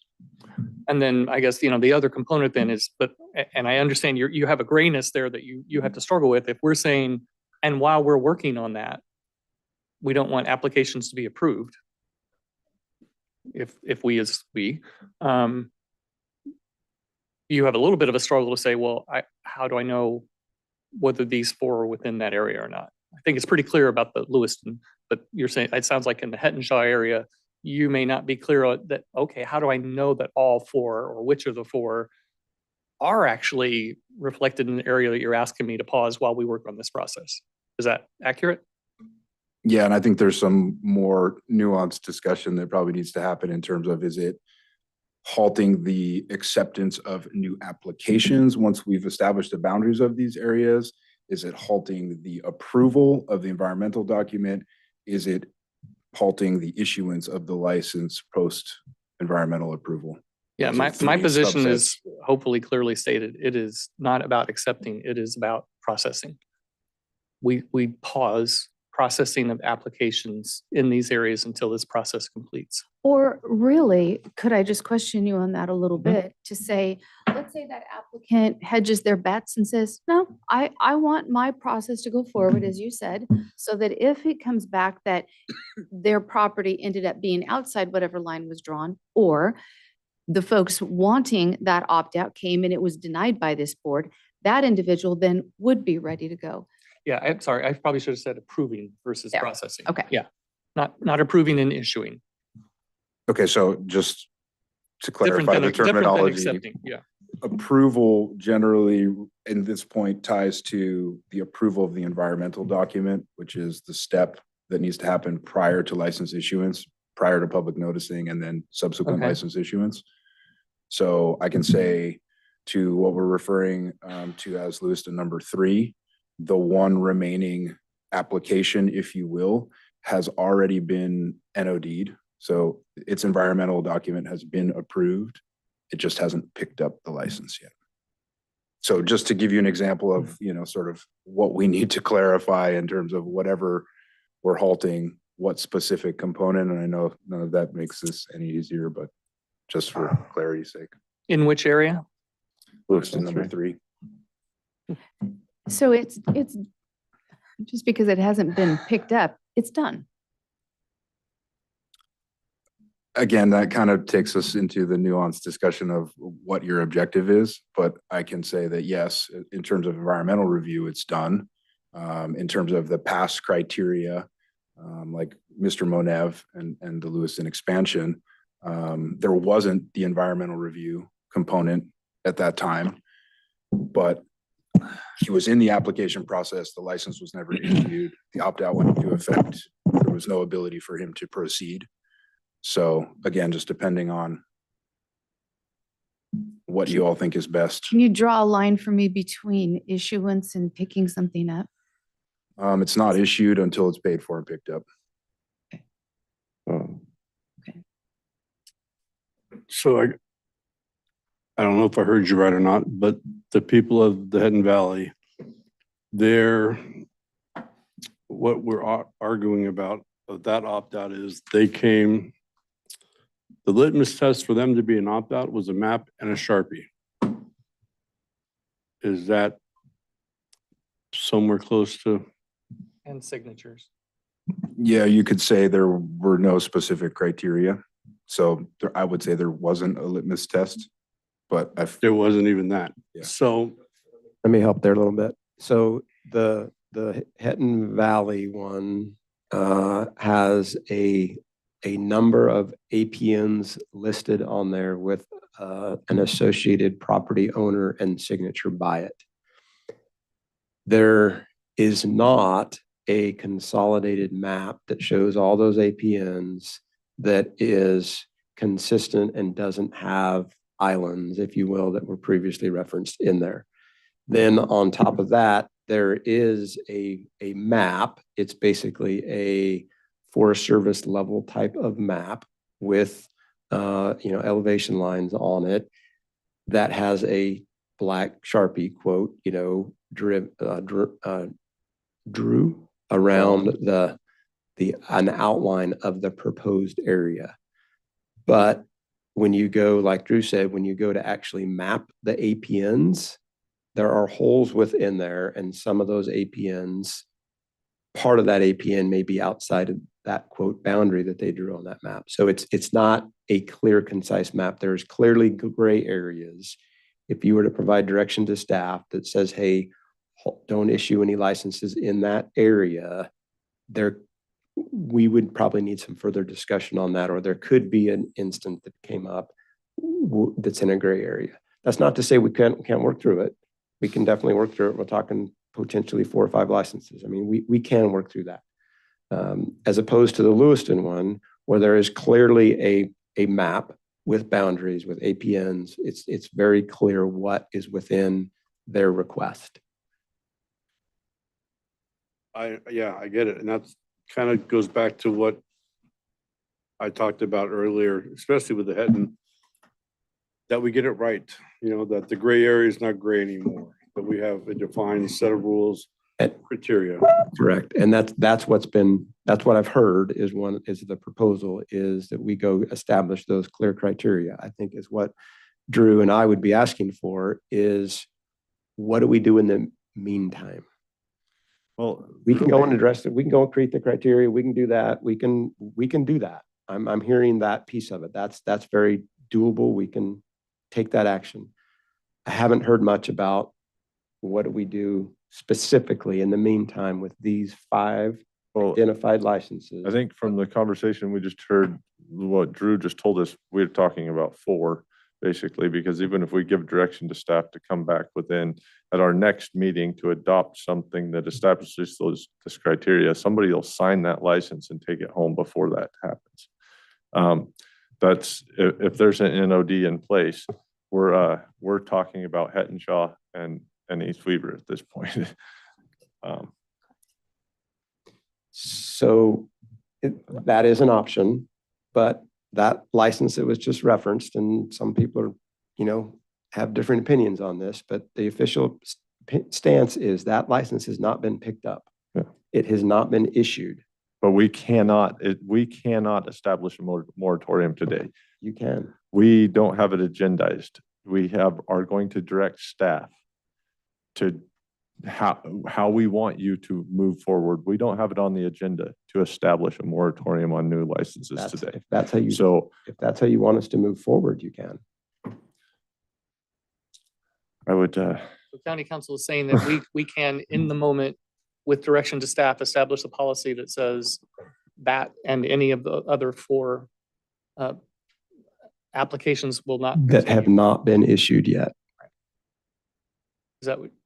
I would. So I think the nuanced question is do you have the ability to establish a formal moratorium today? And the answer is, of course, no. It hasn't been agendized for that.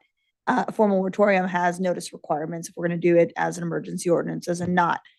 So I think we're kind of mixing words up. What I understand the board to be saying is not, or the chair to be saying is not to establish a formalized moratorium, but to direct staff not to issue any licenses while we establish the process that's in place. And that's it. While it's kind of a finer distinction, it is a distinction. And one that can be pursued. The way it is agendized today is to give direction. So we would have the authority to receive direction and take action that such. So yes, it would be agendized properly. But we would, again, want to make sure that if we're establishing a formal moratorium, that we do that properly, which has a lot of different criteria to it. Well, I will just say, and I think I appreciate what you were saying. I'm not sure yet that we have, I know we don't have all 5. I don't even know if we have consensus yet that with what I'm saying, but I'll ask for that here in a minute. But I just want to be on the record. I started this exact conversation this time last year. Knowing that we had applications that were out there, knowing that we had these opt-out requests, and trying to say, what can we do while we're working on whether we hear these opt-outs or whatever we do? And here we are a year later. And what I'm hearing is, absent any sort of board direction to stop the issuing of these in these areas, a third, not 1, not 2, but 3 got added into an area where the vast majority of the people signed a petition pretty much exactly like the other that turned into opt-outs. And the result is, well, yeah, while we twiddled our thumbs, their livelihoods got changed. And again, I'm in the moment. I'm in the one-sided view of the people that, to me, are being not heard. And I understand there's the other side of that. That is, this particular applicant has obviously been working very hard and probably spending a lot of money to get that process complete. So I get it. It's a balance, but I don't think we've had a balance at all. So I would like to just find out. I think Supervisor Gogan, it's pretty clear you don't support any sort of temporary hold and more time. You just want to wait for the general plan. I think that'd be the safest thing to do. Okay, Supervisor Carpenter Harris. I just have to say, this is just really hard.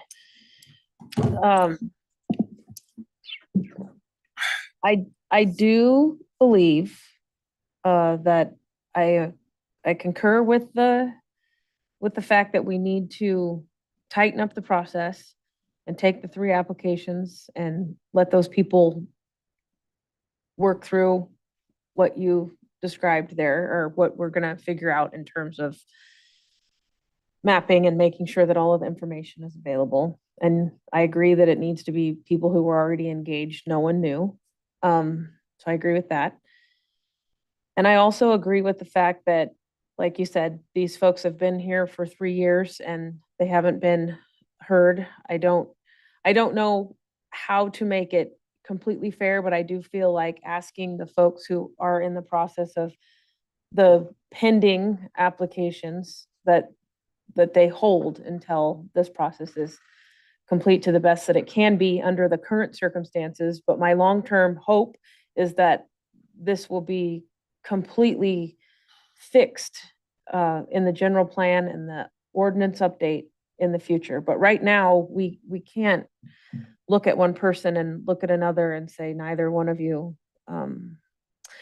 like everyone said, you're gonna have to split the baby. So you're struggling, but in support of the pause. I'm struggling, but in support on those 5 applications, Okay. the 5 that are pending, that currently set within these requests. And I do believe that it is appropriate that when they come forward, whether those opt-outs are approved or disapproved, that if they are disapproved, that the folks that are in this pending place, they just roll. Like they get picked up right where they were laid down. Okay. Supervisor Cox?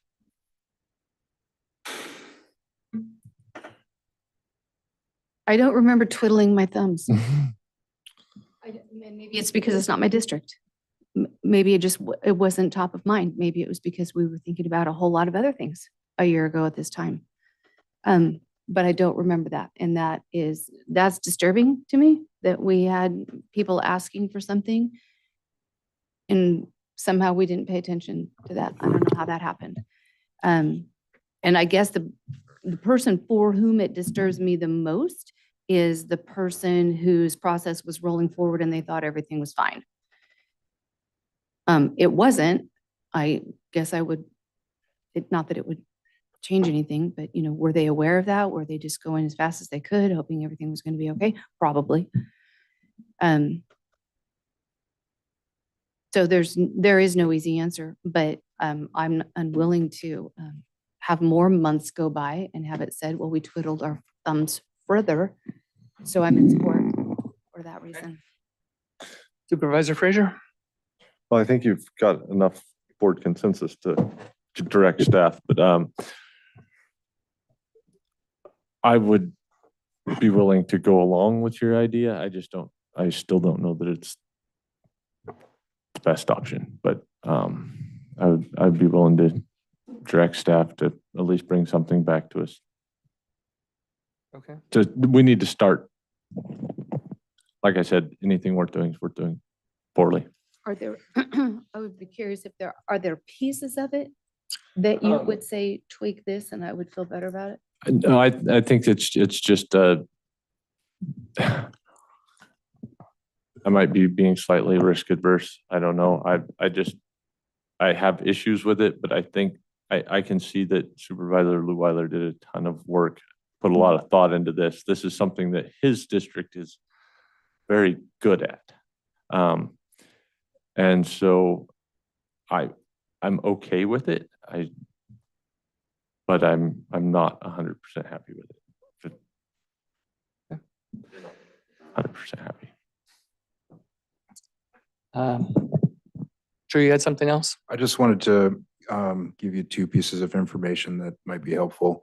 For the one remaining NOD'd but not issued cultivation site in Lewiston, number 3, Lisa Wright is the agent's applicant and let me know that that project is not intending on proceeding to receiving a license for other reasons. And then I can say off the top of my head that at least 3 of the 4, if not all 4, and Dan, you might know the details of the Hettenshaw opt-out better than I do off the top of my head, but at least 3 of those are on the far western side of the valley.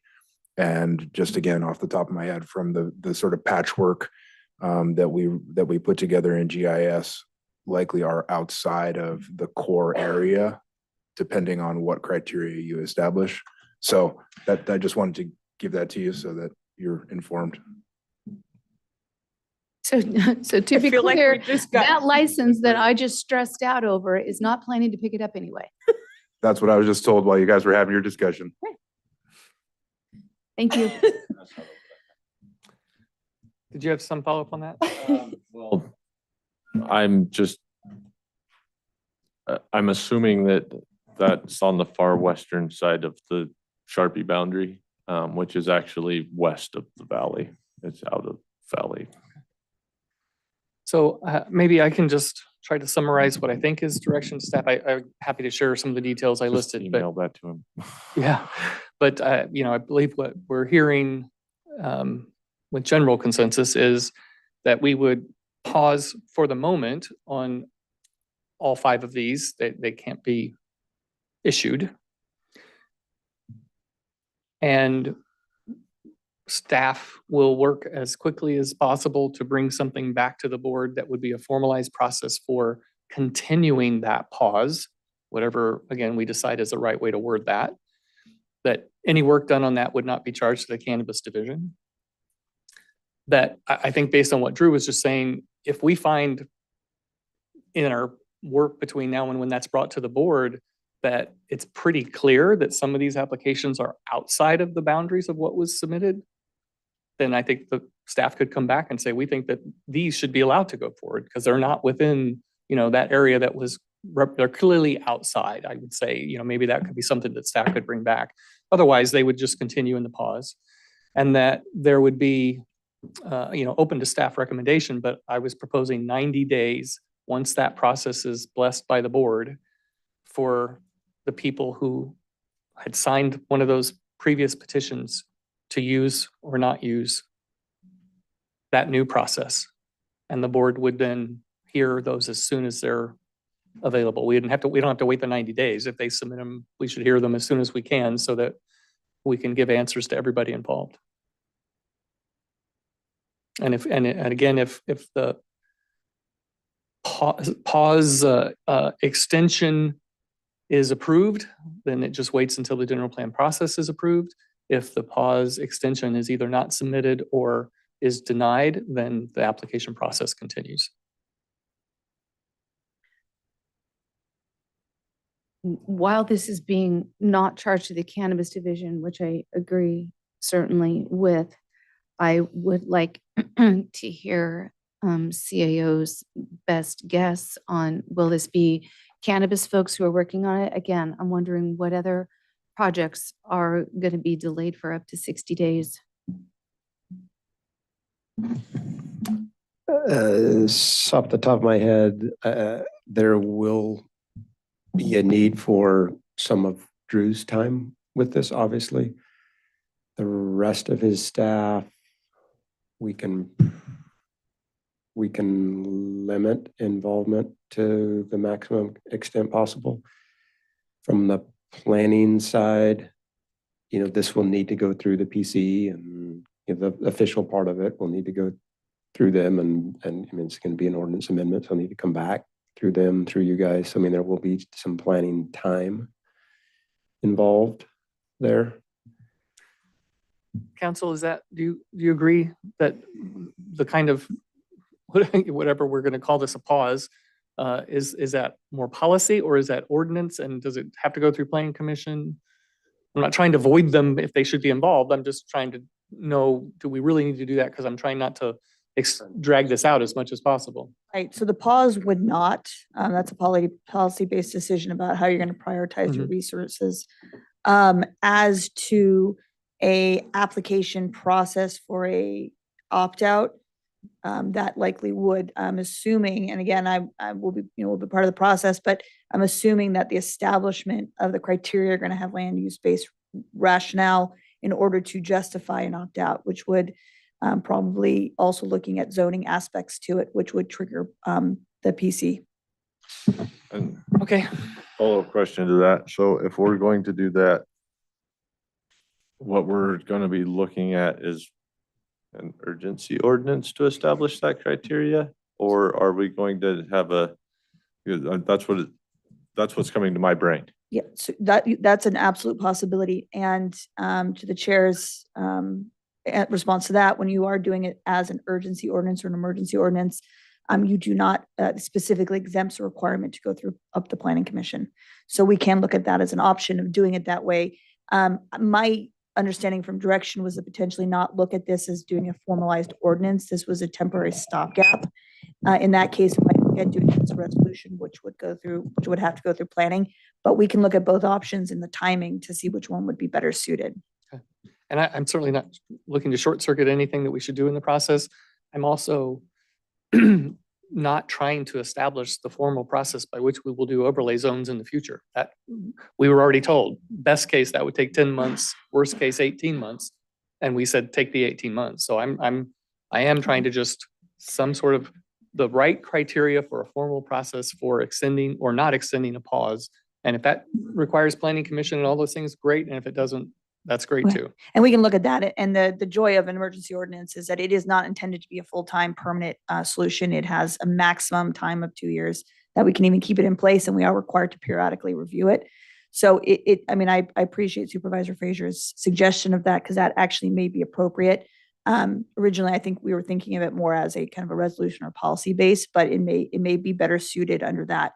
So if I'll work with, or whoever will work with planning staff to get it done. Thank you. Do you have what you need? Okay. All right, do folks need a break for the next item or keep going? Staff? We'll take just 5 minutes. Be back at 1:57. Not 8. Not 8. Oh, it's gonna be long.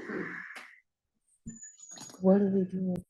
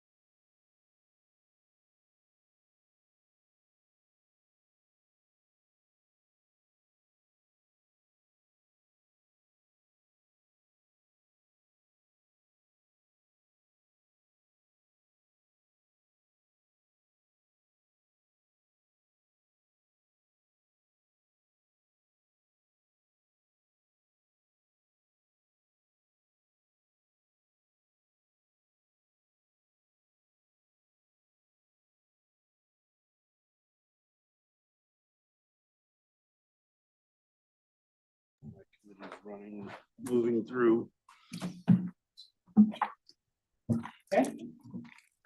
All right, we are back in session. On item 4.6, I just wanted to make sure I was getting lost there. Item 4.6 under cannabis. Introduce and waive the reading of an ordinance amending Trinity County Code Section 17.43.090 pertaining to commercial cannabis cultivation general plan update fees, no impact to the general fund. Is that, oh, okay, Drew, go ahead. Good afternoon again, Chair, Supervisors, Drew Plabani, Cannabis Division Director. Before I get into specifically talking about the item, I did notice that looks like we've been having some issues with Novus, and I think we're all looking forward to converting over to Civic Plus. But I did take note that the document that is titled the track changes version doesn't actually show the track changes. So I printed out copies of the track changes if that's helpful for you all, and I can give them to Ashley and she can pass it out.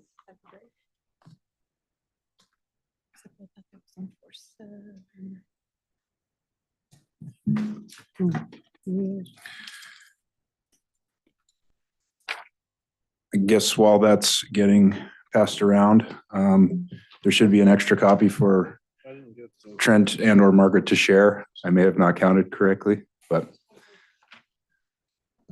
Is it just one page? it's just one page.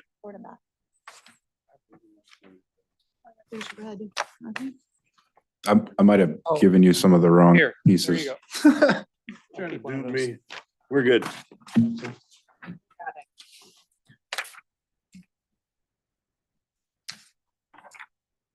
So this item came about, I would say primarily from my perspective as a result of discussions with ad hoc.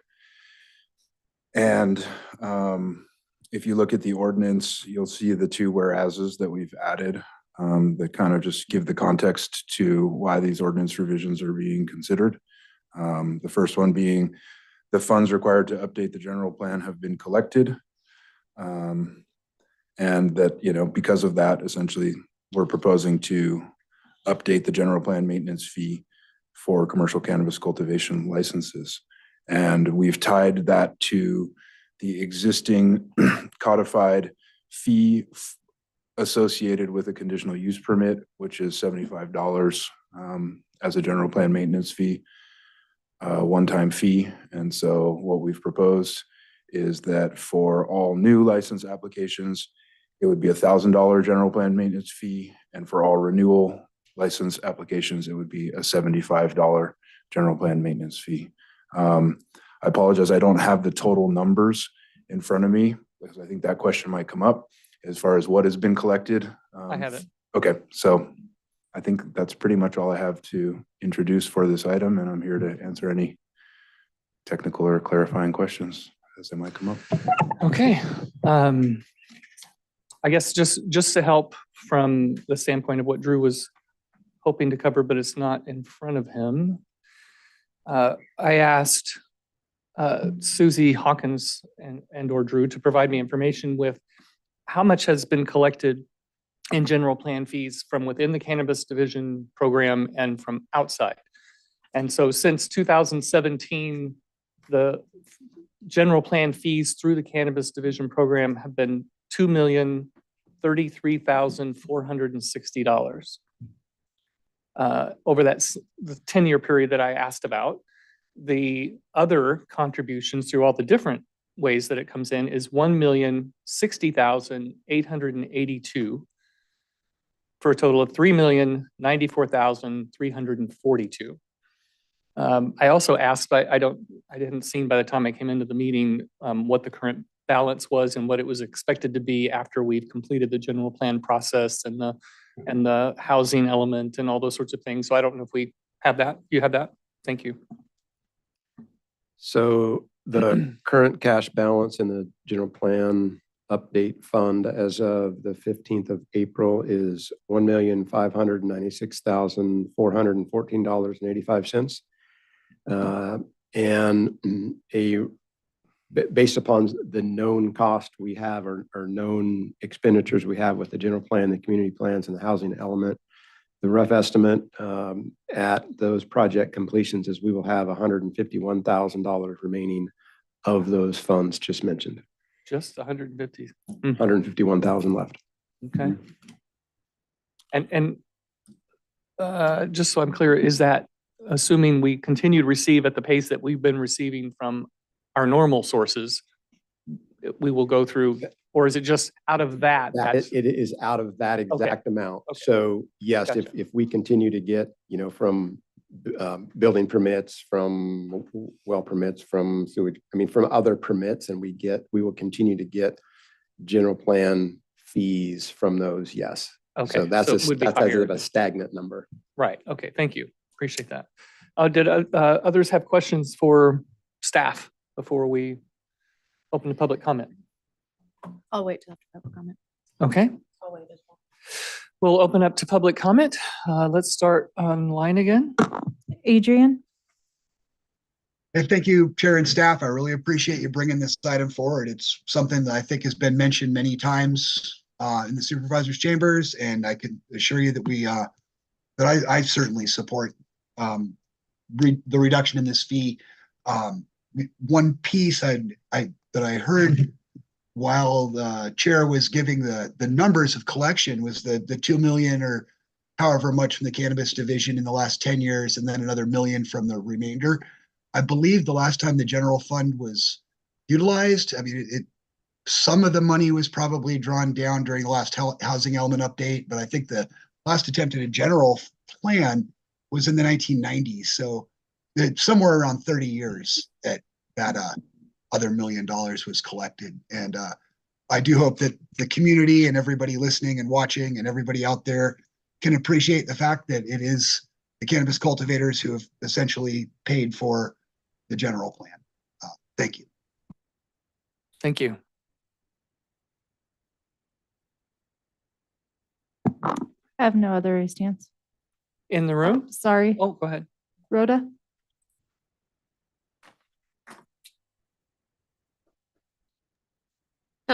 Hi, Rhoda Kane, North Lake area, Trinity Center, Coffee Creek.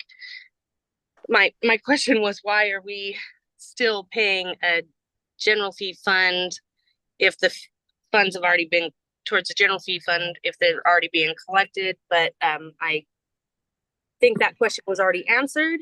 But the next thing, it also relates to another agenda item, but I would encourage you to talk with County Council about how the cannabis funds have contributed significantly more than 50% of what's been collected in the last decade, I guess you said, and encourage you to talk about how that relates to Proposition 26. Thank you.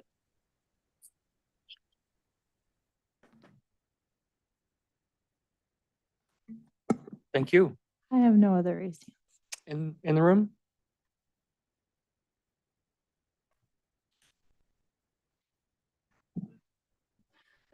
Chair Lutweiler, Supervisors, Lisa Wright Lewiston. I'm certainly pleased by the efforts to reduce the contribution of the cannabis farmers. I have a question about continuing with the $1,000 on new applications. That's a substantially higher percent that any other permits pay as a percentage. It's 20% if you're going by the 5,000. It looks like you've also, on the less expensive licenses, now taken out the lower fee, general plan update fee, and made that $1,000. So a cottage that pays $2,250 for its license also now pays $1,000. So I'm a little bit confused as to why you're leaving the $1,000 in and why it just doesn't go to be commensurate with other permit percentages, so that you're actually being fair across all permits. I think it should all go to 75. If you're using that standard of that's what the CUP pays. I don't know what percentage the building permits are. And it's always a one-time fee as well with all the other permits. Now they don't all renew annually, but is there really a basis for continuing that even in a renewal? So I would suggest that to be commensurate with the other permit fees, to be fair to all applicants, that you have a $75 one-time fee on a new application, and that the cannabis fund, cannabis program not continue to bear the full weight of this, really what should have not been fully funded by cannabis. I think there's probably an argument that that disproportionate contribution out of the cannabis program, crosses into non-beneficial uses for our program. It benefits everyone. It was much needed, certainly. And I think Dan put it well earlier, is that when we were first setting this up, it was a grab. It was kind of a money grab, right? So I think that I would ask that you please reconsider those fees. Thank you. Any other public comment in the room? Okay, we'll bring it back to the board. I have another. Oh, okay. Jeff? Thank you, Jeff Cadella. I'd like to reiterate what Lisa said about if we have the funds for what we need, why are we charging new licenses $1,000 still? Also, can you pause for a second? About Hey, Jeff, I'm sorry. If you could speak a little louder, we're having a little bit of trouble hearing you. Is this better? Not much, but we'll make do, and we'll turn up the volume on our end. Go ahead.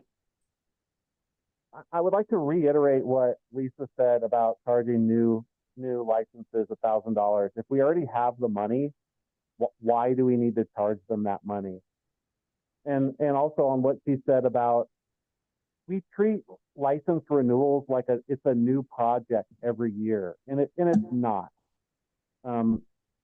Most of us have paid more than our share of general plan update fees or taxes, however you want to look at it.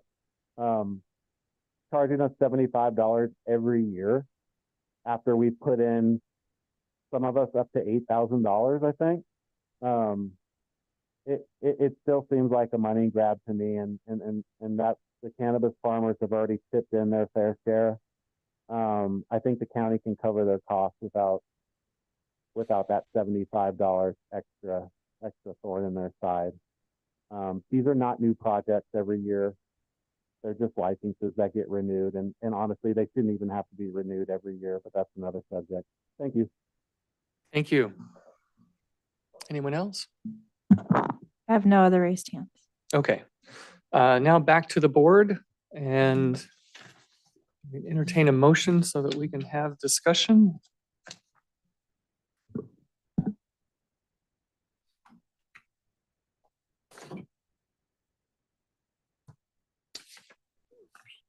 I will make a motion to approve 4.6 as stated. Okay, we have a motion. Do we have a second? I'll second for discussion. Supervisor Frazier, second. Okay. Discussion. Are we in discussion mode? Yep. So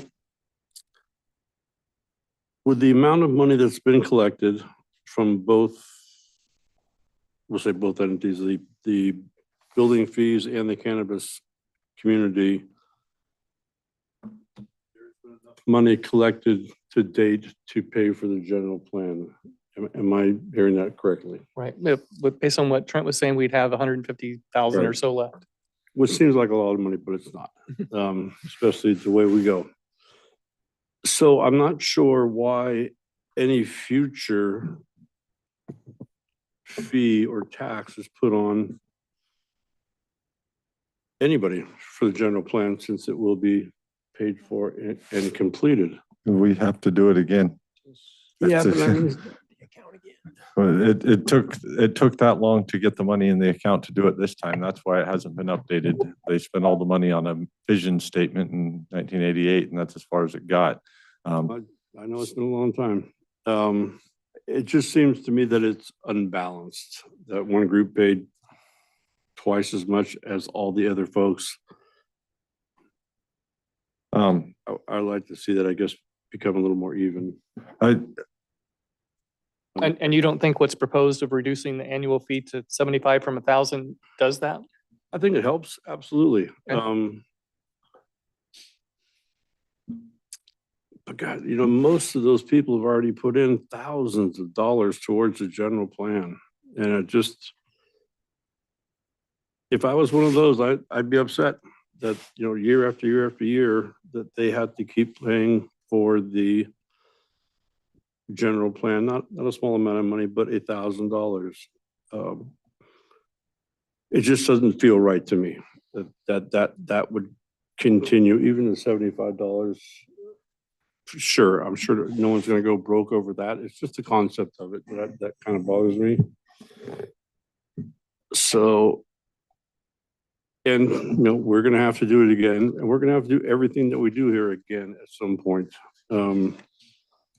outside of cannabis. And I guess I would just like to see the other fees more commensurate with what everybody else is paying. This seems to be exorbitant compared to a building permit or something like that. So they're all kind of on the same line. I'll speak into that slightly right now, because I'm actually looking at a receipt from my building permit where I paid $2,389 in general plan update fee. So that's, if we want to do it the same way, we're talking almost $1 a square foot. So those guys that had a 10,000 square foot grow, that would be an astronomical amount of general plan update fee. A 1 acre grow, you'd be talking $44,000. I don't want to go that route. Even if Lisa's comment were 20%, my general plan update fee was 25% of my building permit. I look at these numbers where it says, yeah, the cannabis division did pay into it, and you can't take from that. They paid in $2 million. That was also all of the development in Trinity County for those however many years. We're talking almost a decade now that the only development has been cannabis. Developers pay the fees. If we had, in that time, we'd have had major development where people were building subdivisions, they would have paid in substantially more than the cannabis division.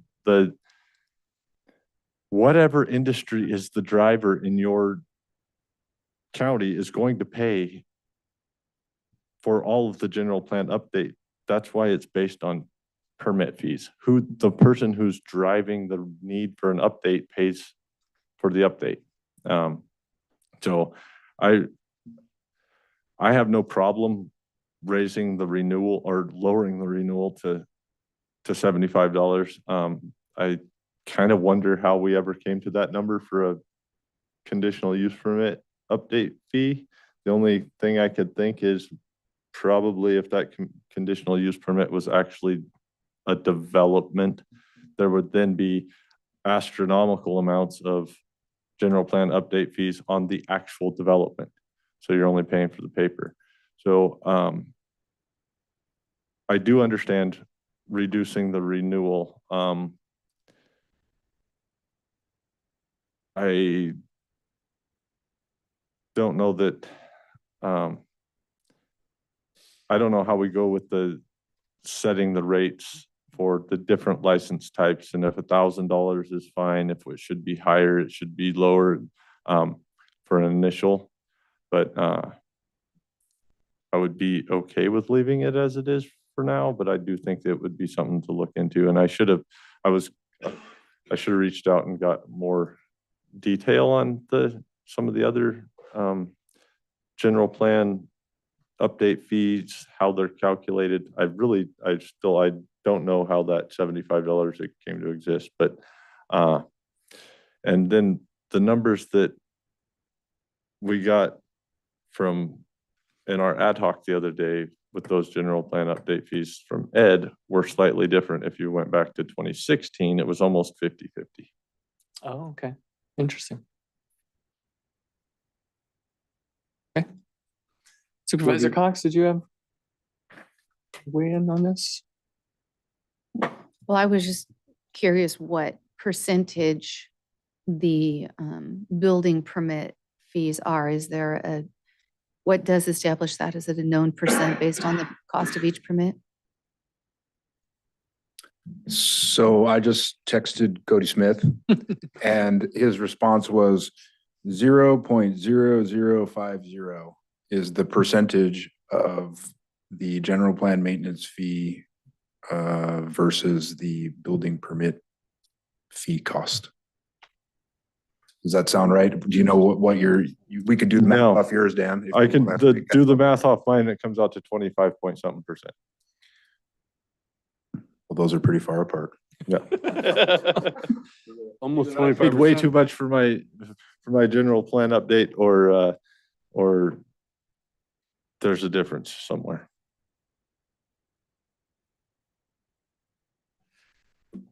Well, I can just share that when I was looking at this, one, I absolutely support this, and one of the reasons for trying to get it on as soon as possible was that I'm assuming that we have a lot of renewals that'll be coming up soon, and this was an opportunity for at least those that we can capture before the season starts, that they would not have to pay this fee again.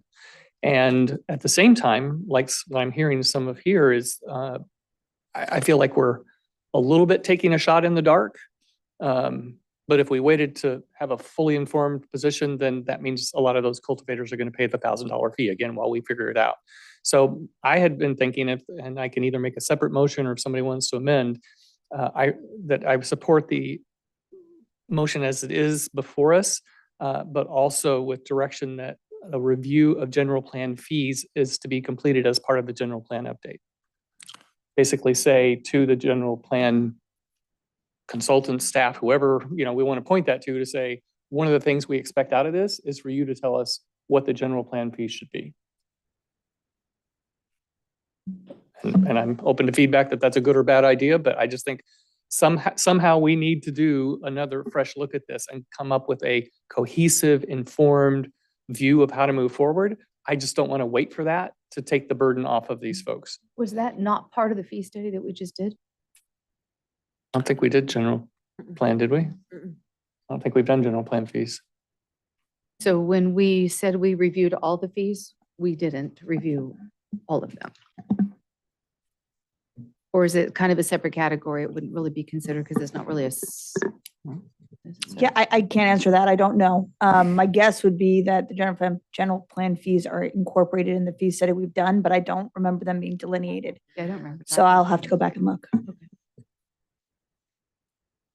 I do agree that the fee study should be done to look at. It's because I appreciate that we need to have the fore preparation, building up a fund to be able to do this again, because it's coming and it's probably going to cost 3 times the amount that it costs this time. Right. So it is important to make sure that fund continues to build for the next time. I think as Adrian, you We kind don't of highlight. burden, Oh, go ahead. so that we don't burden the next generation with having to pay for all of it. As Adrian said, it was 30 years ago we did the big update, and yet we were struggling to have the money to pay for this one until these fees came along. And so we need to really be looking at it, and I think it should be looked at both from is there some consistency to how we calculate them, whether they are applied to annual permits or not. All those sorts of things should be looked at just right this moment. I think that would be from a staff perspective, that would be appropriate to include that in this discussion. Because I can't remember who made the motion. I think you made the motion. You just you need to make ever- it into a motion. Figure out the. I was going to ask if you wanted to modify. 25%. A motion. Liam made the original So motion. Liam, do you want to change your motion, or do you want to make me a new motion? I was first of all looking for clarity on that 25% and 0.005%. Sorry. That's okay. I posed the question again to Cody, and he actually sent me a text of a building permit, basically fee calculation.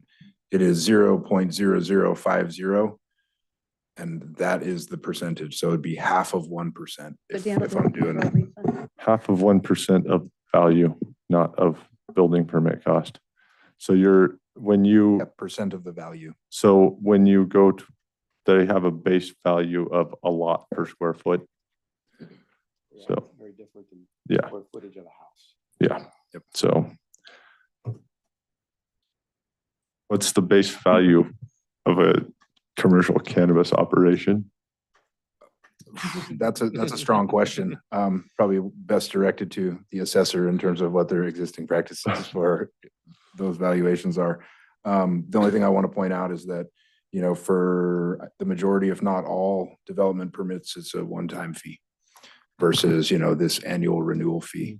So just, bear that in mind. Yep. Okay, so Supervisor Gogan, do you want to keep your motion as is and me make a separate one, or do you want to modify yours to include direction to staff to come back with a revised or an updated general plan fee structure? Can we just have a little bit more discussion? And I guess the one thing that I would like to, bring forward, if we don't have the economic driver, like cannabis was in the last 5 years, to raise the 2-point-something million to pay for the next general plan, what do we do? Where do we get that $2 million? Do we have something in place that will be a substitute for that money? And cannabis was a good way to get $2 million+ out of it, but I think that is kind of done. Well, I think that somewhat the answer to that is the numbers that I was given and shared was that over the last 10 years, outside of the cannabis program, we collected over $1 million. In 10 years? In 10 years. Mm-hmm. So if you take that times 2, that's 2 million. If you take it times 3, 3 million. That assumes the fees don't go up. It assumes development doesn't increase. And that doesn't include anything from cannabis, which we aren't contemplating nothing from cannabis. So I think there is a mechanism certainly to continue to bring it in. It's just, it would certainly be at a slower rate. Yeah, just wanted to check that and make sure that we weren't, I don't want to charge the cannabis folks $1,000 anymore, but we need to cover our ass when it comes to making sure that we can pay for the general plan. Okay. In the future. That wasn't a pro con anything. I was just making a statement. Okay. So we didn't get caught behind on this. Okay. I think just for streamline purposes, I make a motion to approve as presented with direction to staff to work with the general plan process to bring back an updated general plan fee schedule. Is that, or how do you want me to word that? Just to come back with an updated planning fee schedule. An updated plan fee schedule. Planning fee schedule. Okay. We've done the building part. There's some parts of the pure planning department that have not been done yet, as far as that fee study that Jill referenced. So the rest of the general plan fees will be captured in that. Okay. Yeah. So we did do building. We just didn't. Building do is planning. done, right? That's why it's updated. Okay. So the additional staff direction to go into the motion would be for staff to bring back an updated planning fee structure. Correct. Mhm. Okay. Do I have a second for that? Yeah, I'll second that. Okay. I was thinking about your statement though, just because it's crossing my mind. If we build a house, you don't have a renewal on your building permit year after year, but we have a renewal on the thing, on the license. And so that would be why it's there, which is what is making sense to me. Okay. Yep. But I have another question. I don't even know if you can answer this. Maybe Trin, you can. Do other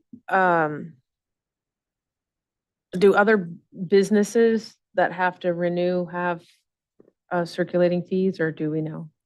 No? Yes? We don't know. Do we have any other? We don't have business licenses in Trinity County. Oh, beautiful. But I will say this, I have a liquor license that I have to pay for annually, cigarette license I have to pay for annually. So there are some licensing issues that you keep continually paying for, upkeep, staff time, whatever it may be. Probably no. So yeah, I guess there is some things that you pay over and over. I've been paying the Alcohol Beverage Control Board $150 for 28 years. So there are some circumstances where that does happen. But unfortunately, I don't believe that they actually take money to provide to Trinity County for our general plan update. I would agree. Okay. Holy. So we have guys' discrepancy with square footage, and that's kind of fair. Is that the way your 0.0005 and his $2,000. Yeah, it's the total value, not the building permit cost. Gotcha. Got it. Okay. So do we have further discussion or are we ready for a vote on the two motions? We'll call the vote. We have a subsequent vote by Supervisor Lutweiler, second by Supervisor Cox to approve as is with direction to staff to update planning fee schedule. Supervisor Cox. Aye. Supervisor Lutweiler. Aye. Supervisor Gogan. No. Supervisor Carpenter Harris. Aye. Supervisor Frazier. Aye. Okay. Thank you. Item 4.7. Need to get these back. Waive the reading of and enact an ordinance amending Trinity County Code Section 17.43.050 pertaining to commercial cannabis cultivation regulations introduced April 2nd, 2024. No impact to the general fund. Good afternoon again, Board. Drupal Valley Cannabis Division Director. Similar to the last item, in looking at backup, I noticed that the document titled Track Changes doesn't actually show the track changes. So I've printed out copies for you all. And I don't know if this one here, Drew, is this a typo on number 6 where it says director's use permit $751? I think we're doing the Yeah, prior. we're on to the next one. So you guys will have to catch that later. There you go, sir. I don't care. For next time.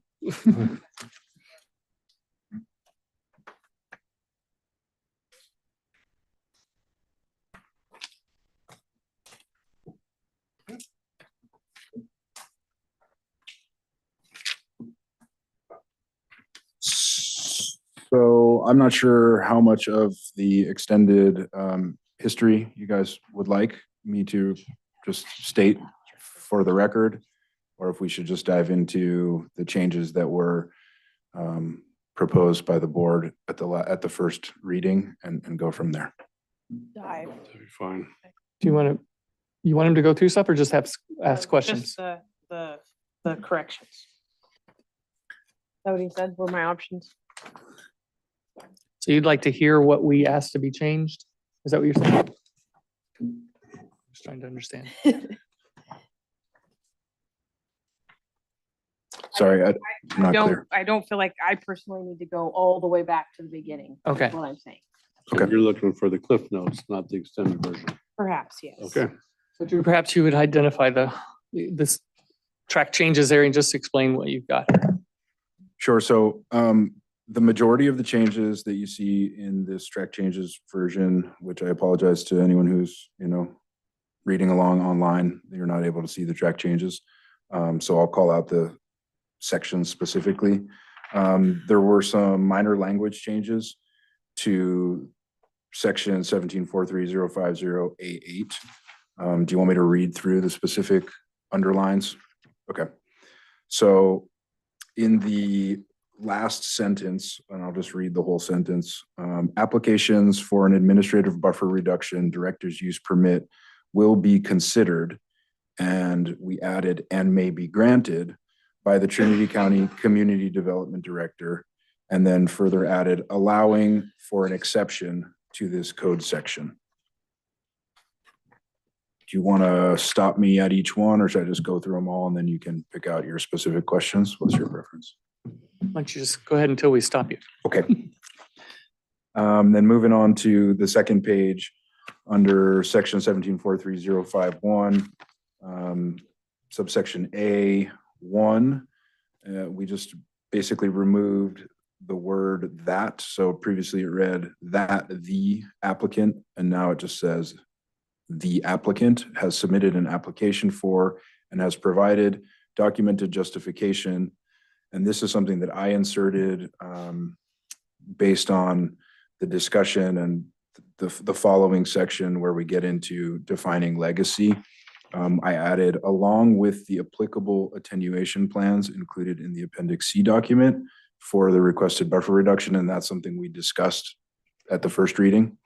Then in A2, that there are, and we struck through special circumstances unique to the properties in question that would reasonably allow a buffer reduction. In considering this language specifically, I don't know how we would quantify that these were special. They certainly are circumstances that are unique to the property, but special just didn't seem to add anything to, this code in terms of how we would administer the process. Going on down to A3, this is the section that there was significant discussion about related to legacy. So I'll read it. The buffer reduction must be for a legacy site. Legacy means sites developed for cannabis cultivation before the adoption of this ordinance. This definition includes sites which are licensed and unlicensed at the time of the adoption of this ordinance. Sites, and this is something I was sort of misspeaking earlier, but this is something that I added that we didn't come up in discussion. So you may have some, opinion on whether this is appropriate, but this sentence was also added. Sites that have an approved Appendix C document with approved site configurations will be allowed to apply for a buffer reduction. Sites which are developed after or pre-existing sites that have not yet submitted an Appendix C document, which are proposed to be expanded after the adoption of this ordinance, are not considered legacy sites. That makes sense. And those are the changes. The rest of the underline that you see is just since we added A3, 3, 4, 5, and moved down to 4, 5, 6.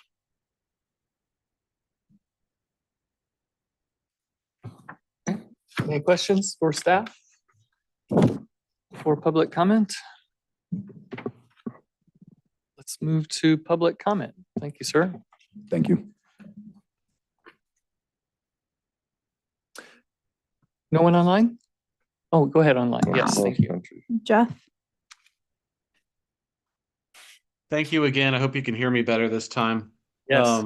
Jeff Godella, Xenia. This whole change in the ordinance is a great way to reduce bureaucratic clutter. It's going to free up a lot of time with staff and the planning commission, just doing the same thing over and over again, year in, year out, for projects that are pre-existing. These are not new projects to every year. What I would wish this also addressed was the setback and variances on medium-sized licenses. If you are aware, the medium-sized license is a 50-acre minimum. Every single one that's been approved, and they've all been approved, none have been denied, has needed a variance on a 500-foot setback from a property line. Now, if you get into the details of each individual property, this gets really ridiculous on why this setback is needed. A setback that's unattainable, even for a 640-acre parcel, doesn't seem like it actually does anything. Now, when this was added to the ordinance, the type 3 medium-sized license was added to the ordinance, and I think it was 18, maybe it was 17. It looked good on paper to put a 500-foot setback. That was like a strong setback, except in practice since then, not a single medium-sized license has been able to achieve that setback just because of how the way the topography is in Trinity. So what purpose does it serve is my question, and why aren't we getting rid of it? Just like we're doing this buffer reduction, a setback that's unattainable is useless. It doesn't provide any more notice to neighbors. It doesn't provide a bigger radius of notification. All these medium-sized licenses need CUPs, and they need to be approved by the Planning Commission. And then every year, staff has to do a renewal. Staff has to do the variance paperwork, and the director has to sign it. And the grower has to pay $751. And I do not understand what purpose this setback or having to get a variance every year serves. It's not protecting anybody. I'm on an 80-acre parcel with no houses within a half mile of me. there's a 640 acre parcel can't meet it. There's a 200 acre parcel in Burnt Ranch, which if you looked at the details and how ridiculous that setback is, because there's another licensed grow in between the acre license and the nearest neighbor, and that license doesn't even need a variance. Yet, for some reason, the other one does. This needs to be looked into in the interest of reducing bureaucratic clutter that we seem to be moving on pretty well in this meeting. So thank you. My time's up. That's my spiel for today. Thank you. Adrian? And thanks again, Chair, staff, supervisors, Adrian Keys from Hayfork. I definitely am speaking in support of this item, and something I want to make sure that is on the front of everyone's minds is it's not any kind of free pass for anybody to violate or to extend their impacts beyond their CEQA documents. Every year, and at any point, anybody could complain about activities on the cultivation site, and this doesn't change that. And then, as of now, at least, we're still doing the annual renewals, which is problematic in some other types of ways that we'll probably be discussing later. But I just want to say I support this one, and I think it's a great way, as Jeff said, to clean up some of the clutter. All the protections for neighbors are still there. It's just removing staff time and financial burden on cultivators. Thank you. Thank you. I have no other raised hands. In the room?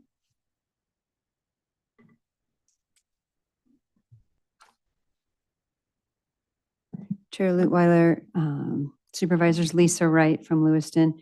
I support staff's efforts on, as well as I know the ad hoc helped us contribute to this on a reasonable approach. I like that reducing administrative clutter kind of concept. I probably sat through hundreds of these variance application reviews at the Planning Commission, and you've rarely even had opposition that led to a denial, especially from that affected 350-foot person. You might have had some, vocalizing and the outskirts, but literally maybe 2 or 3 times. I was talking to Adrian about that last time. So a lot of kind of extra burden on the Planning Commission. I was in the zoning interview, with Mintner Harnish, and they're like, what other things besides cannabis has come up at the Planning Commission? Like, hardly anything for years. So it'd be great to open up that availability at that Planning Commission level for other types of development efforts. Maybe we can encourage that more if we're more confident in saying, hey, this isn't going to take 3 or 4 years to process because staff has more availability, as does the Planning Commission. So I urge you to accept this change. I think it will be beneficial for everyone. Yeah, thanks. That's it. Thank you. Still good online? John? Hello, can you hear me? Yes. Hi, I'm also in support of approving this. However, the language that would limit reductions to the buffer zone to only legacy sites is a bit misguided and perhaps short-sighted. I agree with Supervisor Frazier that the original intent of the program was largely to get some sort of permitting for pre-existing medical producers at that time, 2016. And that would have been the appropriate time to put in a limitation to pre-existing sites only. But since then, the ship has sailed, and there could be circumstances where somebody may want to license a new site, and the neighbors would have no problem with it. It could even be a legacy person or someone who's been in the program the whole time, and they want to license an additional site somewhere. And they've been in good standing the whole time, and it seems the current language being considered would make that impossible. And if the long-term vision for cannabis in Trinity County is to build something like the Appellation of Origin program for a little valley in France called Champagne, where they've gotten very good at producing sparkling wine over the centuries. It took them hundreds of years of moving sites around and trying different varietals and trying different techniques to perfect what they have now. And it's the single highest value ag crop on planet Earth, aside from Northern California cannabis, is those fine wines. So I think the long-term vision should include the ability for the sites that produce the highest quality cannabis products with the least environmental impact and the least problems with the neighbors to attract the most talented, hardest working growers and the licenses over time. So I would encourage approval of this. However, the limitation on pre-existing sites is a bit short-sighted, and I think the time for such a thing has passed. Thank you for your time, and thank you guys for sorting through all this complex stuff. Thank you. I have no other raised hands. Okay, back to the board. Entertain a motion to begin discussion. I'll move to approve as presented. I will second. Okay, Now let's start the discussion. yeah, I'll let you guys go first. I Um, do have some input.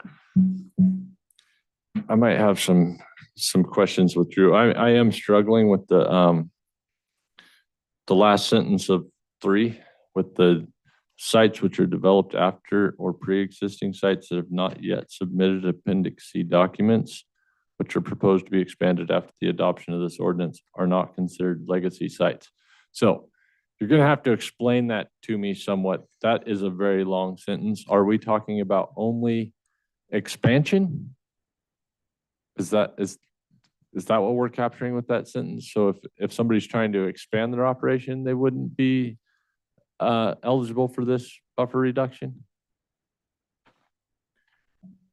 It's a great question, Dan. I think that was our best attempt to capture, the discussion that was had. Well, yeah, and I just want to make sure that we're all on the same page, because if you read it really quickly, it looks like sites which are developed after or pre-existing that haven't already submitted an Appendix C aren't eligible, which if we were going to make anybody who hasn't already submitted an Appendix C, then why would we put the legacy language in there?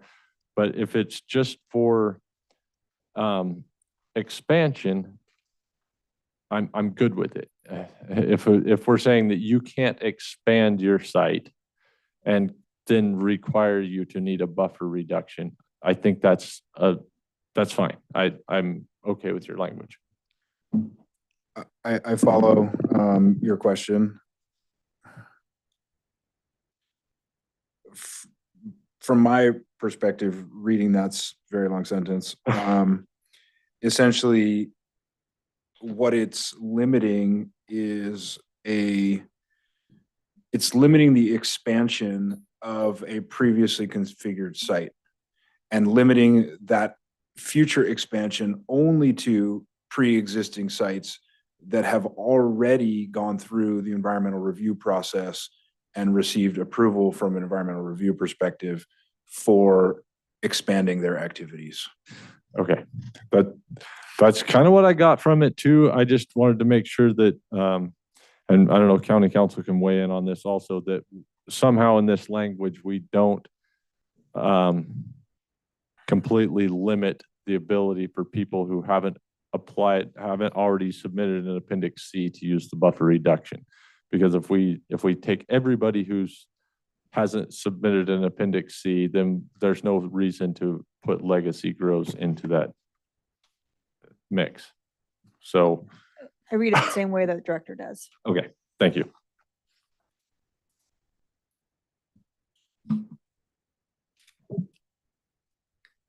Other discussion?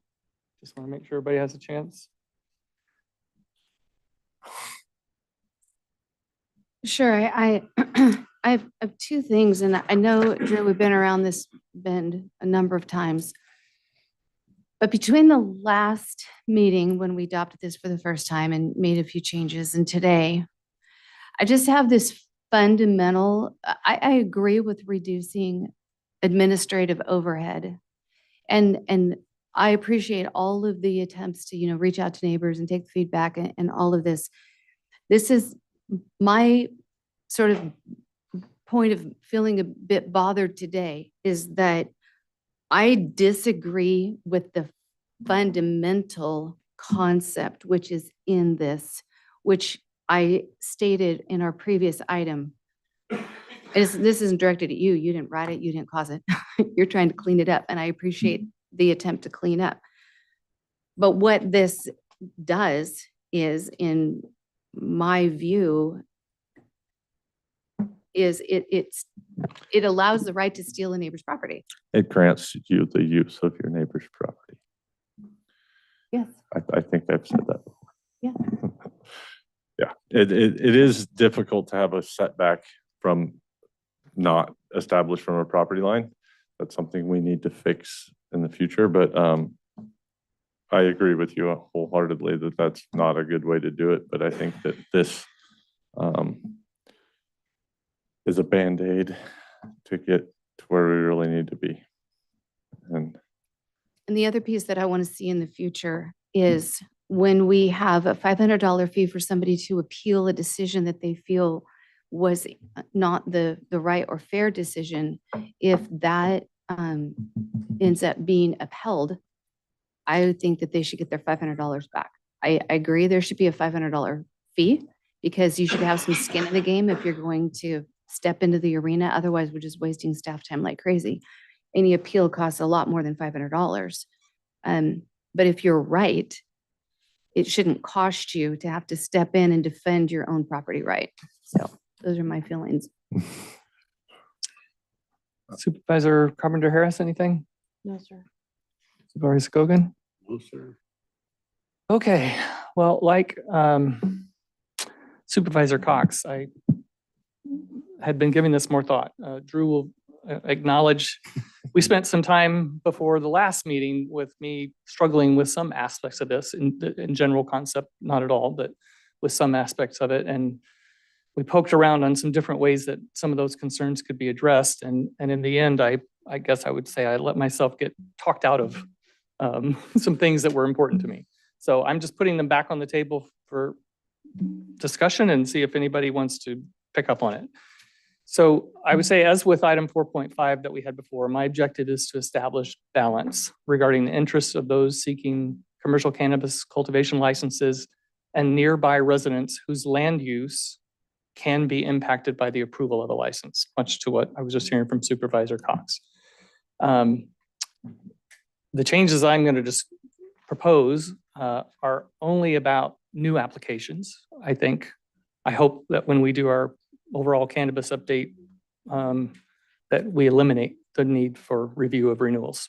That if you're in good standing, you just move on and let's get out of this mode, period.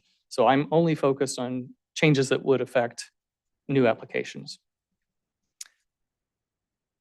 Our program documents indicate that odor from commercial cannabis cultivation operations can be significant, unavoidable, and can travel up to 2 miles. That's 10,560 feet.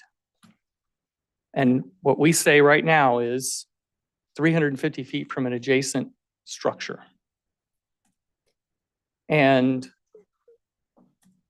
I believe, as I stated earlier with other discussion, that true land use reasons can be in place that the odor, and again, I completely understand some people like the odor, some people aren't bothered by the odor, and some people are very much bothered by the odor.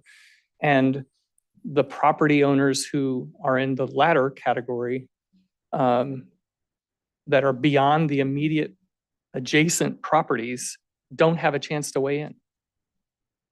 And so I propose, and I Drew might want to sit down. because we talked about this, that we expand the notification. No, we don't expand the distance for the setbacks or buffer zones and all that, but we expand the notification of property owners up to 1,500 feet away. That's less than 15% of the distance that we acknowledge it can travel. And just anecdotally, I can tell you the only cultivation operations I drive by regularly, I measured on parcel view and I'm at least 700 plus feet away and can smell it a lot of the time and very strongly during the heavy times. So this is saying if I can still 750 feet away smell it pretty strongly, then 1,500 feet, it should have dissipated enough that, you know, that it's at least a line that I can draw under the 10,560 feet that we say it can travel. To me, this approach seems better than expanding the distance of the buffer zone, as it is less limiting to specific parcels. Because when Drew and I talked about this before, you know, if you have bigger setbacks, almost like we heard with the medium license comments earlier, you start to drastically limit which parcels this could be on versus, and let's use Post Mountain as an example, if all the neighbors, and I don't want to speak for all the neighbors, but if all the neighbors around there within, in this case, 1,500 square feet or 1,500 feet say, we don't have a problem with it, then okay, it goes through. If they do have a problem with it, then they have that opportunity to weigh in with the objection letters. And then all it means is it goes to the Planning Commission. And in that case, to your point, those neighbors have an opportunity to have a voice without paying $500. And yes, it is a burden on staff, and I wish it wasn't. And yes, it is, you know, an extra step for the person who wants to get the application, but they're the ones who will financially benefit from this being approved, not the people around them. The people around them, if they like the smell, can say they're benefited from it. But if they don't, then they're negatively impacted physiologically, psychologically, value of their homes, whatever they interpret it to be as an impact. So again, if no objections by neighbors who are well within still an area that's likely to be impacted by the odor, then the application moves forward as currently defined in the program. Again, this would only be to new applications, not to renewals.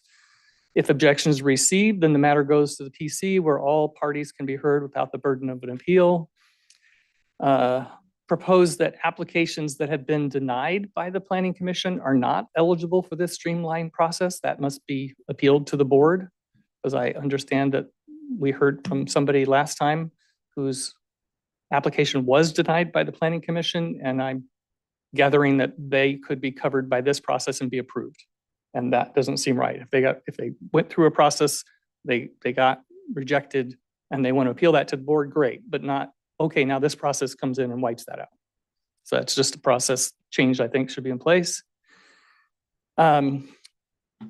Because I understand that if the board chose to support this kind of redirection, that would cause it would mean that this would have to go back to the for reviews. And so then our temporarily approved streamlining would go away, and we would have a void between when Drew is authorized to do things in a streamlined way for renewals and when we get this revised thing in place. So I'm suggesting that we bring an extension of the resolution for temporary streamlining, moving it from the end of April to the end of June, to a special meeting that will allow it to take effect prior to expiration. And my understanding is that expiration is the end of this month, so it means we'd have to have a special meeting before the end of the month so that could, Drew and the team would not have a void in this ability to process in a streamlined way under the current temporary approval.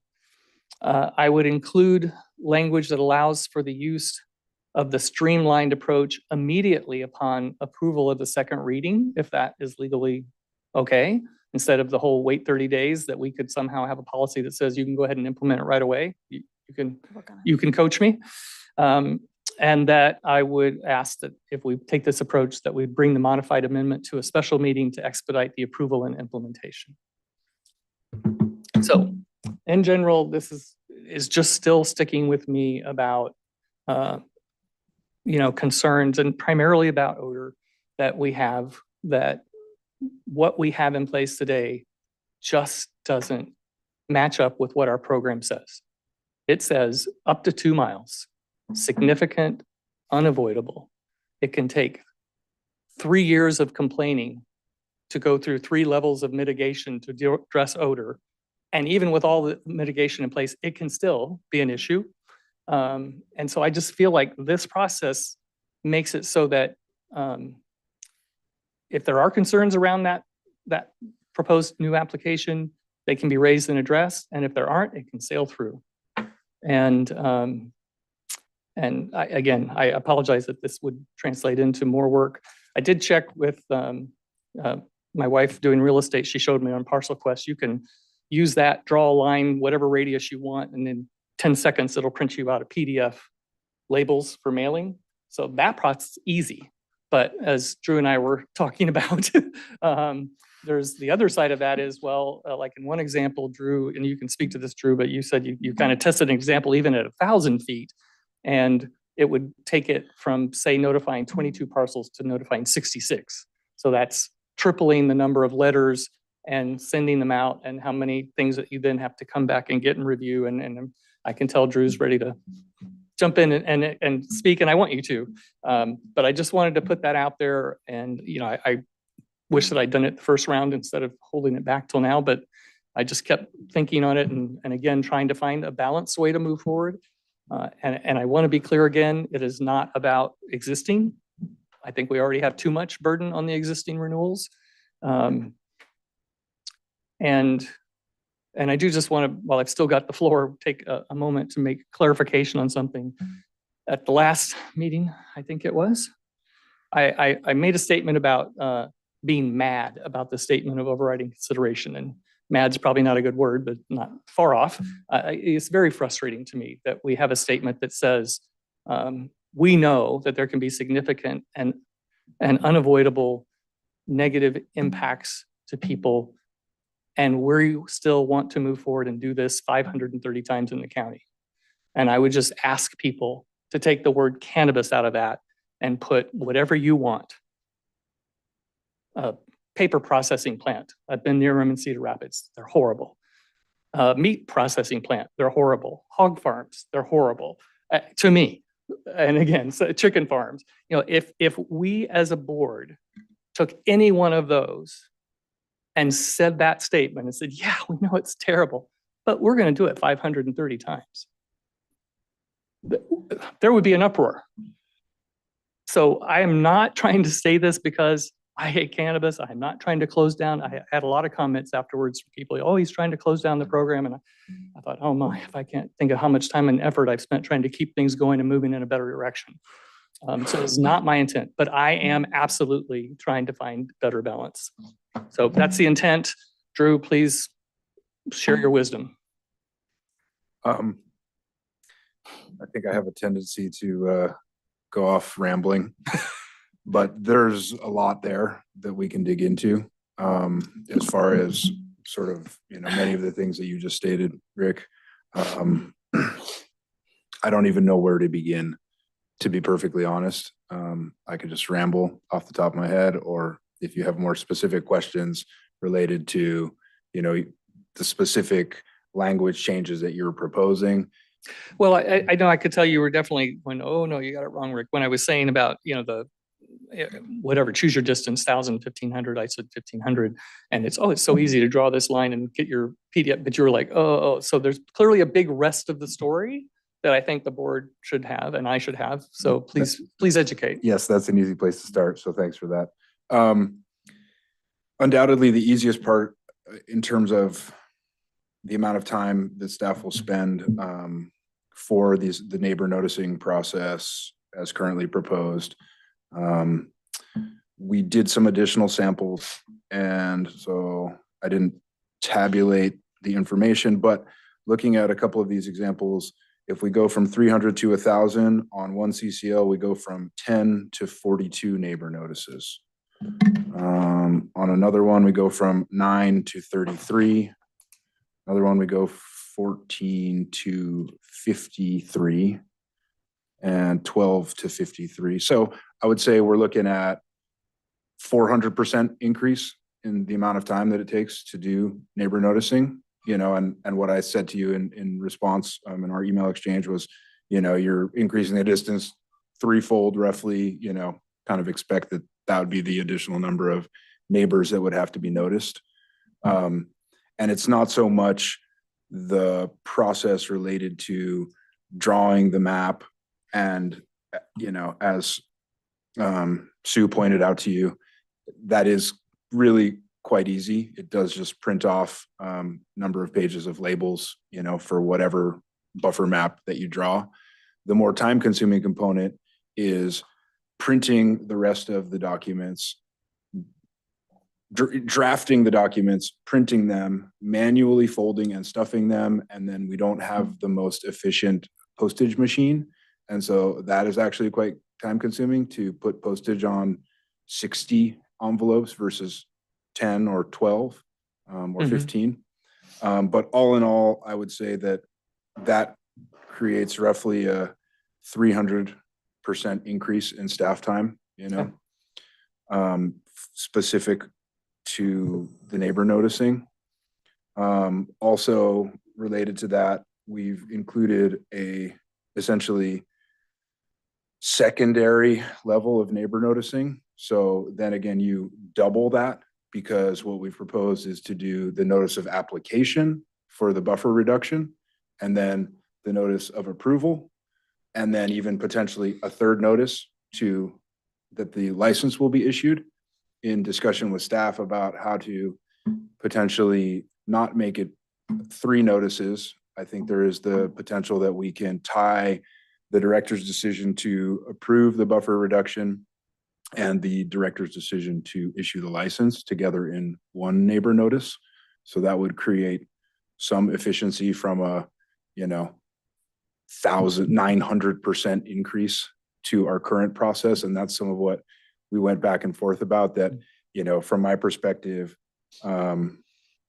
we haven't really streamlined the process, and maybe it would be helpful to kind of give you all some of the historical context of where we started last year when we first, brought the streamlining resolution before you all. Essentially, at that point, we had a backlog of initial CCVs that needed to go to the Planning Commission, plus all of the existing renewals. And so the sort of staff's perspective at that point was that there was no way that was accomplishable, given the rest of the backlog of projects, picking up from program shutdown. We've made a lot of progress since then. But currently, my opinion is that basically what we've come up with is not any more efficient than our current process, unfortunately. And we certainly have expanded the ability for adjacent residences to oppose these projects and give them the opportunity to have a free planning commission hearing with their opposition, versus the requirement that they would have to pay $500 to appeal the director's decision to issue the license, or appeal the basically, go to the planning commission hearing for an initial CCV and pose their opposition there formally. So there's a couple of the elements, just in response to kind of what you stated, Rick. At the pleasure of the board, if we get into talking through significant changes to what's being presented, I can probably hold some of my comments for that, depending on what you guys are considering, without excessively belaboring the discussion. Okay. Yeah, I think I put out there what I was thinking and feeling, but I need to find out if there's any support, because otherwise we don't need to, dig into a whole bunch of details. Can I ask a question? Sure. Of you? Please. Is there any pieces and parts of what you're asking for? Can they be uploaded into the full review and the full ordinance review as that builds? Is there any way that, rather than like accepting this now, but then taking some of those considerations and looking at them in the whole process. Yeah, I think absolutely this could also be looked at in the whole ordinance update. Yeah. It's a little bit like in my view, the opt-out discussion / pause / whatever that we had earlier, is that you just basically say you're going to let things continue with noticing to people, without noticing to people that are very likely to be affected by the odor. And that until we get the new ordinance in place. And then, of course, we don't know what the new ordinance will look like either, but it could be delayed. It's just, that's the impact. I just keep feeling like the part of the reason, because we maybe rushed into things and because of how we were trying to accommodate changing from illegal to legal, we were being quick to approve things. And I think that's what led to us having things in places where they shouldn't be because of their impact on other neighbors and their land use and their livelihoods and so forth.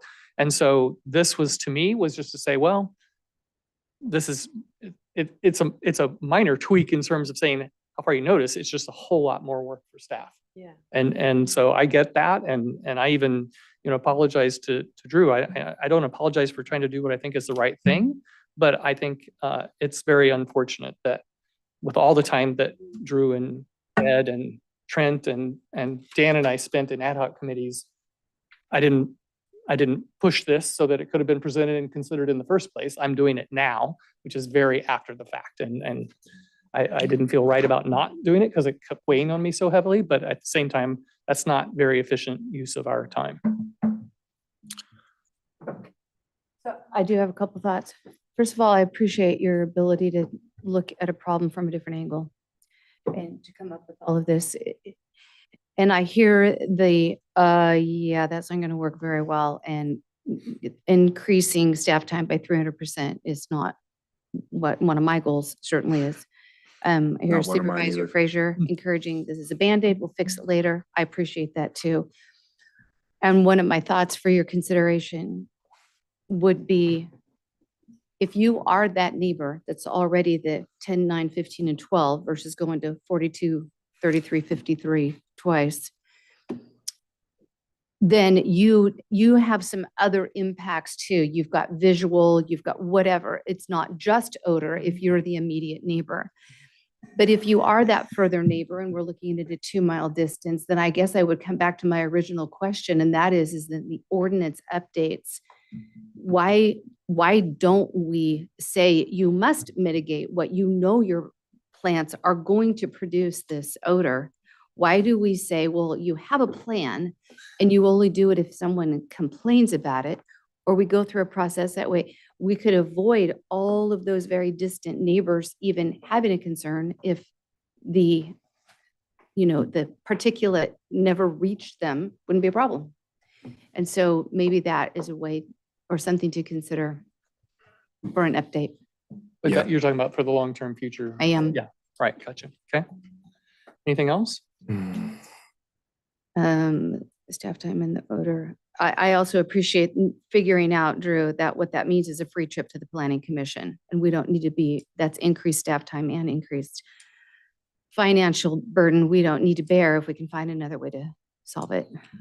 Yeah, see and that just either. to that sort of sentiment, I think we're getting closer to having a more functional process, moving away from CCVs to buffer reductions. I think that the inclusion of the consent opposition concept just makes good sense. I took note of the fact that Humboldt has a similar but much more simplified version, which is if you don't get approval from the neighbor, and I believe they have a 300, I think it's either 300 or 350, so it's quite similar to a neighboring legal, they don't say legal dwelling, it's just neighboring adjacent residence, I believe, that you have to get neighbor consent, period. And so I think that is the intent that we've tried to capture here, with the consent opposition concept related to the odor impacts and mitigating them. sort of circling us back to the discussion that we had related to opt-outs, what's difficult to determine is, are there illegal cultivation activities within that whatever, radius we decide, let's say 1,000 feet, that are creating odor impacts that are being confused for sites that we at least have the ability to tell them, hey, implement your odor control plan. To your sort of question about why don't we mandate that the odor control plans be implemented from the get-go. And I think that ties back into generally just this difficult topic, which is that these are subjective concerns. And so the function of a mitigation measure is to mitigate negative or adverse impacts. I don't think that we can, given the discussion that we continue to have, I don't think that we can say that everyone feels the same way about it. So to mitigate something that's not an impact is sort of, I think, why it was framed in the way that it was in the EIR, where it's saying, we don't know who is going to dislike this or be, have some physiological negative effect on. So from that perspective, it's sort of set up that tiered odor control plan so that when complaints are received, there's at least a mechanism to mitigate those odor impacts off-site. And I guess lastly, just related to, odor mitigation plans, we do not, to my knowledge, have a single site in the county that has implemented the highest tier of their odor control plan as of yet.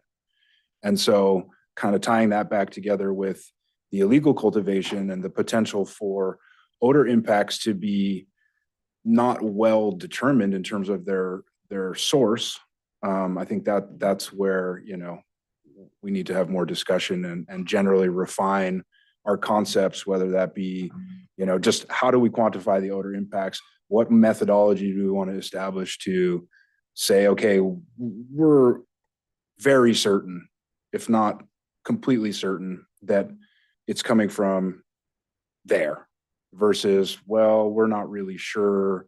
There's all sorts of other, there could be a personal grow directly next to a residence that is fully allowable by state law, fully allowable by Trinity County Code, and those odor impacts are being, misassociated with a licensed commercial cultivation site that's down the road.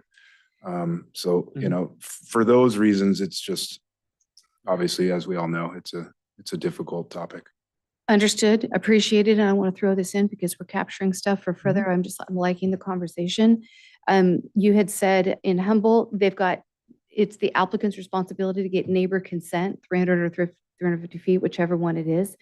Maybe what you do is make it the responsibility of the applicant to check all the way out to the 1,500-foot mark and see if there's consent or not consent, because again, you're never going to be able to identify the source of the odor. And so if nobody around you cares, well, then why do you care? And they shouldn't have to spend dollars and effort implementing a mitigation plan that nobody cares about. And so then maybe if that were the case, and you live someplace where, yeah, people within 1,500 feet are going to care, you implement your plan, there is neighbor complaint proving it's coming from an illegal site. That complaint-driven process then triggers code enforcement instead of code compliance. And maybe that's our methodology to help clean up our landscape a little bit with illegal grows. And I like the concept. My question sort of in response would be practically, what methodology are we going to establish to quantify where it's coming from? And I think that continues to be one of the most difficult components. But generally, I follow what you're saying. It would, however, end the neighbor argument. You would know it's nobody in the program. We're not angry at how our program is being run. We know we need to clean up our landscape with illegal grows.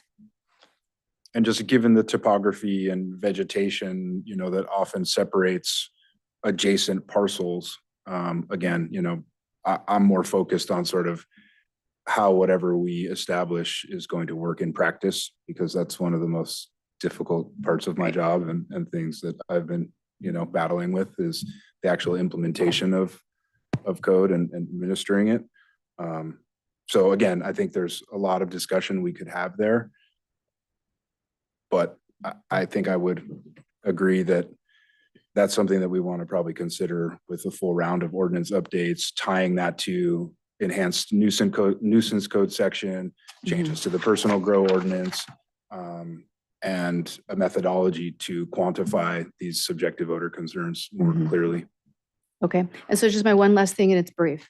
If we are looking at, okay, well, this is our Band-Aid and we're trying to figure out what best to do going forward, I do think that consideration of the comment that was made regarding the medium licenses, it looks like there might be some streamlining that could go on there as well that we haven't really Well, considered. that would have to be done in the full ordinance update.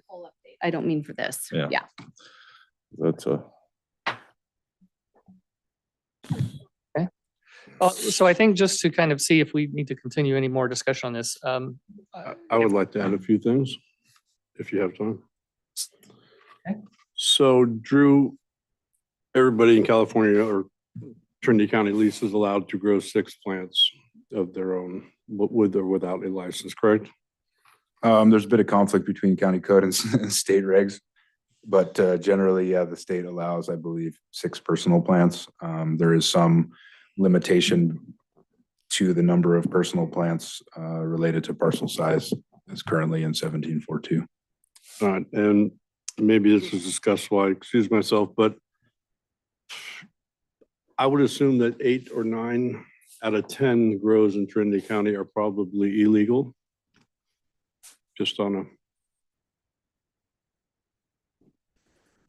I mean, I really don't have any updated information to quantify that, but I think what we can all agree is that when the program was established, we only set up a spot for roughly 10% of the existing cultivation sites, which was, I think, 5,000 to 6,000. So I don't know what that's been reduced to, as of 2024, but I would imagine that there are at least as many, if not more, illegal cultivation sites than currently licensed sites. I think that's a reasonable assumption. So I guess what I'm getting at is it would be very hard for me to discern the smell coming from, well, there's a 80% chance of me smelling an illegal grow than a legal grow, just in percentages. I follow. Yeah. I mean, I understand the concept and everything, but how do you put that down on paper? I mean, the best I can offer is that, it's a reasonably involved scientific experiment of sorts. You need to be out there, one, able to quantify the odor concentration from any known, let's say, compliant legal cultivation site, how we would ascertain what the other illegal sites are or personal grow sites, other than aerial imagery or flyovers from the sheriff, which, aren't going to necessarily capture what's happening inside of a structure that can't be, seen. But yeah, then we need to take into account wind direction, topography, vegetation, and, it'd be quite involved. I think we can do that, but I follow your. I think doing this would be almost, you couldn't quantify it in a way.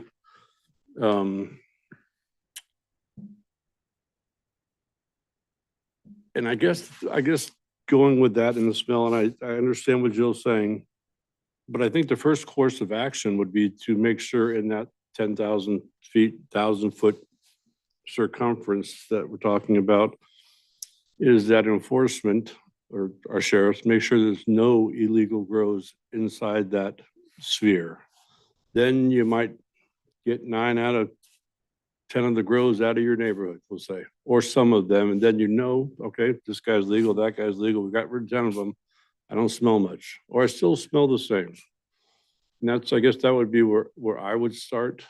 I don't think you could punish me because there might be 9 other people doing something illegally and I'm doing something legal. And that's certainly the case in our county. Well, and I think that, generally on the topic of some methodology to quantify these subjective odor concerns, it would be quite helpful, in the further pursuit of understanding where these negative impacts are coming from, to establish that really as it relates to the odor control plans, but to say, okay, this is how we're going to quantify it. This is what we measure it at. This is what it's quantified at the source. Then you go to it's similar to what we do for noise attenuation plans. Then we go to, let's say, the property line. We can show a quantifiable reduction or lack thereof at the property line. And then as we move further away, I think those data sets would help us to understand more clearly, well, we're seeing a dilution ratio of 7, it's reduced to 5. The ratios may work in the inverse, but anyways, it's reduced to 5. How could we have a 9 here without there being some other, source that's also contributing? So I think that's a really crucial component, although not an easy one to nail down, that we certainly need to address in ordinance updates. So I would just like to do a quick check-in because I don't want to drag this out further than it needs to be. And I don't have a good sense yet as to if there's any board support for, I think, the 2 primary things that were proposed here. One was increasing the notice distance to 1,500 feet away. And 2 was the part about having some addition that indicates that this process can't override a rejection by the Planning Commission. So I'm curious as to if there's any interest in either of those, because if so, I'll put a motion forward and then we can vote. If there's no interest, then I won't bother with that. I would, after all the discussion we had, I would say you should probably at least put a motion forward and then we can let people vote on it. Okay, so for the purposes of at least moving forward, and then we could get more specific, a motion to adopt the amendment with the addition of an increase of notification of property owners up to 1,500 feet away, and the addition of language that ensures that a application rejected by the Planning Commission cannot be overridden by this process. And just for clarification, this would then automatically become a first reading? Yeah, and I had all the other things that if we decided to do this, then we would also, there was the staff direction to bring back something very quickly to extend the temporary support for the staff, and also to let's see, make sure I guess if I'm formally putting this up. Do it more quickly. Yeah. And you're going to have it effective immediately. Bring extension of the resolution for temporary streamlining from the end of April to the end of June to a special meeting that will allow it to take effect prior to expiration. Include language that allows for use of the streamlined approach immediately upon approval of the second reading, and bring the modified amendment to a special meeting to expedite approval and implementation. So basically just saying, knowing that this, if we did this, would really slow things down, try to speed it up on our end at least by being ready for special meetings and such. So I'll have that motion. Is there a second? Yeah, I'll second that with a question. I'll second it and then I'm gonna ask you a question. Okay. This increasing of the notice distance to 1,500 feet is again intended to be a Band-Aid for cleanup in another way, because we realize we are doing everything we just said, increasing staff time and labor. Okay. Yeah. Okay, so discussion? Yeah, a little bit of discussion. I would ask you, do you think you would accomplish enough if you made that 1,000 foot, since Drew's already doing 1,000 foot circles around those to check for schools, churches, all that stuff? So then we wouldn't need 3 circles around each grow site, but only still the 350 foot and 1,000 foot. would that be something to consider? Is that a process that takes a bunch of time to No, do another circle? it doesn't take much time to do the circle. It's just we already have 1,000-foot circle. And so, it's not a indulged question to me. It was just simplifying so we don't have staff looking at 350 feet, 500 feet, or 600 feet, whatever it is for bus stops, 1,000 feet for schools, churches, and youth centers, and then 1,500 feet for neighbor notifications. And there just gets to be this mass of circles. Yeah, I think I'll just keep the motion as it is. Okay. We'll see what people think. So I would like to say that we are trying to quantify the unquantifiable right now. I got 100 plants, you got 100 plants. Who you smelling? Illegal or legal? You never know. It's not, until we get to that spot where there is no illegal cultivation in this county, you will never be able to pinpoint whether it's my weed, his weed, hers, his, theirs, behind me. It's unquantifiable. We are putting forth something that we cannot quantify nor hold up in court. And that's the facts. You can't say for sure. I can't say for sure. He can't say for sure. We can think it, but it won't hold up. And I think it's ridiculous, honestly. Any other discussion? I just say, hope- go ahead. Oh, Nadia. I'm Go sorry. ahead. I'm still kind of ruminating on my first question to you, was that is now the time, I guess, is where my brain's back, bouncing back and forth. I do agree with I like the idea of this, but I also realize that it's maybe we can deal with it in the grander, ordinance update. And I also struggle with the whole conversation about whose is it, I don't know how.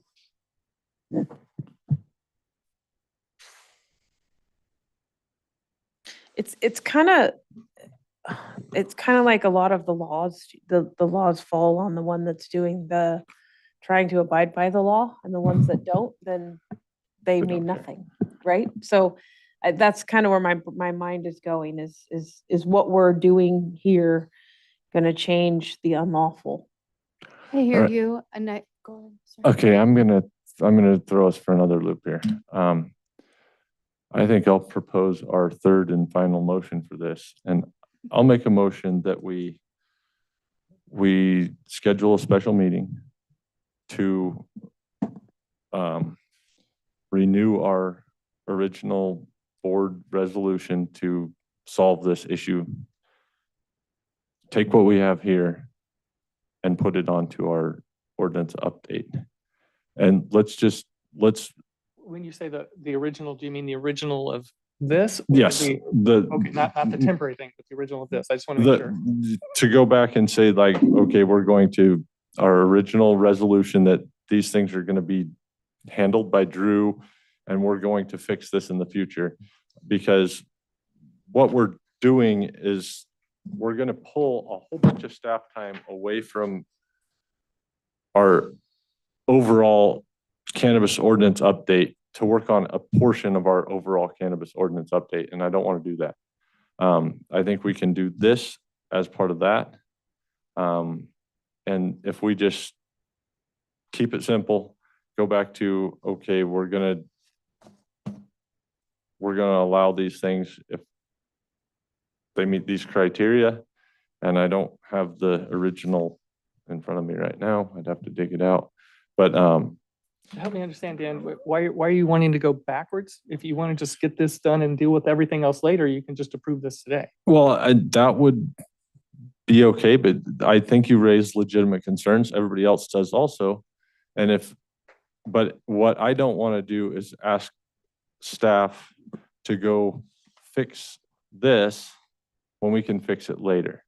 So We have too much more discussion. Do we have a second? Oh, yeah. I want to hear what it is. Yeah, I don't know what it is yet. My motion, I'm trying to dig up some stuff. I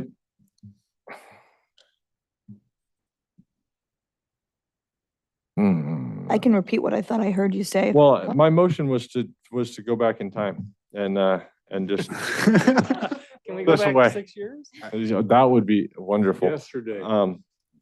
Let's see. I think I could help too, if you'd like Is it that. just Dan. this without the inline changes? No, I think, and correct me if I'm wrong, I think what Dan's referring to is essentially extending the resolution for the rest of this calendar year or until. That is essentially what I'm saying, is extend our temporary resolution till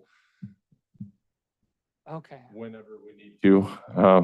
If you think I would say if we're going to put this all with our ordinance update, we would extend that resolution to December 31, 24. And I don't know that we can do that today. I think we would have to bring that back at a special meeting. So that would be my motion. Okay, so motion to schedule a special meeting to renew our temporary solution to the end of 2024. And the rest of your story is that then allows for we can stuff fix to be this. worked on. But in the meantime, Drew's not slowed down. He just doesn't get whatever was coming with this enhancement. So Okay, so do we have a second? I'll second that. Okay. So discussion on that. Do we have the tool built yet to figure out where the odor is coming from? There is a tool. We have not yet purchased one, but we could certainly go forward and do that.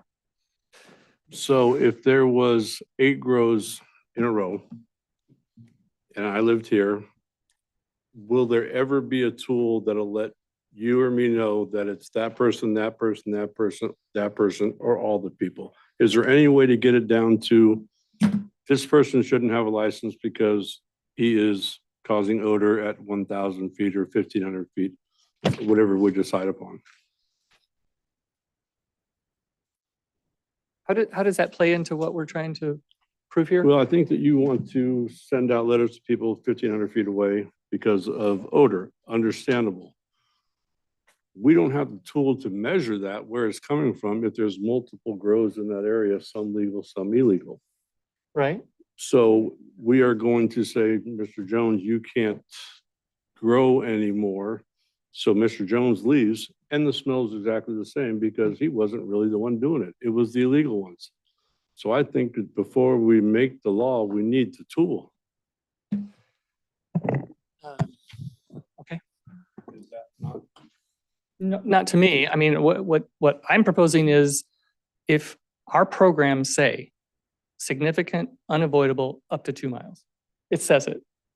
And I'm saying, well, then go to 15% of that 2 miles and give the people that could be affected by a new license being approved the chance to say, I'm okay with that, or I have concerns about its impact on my land.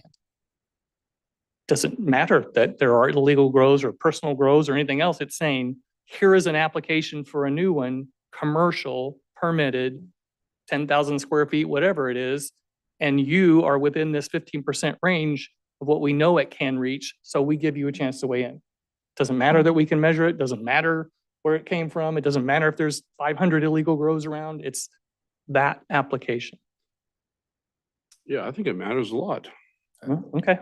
I think to Liam's point, if what we're doing functionally prevents a business from being established, and we've now prevented that business from being established, but we haven't addressed the impact to the person that doesn't, enjoy or otherwise, is negatively impacted by the smell, then that's not a functional improvement in terms of the negative effect that that individual is experiencing on the daily.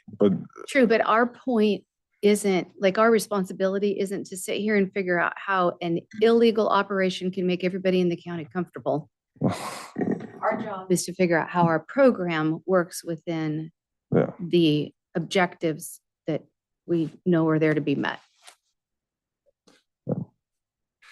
I think our job is to get it right. So we've got three motions on the table. This is not Can right. we- This can we- is not right. Call the, This opportunity with continuing the current, the current, what is it, what I've lost the word. the current Resolution. temporary The current streamlining, temporary lack of better words. Process, we're gonna extend that. And then we're gonna go back and try to get this right, hearing concerns from different people and trying to get it right, rather than trying to do it today and not getting it right maybe, or not. And then, but if we just kind of continue on with this continuing, I feel like I'm saying the same word over and over again, continuing resolution, then. I fully Don't say understand what continuing everyone's saying. Okay, so we have three motions, as I understand it. The first one that we would vote on is the motion to schedule a special meeting to renew our temporary solution to the end of 2024. Can word that better.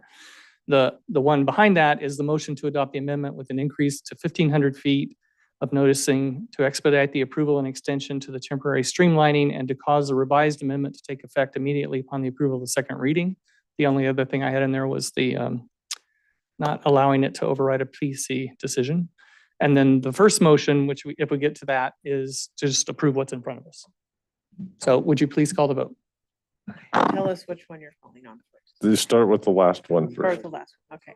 And so this one's for planning a special meeting to renew. Supervisor Carpenter Harris, Aye. Supervisor Frazier, No. Okay. Supervisor Cox, No. Supervisor Gogan, Aye. and Chairman Weiler. No. So the second one, motion to adopt that, I'm just saying this because you need it for me anyway. Motion to adopt the amendment with the increase to 1,500 feet of noticing to expedite the approval of an extension to the temporary streamlining and to cause the revised amendment to take effect immediately upon approval of the reading and to adopt language that ensures this amendment does not allow for overriding of a planning commission decision. Supervisor Cox, Aye. Supervisor Leutwiler, Aye. Supervisor Gogan, No. Supervisor Carpenter Harris, No. Supervisor Frazier. No. Okay, so we're back to the motion to approve what is presented. If I could just say that if this motion fails, the item will be rendered dead. And under Rosenberg's Rules of Order, you would have to wait 1 year before you brought it back in its same configuration unless you did a motion to suspend the rules. Can you say that one more time, Margaret? Sorry. Absolutely. So if this motion were to fail, this item will be dead. It will not be allowed to be brought back before this board in the same configuration for a period of 1 year unless this board chooses by a 4/5 vote to waive Rosenberg's Rules of Order and bring it back sooner. Got it. Okay. Thank you. Motion to approve, Supervisor Gogan, No. Supervisor Frazier, Aye. Supervisor Cox, Aye. Supervisor Carpenter Harris, Aye. and Chairman Leutwiler. Aye. That was an hour and a half well spent. Thank you all. For your patience, Drew, and your help. Thank you very much. My pleasure. Okay.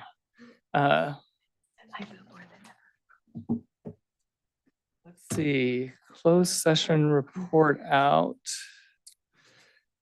From our last closed session in normally scheduled meeting, item 4.2 on April 2nd, 2024. Item 5.1, Government Code Section 54954.5E, Public Employee Appointment County Council.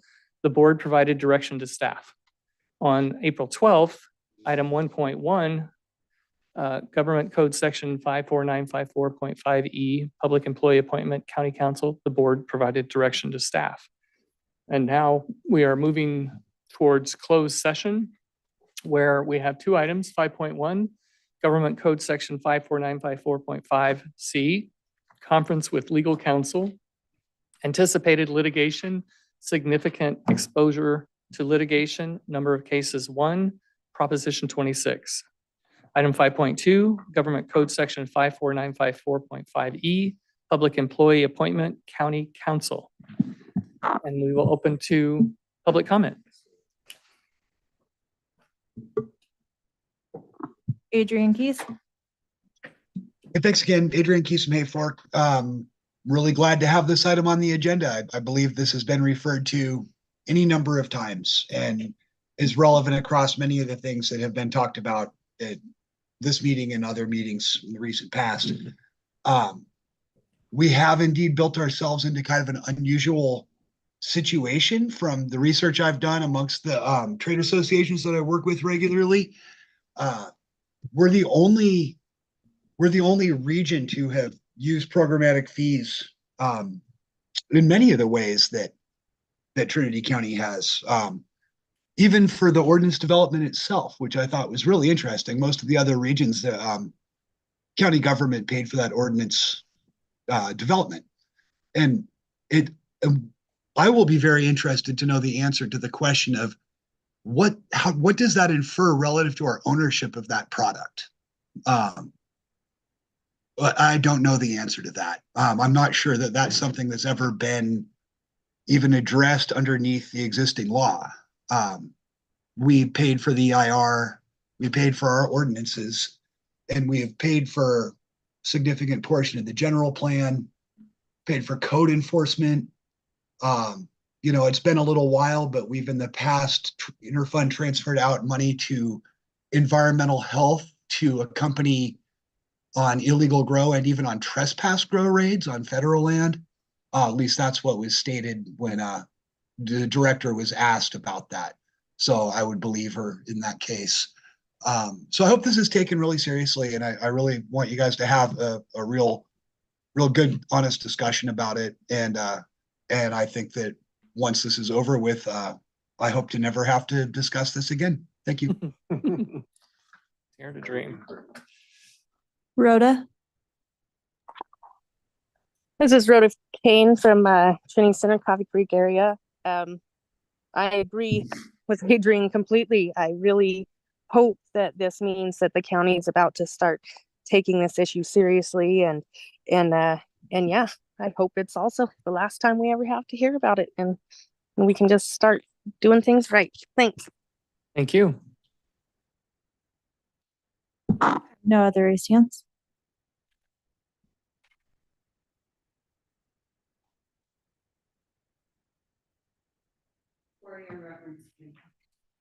Introduce myself. Chair Leutwiler, Supervisors Lisa Wright Lewiston. I wanted to share with you, because I think this is a very complex kind of issue, this Prop 26 and what is a fee, what are taxes? And this was shared with a group, and it's prepared by the California Taxpayers Association. You certainly have your county council, but this is kind of more of a leave behind layman's version, I feel like, of what's a fee and what's a tax. Some issues to consider before imposing a tax. I think the biggest question here is really, does the charge specifically benefit those who pay for the charge? So government activity funded by a charge should benefit only the individuals and entities that pay the charge. I think that's fundamental to a fee-based program. You have a fund with fees that are designed to just benefit the fee payer, which in this case would be the creation and administration of the cannabis program. And nothing beyond that. We've historically, and we've talked about this really for years, right? We've historically funded non-program related code enforcement, typically to the tune of about $500,000 a year, with no direct benefit to fee payers. And the other thing about Prop 26 is very interesting is the burden of proof is on the government to prove that this benefits the fee payer. It's not we have to disprove in some way, the fee payer themselves. So we have that element. We have, which was already mentioned, I'm not going to repeat, but we've also paid a mighty sum to our county council to defend actions of this board, sometimes against program participants, in a conflict. I don't feel that's appropriate use. It doesn't benefit all of the fee payers. So what I ask is that you to give thoughtful consideration. a building was purchased, a number of other things that have not exclusively benefited the fee payers over time. I think we would have a balance in the fund. Certainly that would allow us to do a better fee calculations, because you shouldn't charge more than it costs you to administer a program, but you should, maybe each year you'd have it roll over, from the previous year and kind of do that reassessment. But we certainly shouldn't, the program, the we shouldn't have to borrow from the general fund. If anything, I think that's what's happened. Again, to quote Supervisor Frazier, I think there was a cash grab. We looked at what we could get out as a county of cannabis at that time to fund other program needs. Wasn't appropriate then, isn't appropriate now under Prop 26. So please give some thoughtful consideration to that. I appreciate your time. Thank you. Anybody else? Okay. We will move into closed session. Thank you.